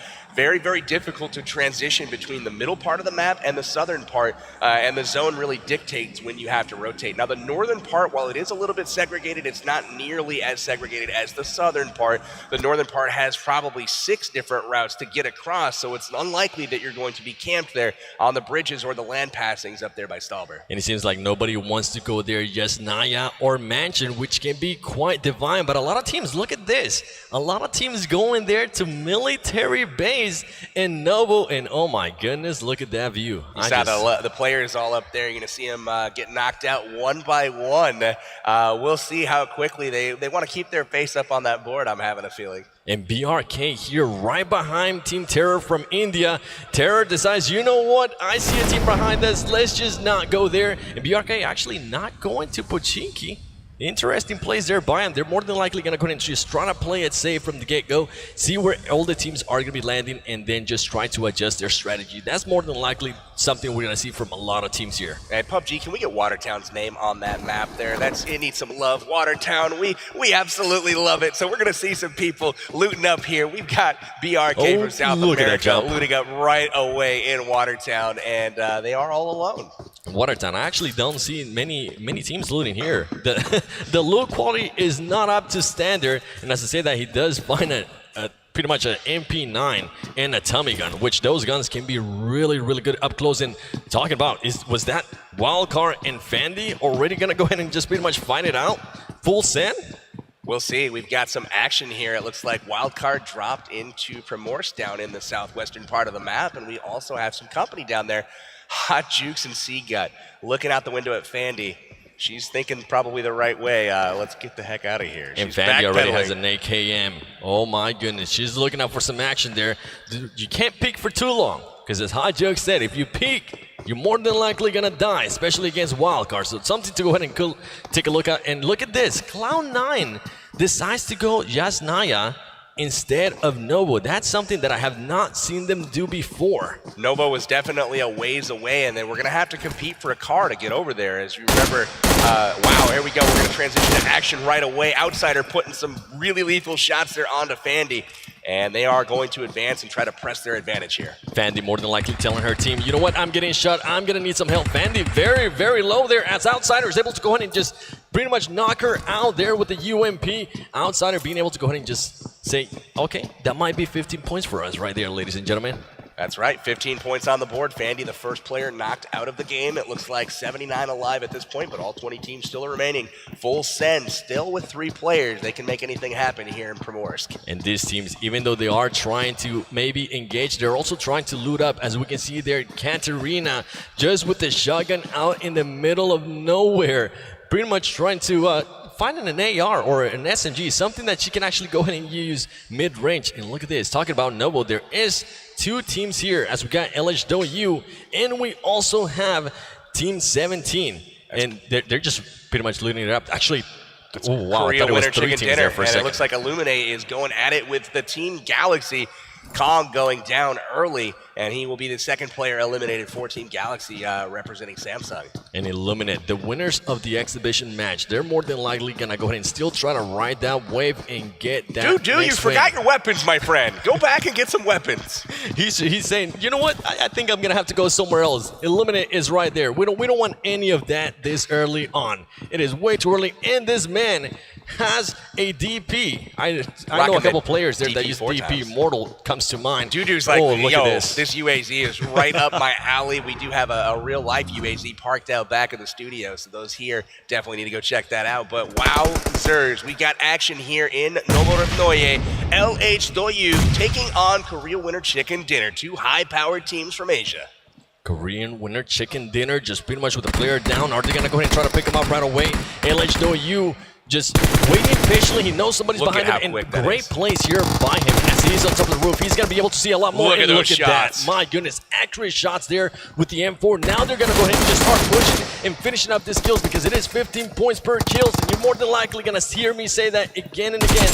Just to remind you, the jukes there. The jukes were on point for a second there. Justice getting a knock there on Zen LHW, but as return fire coming in, it looks like LZD coming up, taking him out. And that is the first team off the board. Korea Winter Chicken Dinner out early in Novo. LHW was China's #1 finishing team, and they're showing why they are such right here in the tournament. In this zone, Pochinki, George Paul, all that, Novo and Military outside that zone, something to go ahead and keep an eye out on because they are going to have to go through either the bridges, as we were mentioning earlier, or just get on a boat, or I don't know who else. Maybe they're going to try to swim, which is really not recommended. We saw Evos and Cloud9 in the build-up to this game talk about a little bit of a rivalry. Evos saying they aren't scared. Well, they're going to have an opportunity to show exactly how not scared they are of Cloud9. They are both occupying has Naya, one in the east, one in the west, but it's going to be interesting to see if they choose to engage early, or will they bounce out and try to rotate around to get better placement in the next zone. And look at Hero right here. My goodness, that man's got some cojones because he's out in the middle of nowhere and rushing towards a full team that's more than likely already has a gun to their name. His squad's behind him as well, though. Hero pushing into Severny right now, trying to catch these guys off guard. We'll see if he's actually able to accomplish that. It doesn't look like he even knows anyone is there. A full squad, it looks like Team GG gamers from the Middle East. They are sitting and waiting, looting up. Severny was pretty close to that plane path, but it looks like they could see some action here shortly. Yeah, and Hero does have this Scar automatic rifle, so if he does need to go ahead and engage, he will be able to maybe take out more than one against that team. And look at this. Hero's pretty much telling his team, you know what? I think there's somebody here. Please come and help me out. I Doc's think we can maybe wipe him out. Doc is out for a jog. It looks like Hero is just out getting some exercise up north right now. GG looking pretty strong, getting that loot. We got Majed. He's getting that top looter there. Not much getting left. Those smokes too. We're gonna see a lot of teams just trying to get as many smokes, especially towards the end of the game. And look at this, Sam already got a little bit hurt there. Here comes a grenade from Evo's trying to catch Sam. 2 grenades, backing it up there. Kobe, baby, is he gonna be able to get him? Ooh, no, Sam actually, you know what? Sam noticed that and he backs up a little bit. But wow. This is pretty much gonna sit the engagement and under fire. They're trying to pick up Sam. Evo's on the advantage early, and they know they're going up against Cloud9, but Rolex coming out of the window and knocking one of the Evo's players on top. Both teams have knocked players, but unfortunately, Nade's doing damage to Sam, and Cloud9's top player is on his knees right now begging for some help. And as we see here, Carnage is pretty much just trying to go around. They don't want to sacrifice a player just yet. They need to go ahead and pick him up, and that's exactly what they're doing. If for some reason Evo's decided to go ahead and push this, at least they also have Kodo for Cloud9 as backup as well. That's great rotation there from Cloud9, using the buildings for cover, going all the way around the long way, but also timing it so that they did arrive in time. Rolex again putting out some suppressing fire. They're holding Evos in their place, making it so they are unable to take advantage of their advantage in this situation. And talking about the smokes, here comes the smokes. You're pretty much giving Sam some room to be able to move, just back up a little bit, and it seems that's exactly what Cloud9 is doing. But look at Rolex. Rolex hasn't even moved a bit. Rolex, there you go. Now he more than likely heard his team saying, you know what, let's not engage that. We already know who that team is. Maybe let's wait it out towards the end there. No need to fight against one of the stronger teams right off the bat here. They decide to fight another day, but good job to them by getting their player up out of harm's way early. Now they know where they stand, they know who's near them, and they know where they have to rotate. Rolex did a great job sitting on point there on the building, really holding Evos in place, making sure none of them could peek efficiently as he got that early knock, and then also covering them on their retreat, making sure his team was out of harm's way before he himself fell back. And look at that zone right there. Still, oh my goodness, that zone has nobody in it, so that's actually good for all the teams. I have actually got caught a little bit on that bombing zone, and it is not fun. You can actually go ahead and lose all of your players from that bombing zone. Keep me away from that thing, man. I do not have good luck with that red zone. If I'm in it, I'm a dead man. Let us know in the comments. You currently watching at home, have you ever died to the bombing zone? Yes or no? Definitely let me know, as we see CPT here just trying to gather around actually, because the Japanese team might be coming, and as we're seeing that, here comes the shots as well, pretty much with the Saved UMP. by Pan. Did you see that bullet go off his pan? He's getting shot from 2 directions right now. Look at this BTR cruising on by. All kinds of cars in tow here. Japan firing. Oh, barely being able to get over the mountain. Oh my goodness. He could, if he would have went down there, it would have been game over for that player. And Wildcard with the DP28 Hot Jukes, my man, he's more than likely going to be looking to get a sniper rifle. And Siga just driving around trying to throw him off, as we do have Wildcard against Full Send. And here we go. Siga says, you know what, let me go ahead and jump out. There you go. There goes one outsider being able to go ahead and take out Katarina. They're going for the points early. They wanted to be aggressive. They knew which team they had on their hands with the early knock on Fandy, and you know they're going to try to wipe them before clearing out of her board. Oh, look at this, though. Exclusive being able to go ahead and take Hot Jukes. Hot Jukes got a little bit careless there, pushing a little bit too much by himself, and he gets taken out of the game. But Wildcard coming in and then just taking full revenge for that. They pretty much just destroy them, but Hot Jukes Maybe getting a little too confident coming up the stairs there, trying to push the advantage. Exclusive taking him down and getting the easy finish. Definitely a situation where you got to wait for your teammates on that one, so you have more than one person coming up those stairs. Full send there. Now back-to-back games that they take out players that we really didn't expect to go down that early. Hot Jukes, a huge hurt there for Wildcard, as we see the zone coming in now, and we also see an airdrop smack down the middle towards Pochinki. Is anybody gonna go ahead and go for that? Because the AWM is in it, and as we're talking about it, look at that, the M249, level 3 military vest, all that good stuff. Yeah, this is looking really solid for a lot of the teams. You can see the meta is kind of developing right now. A lot of early rotations, not as much edge play here. We do have a lot of terrain, though, for teams to kind of find their own place and nestle in here for the second circle. But for the most part, not a whole lot of teams on the outside right now. Everybody vying for position early. Yeah, everybody more than likely just waiting a little bit longer. They don't want to engage this early. And if they do engage, as we saw early there between Evos and Cloud9, one player gets knocked down, another player gets knocked down, pick them up, and you just say, not right now. Let's wait towards the end. And talking about Cloud9, look at Carnage right here, just riding along with, they're actually doing the 2-car strategy. That's something that I've been seeing a lot more in PUBG Mobile. Teams just pretty much getting on the 2 cars. And now we're starting to hear those shots there from Cloud9. Cloud9 trying to get somebody. We weren't able to see it there. I think it was the Japanese team. Here goes the shots. They could always also go for just pretty much exploding that car. They definitely could. But look at this. They just drove right on top of CPT, who was waiting for him at the compound here, quickly veering away. Cloud9 says, nah, we weren't ready for that one. They had wasted a lot of ammo on Japan across the field here, and they definitely weren't ready to stumble across the full squad who was waiting for him. And BRK finds themselves in an interesting spot here, as all of them are inside the exact same building. Baraka is still alive as well. Here comes Cloud9. Caveira is able to see him. He's gonna go ahead and take him down. He starts shooting. He's able to go ahead and take one down, but he gets taken out himself. And Sam right here just pretty much picking up some as well. They're now gonna go ahead and lay down, try to heal up as fast as they can. Look at that, Bigatron up at the castle, actually third party in this fight. Really solid play from them. Cloud9 in trouble, BRK in trouble. Will Bigatron take advantage of the situation and push in? And Baraka here with the AKM just pre-firing as much as he can. He is by himself here. He needs to go ahead and get out of the spot. He's able to go ahead and take out Connell there. He's gonna keep on shooting. He takes out another man. BRK taking people out left and right. Look at that, Baraka finishing off Kodo. He is down and out. Carnage, Sam, both trying to get back into the fight here. It looks like Rolex has been hit as well. This is trouble for C9. Rolex out of the game early. Kodo out of the game early. Sam Squads one takes one out. Sam down. Taking out himself. BRK on the defense here, as now Cloud9 is starting to push and just pretty much destroy him there.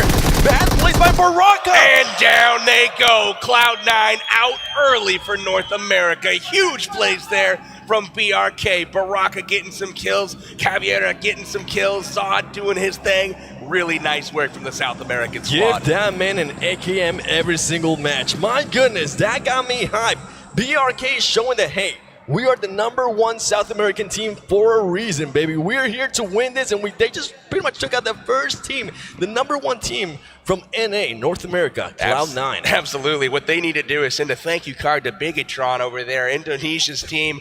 Drop it in the third party on Cloud9 right when they got on scene. I feel a little bit bad for Cloud9. Every time they got into a fight early, they ended up stumbling across another squad. First it was Japan, and they stumbled across CPT. Then it was Bigatron taking on that fight there with BRK. Definitely GTOU there, just trying not to get killed once again by that bombing sound. That bombing sound can be annoying sometimes, especially if you're trying to work on positioning. Look at this. They decide, you know what, let's go ahead and put the car inside the compound. That way nobody shoots the tires and we can still maybe get out like bandits.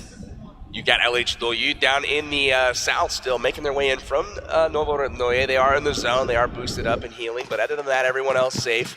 We got teams moving in, and we got action here. We got Terror from India taking on Arab Madness here from the Middle East. Terror from India telling them, hey, namaste, we are here to win, baby. Let's see what you'll got. Look at this man using the lean option there with the Scar. Scar actually becoming a really, really good weapon. There we go. Team Terror being able to go ahead and take out 2 there.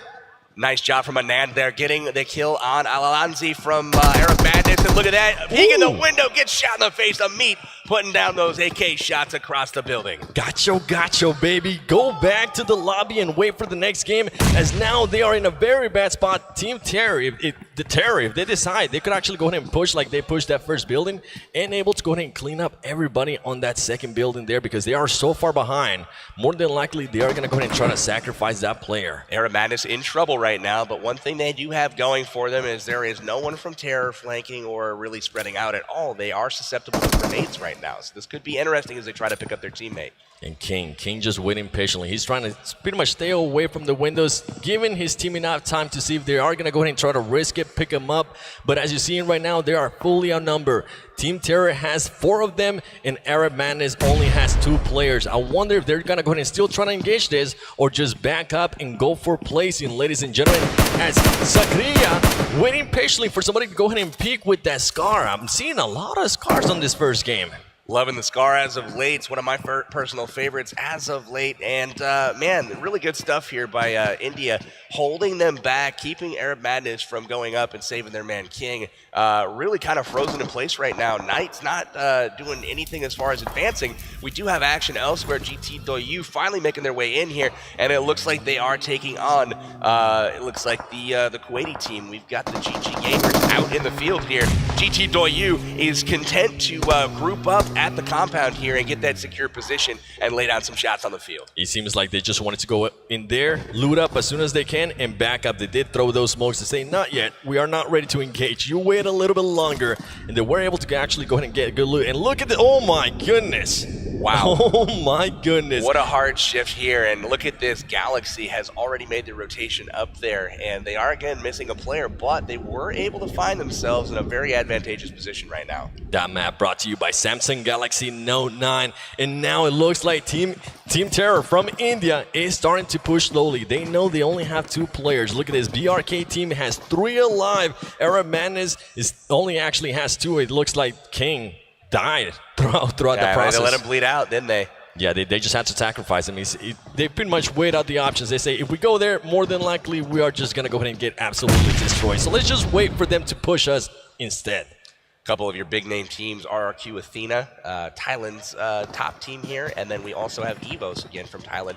Both of those guys still at full strength, even after an early engagement with Cloud9 in the case of Evos. And I'm actually loving the way Team Terror is pushing this. All at the same time. You don't see anybody just waiting behind. They know they got the numbers. They know they pretty much just need to be able to see where they're at. I think right now they still think that they're inside the building, but Arab Man is just waiting patiently. Here. Yeah, using that third-person perspective to their advantage, ladies and gentlemen. This is what happens. They gotta watch out. They don't want to get third party. There could be another team comes around and gets them from behind for Team Terror. And here comes the shots. Team Terror just pretty much trying to get a reaction. That's something that we kind of see sometimes as well. And there you go. Now that we're able to spot them, now they know exactly where they're at. You're going to start hearing those callouts. They're going to say they're outside the building towards the back, waiting patiently. Arab Madness Knight just says, you know what? Now they've seen me. Time to move on. Let's go ahead and use this bush wikis to our advantage. They were trying to use the element of surprise, or you saw them on both corners of that lower story, and they were trying to get a push from Terror, but Terror taking it very cautiously, very methodically, pushing up just a little bit at a time, shifting our attention to GT Doyu. They are taking on Bigatron right now, getting some great shots in. They've got one down on the field, and they are in trouble. Speaking of Bigatron there from Indonesia. And you got to watch out, because I saw Wildcard there towards the end, and look at this. GTOU says, you know what? It doesn't matter how far away you are, we're still gonna shoot at you. We need the kills. Interesting stuff. They're deciding not to go ahead and blow up the cars here. Now they've got that DP, and they're going to leave that car alive. The DP is absolutely one of the weapons that the Asian players tend to prefer, and it's definitely not something you're seeing in the meta in North America right now, although I do feel it's probably one of the most underrated weapons out there. The DP is an absolute beast. Love that gun. It shreds vehicles. The only problem is that it does take a little bit longer to reload, so if you do end up using that gun, you more than likely want to go ahead and have another AR or an SMG, something that shoots fast. That way you can go ahead and switch between them, and look at these shots right here. Steady shots now. Now they're starting to take off the tires of that car. They're saying, you know what? Oh my goodness. Look at Outsider 9K here. Outsiders moving up slowly. Being a little shark. Wildcard on the aggressive per their MO. This is a really interesting move right now. This team has no idea they're there. So here we see him moving around. trying to get position. Will he make enough noise? It looks like they are aware of the presence. Oh, he noticed Seagut. Seagut gets some shots. Seagut going down. Seagut in the water. Doesn't pay off there for Wildcard. They lose a second member. Hot Jukes and Seagut will join each other in PUBG heaven. And now Outsider 9K saying, you know what, this might not be worth it, ladies and gentlemen. I could get on that boat and just run away. I think that boat is certain death right now. Wildcard, an interesting choice to go across that river at that time, but it looks like right now, is that Terror going across? It is. They decided to disengage with Arab Madness, and they're content to move on. Terror. That was risky. They just pretty much went between all those teams and said, you know what? We're just going to take the risk. And right here we see Seagut just going down. If you're in the water and you get knocked down, you're not going to be able to get revived. You're just automatically going to go ahead and die. They tried to take advantage of the distraction, these two squads fighting each other, and unfortunately they swam directly in the line of sight here of a firefight that was going on. Other than that, maybe he would have gotten lucky there, but Seagut goes down, and there's still 16 teams on the board, so everyone here is still in it. But you're going to see Wildcard start to play for position most likely and probably cut back on some of the aggressive play. Definitely, we saw Team Japan there just waiting patiently, starting to move that car around, and look at this. We got BRK still in the same spot where they were able to go ahead and take out Cloud9. And more than likely, I noticed that Sod K already has been damaged a little bit, so they know the exact position here in Caveira, which came in huge with the AKM earlier. Just waiting patiently and letting them get a little bit closer. This is an interesting compound to hold. This is definitely not one of your popular hotspots as far as big compounds to hold. Mostly one-story buildings here, and you even saw Team BRK hanging out in a shack a little bit earlier, but it paid off for them. They were able to wipe Cloud9, and here you see Terror getting hit a little bit by Torty. This is a big Russian bot from up in the hills. We got a real scrum going on. My goodness, Team Terror decided to, might have been a little bit too aggressive there, as some of the players are being taken out. Third-partied by LH Doyu. They finally made their way up from Novorobnoye. They get the knock and finish there on Team Terror. And oh no, they have gone down, it looks like.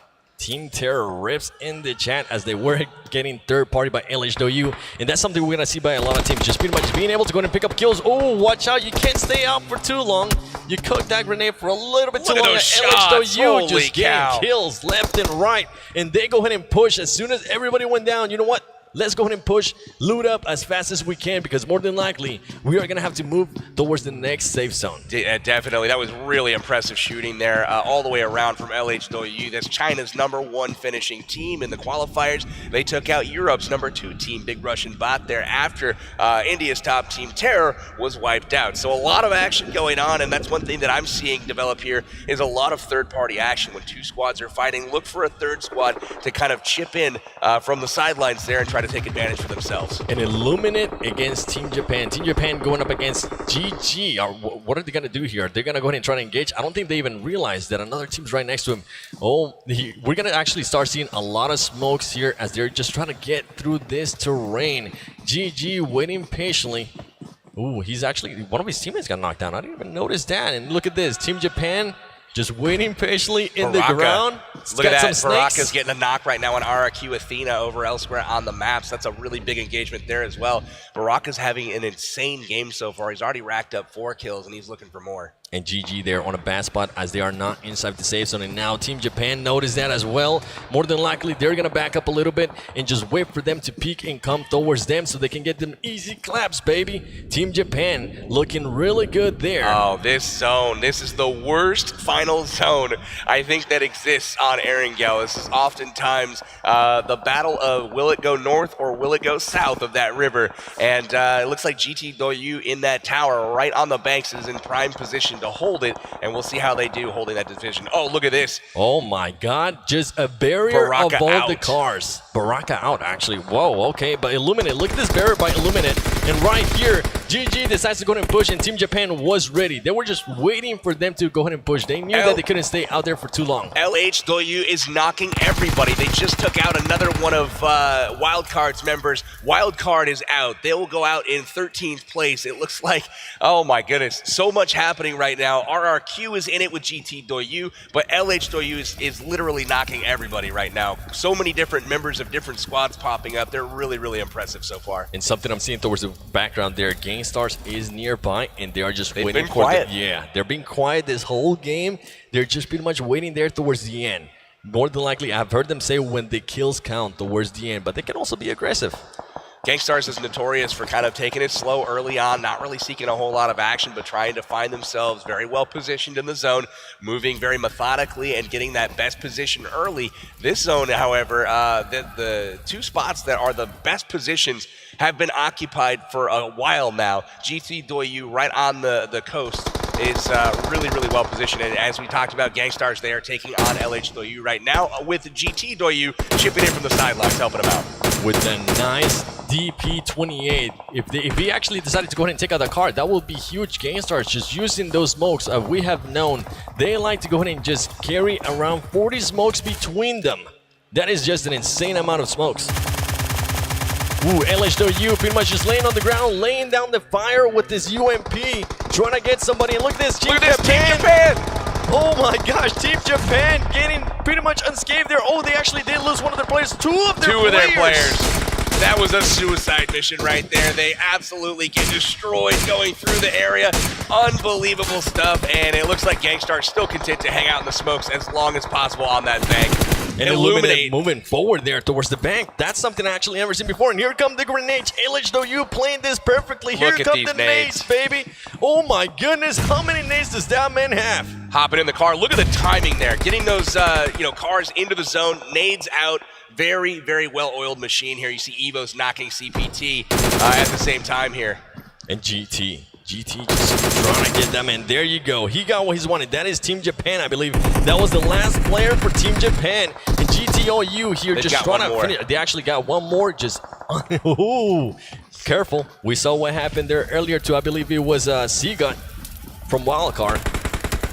Oh my gosh. Gangstar's right next to him. LHW just coming in and just clearing people up. LHW playing that perfectly. Angry is very nearby. And oh my look goodness. at this. Did he just get punched? No, Angry. I think it was actually insane. Sute came and clear him up. Gangstar's takes out LHW there on that exchange. Sute, the only one alive for Gangstar's. Absolutely clutching it. Comes in and squad wipes LHW. What a turn of events right there on the ropes. But what happened was he chose the two knock players to take out and left up Angry, who got off some shots. Sute comes in, gets the clutch finish. GTOU here now starting to get some shots here on Illuminate. Illuminate is in a very bad spot here. If they decide to peek, they're just going to go ahead and get taken out. And here we go. He sees another player. More than likely, he's going to go ahead and try to blow up the car. That car is going to be done. That car is gone. Smokes are out. There you go, ladies and gentlemen. He's able to go ahead and explode the car and just take him out. But Illuminate still has two players underwater trying to move around and position themselves a little bit better. GTOU using those smokes to their advantage. And they have just taken out CPT. It looks like Sute goes down to Majed from the Middle East. And oh my goodness, Gangstars is out as well. RRQ on the receiving end from some GT Doyu bullets. RRQ Athena here going up against BTR. GTOU, my gosh, look at this madness right here. Ladies and gentlemen, we are getting closer to the end of the game as GTOU is now starting to push this sniper tower. This circle is tiny and there's still 17 people alive, 6 teams left, fighting to get that top spot here in game number 1 of the global finals. BTR jumps out. He's gonna get the AKM. He actually decides to back up. He's gonna be able to take him out. He does take one down. Huge kill, but he gets taken out as well. Oh my goodness, this is madness. Look at how many players in these smokes. It's just gonna be a complete luckfest. Who finds who first? GTOU looking very strong right now. They do have Lucy very close by. And they also have other players as they start jumping up. You don't want to jump up out in the open like that. GTOU is looking very, very deadly here as they're just waiting patiently in the circle. It is so small. And here comes the grenades, ladies and gentlemen, as GTOU is going to start pushing. Oh my gosh. This is an amazing push here by GTOU.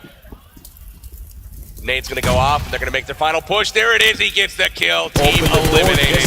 Oh, GTOU actually gets taken out there by Luxy. Is he going to be able to finish them off? As another person, there you go. GTOU being able to get the finish. Is he going to be able to pick up his teammate? As now Rusi is starting to move around. takes one down from GTOU, ladies and gentlemen. This is crazy. You guys see the status right there on the screen. Evos and Bigatron with 4 members left alive. RRQ pushing in with their final 2, Senior and Q2E making their way in. It looks like they are going to try to hold this shack and get grenades up into the window here, but Qxi is really holding serve here. He's got great position and a perfect line of fire. How have the tables there? GTOU now having the height advantage. They could actually go ahead and just loot those bodies as fast as they can. And oh my gosh! Wow. They blew up the cars. GTOU with the 200 IQ move there. They say they're too close to those cars. You know what? Let's just go ahead and finish them off. So again, we've got Evos and GTOU both finished second place in their region. And look at this, Evos taking down. Oh, and there it is, Evos. The confidence does pay off, and they get the win in Game 1 of the Global Finals. Our top 3, Evos in number 1, and I didn't see the rest because it moved on. We'll cover that, though, in just a moment. GTOU with a lot, and I mean a lot of kills there on that match. They were aggressive, keep in mind, 15 points per kill. Evos there looking happy, baby. They were in the right spot. One team that really did well was GTOU. I believe they finished in second place. RRQ Athena in third place. All 3 of those teams expected to perform very well. None of them disappointed. GTOU, though, with tons of kills that game in that optimal position the entire time. Cannot wait to see what the scoreboard says here shortly. Big congrats to Evos for taking that chicken dinner to start off the tournament here. GTOU not only getting second there, but also getting second in the exhibition match as well. So they've got to be kind of feared, I think, coming into this tournament. Reasonably, I think that is one of the things. I mean, if you can make a habit of getting second place every game, you're going to win the tournament. That's just a really, really consistent showing. And they have not only been consistent, but they're being aggressive. They're making shots. Really, really solid stuff from all the teams really this game. And Evo is there just being able to go ahead and take that first win. That is definitely going to go ahead and boost up their confidence even more. And I cannot wait to go ahead and see how they come out on game number 2. And something you mentioned, GTOU actually finishing second place on the exhibition match and now on this first ranked match.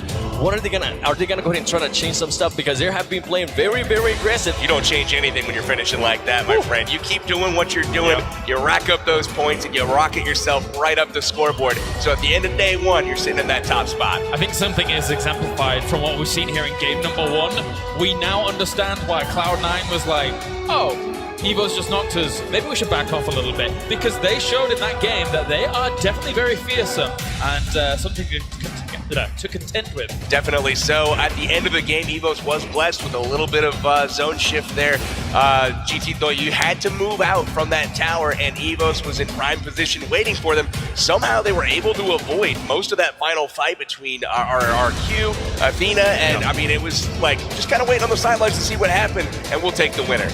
Yeah, there was so much action going on there between GTOU and just RRQ that honestly we didn't even pay attention there to Evos, and Evos just came in and they just took it like a champ. Mark of a good team. That's right, let's take a look at some of the highlights here, brought to you by Samsung Galaxy Note 9. Jumping into the action, Illuminate early on, taking on the Galaxy team here, knocking a guy early, and this is where you saw the Samsung employees take off on a track meet from Small Power here, and ultimately they made it pretty far into the match, but probably didn't get the place what they were hoping for. And LHW being able to go ahead and take the high ground there in Noble, finishing those kills, making sure to get those knocks, and actually right here, great place by them because they were able to go ahead and take people down. And early, as we're talking about, Cloud9 against GTOU, they're super early in the game. They engage, they knock one another, and then they say, you know what, let's back up a little bit. Rolex's mom and dad right there on screen actually cheering on their son as he takes out one of the Evos members. Unfortunately, they do go out early. A disappointing finish for them in the first game. And then we've got Hero getting blown up there by GTOU.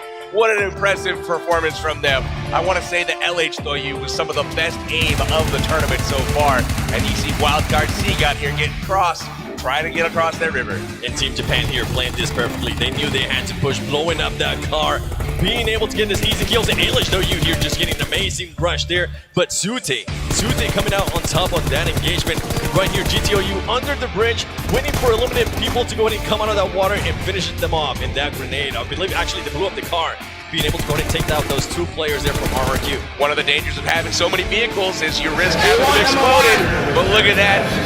Huge victory there for Team Evos. They are confident, they are good, and they are currently at top dog in game number 1. Definitely good points coming in here, but look at that. Who gets the most kills? It's do you overall. That's some, not only baby Wow, shark, that's some, look at that. The Chinese team's absolutely destroying everyone else. The #1 and #2 teams from China putting up a combined 34 kills between them. My gosh. Wow.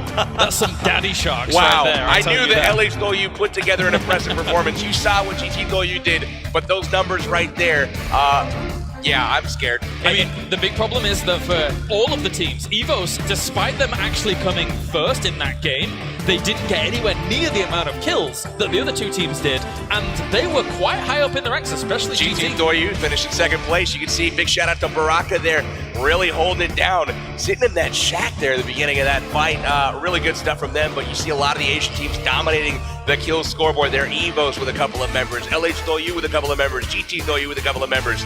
Really nice stuff. 2 players there just currently tied with 8 kills already after game 1. My gosh, that's pretty awesome to see, to be completely honest. LH Doyu Ace and GT Akan tied with 8 kills for the most kills so far in the tournament. I think that's very important to know, is that in the PUBG Mobile, in the game itself, we've seen it throughout regionals and regionals and regionals. Very rarely do you see teams in one game get that many kills. And on this world stage, that's massive for these two teams. That's a huge statement to come out and put up performances like that. Look at this. We see some of the statistics from the 2 top finishing teams. You've got EVOS Ernie there finishing with 1 skill. 6 squad kills, though, and they finished overall in first place. And then you've got Shushi from GT Doyu with 6 kills, 16 squad kills for him. I'm interested to see if they might actually go ahead and end up first place on the standings. Look at this, ladies and gentlemen. EVOS Verdi just pretty much ranking up the kills there as well. And look at this now, the placement. GT Doyu finishing after round 1 in first place just on kills alone. They got 605 points, and EVOS with 590 points. LH Doyu with 400 points, ladies and gentlemen. Very close to start off the standings here for game #1, so that is the difference. It's not only about kills, there's also the survivability factor that comes in, and something that really hindered some of these teams, of course, was that potential 50-50 river circle that we saw, which is important to highlight. It's very hard to make the decisions right at that moment. Absolutely. Taking a look at the standings really quickly, the top spots dominated by Asian teams. All over the place from Asia. They are really, really strong. You can see North America 8 and 10, and you've got the European champ all the way down at number 19. Definitely. So those are the standings so far. Good to check in with those. But of course, we still have plenty more games to come. We've got Just 3 1 more out today. of 12. That's right. Right? We got a long way to go. That's right. And obviously, you'll say our exhibition matches at the start of each day as we continue things on. For now, we are ready to head over to the stage as we have an interview. Valdez is ready. Thank you, Claris, for handing it on over. I'm here with EVOS Bullshark. He was able to win with his team in the official round 1. So that's 2 Thai teams now in a row that have won. How do you feel about representing Thailand, and do you think you can continue that streak?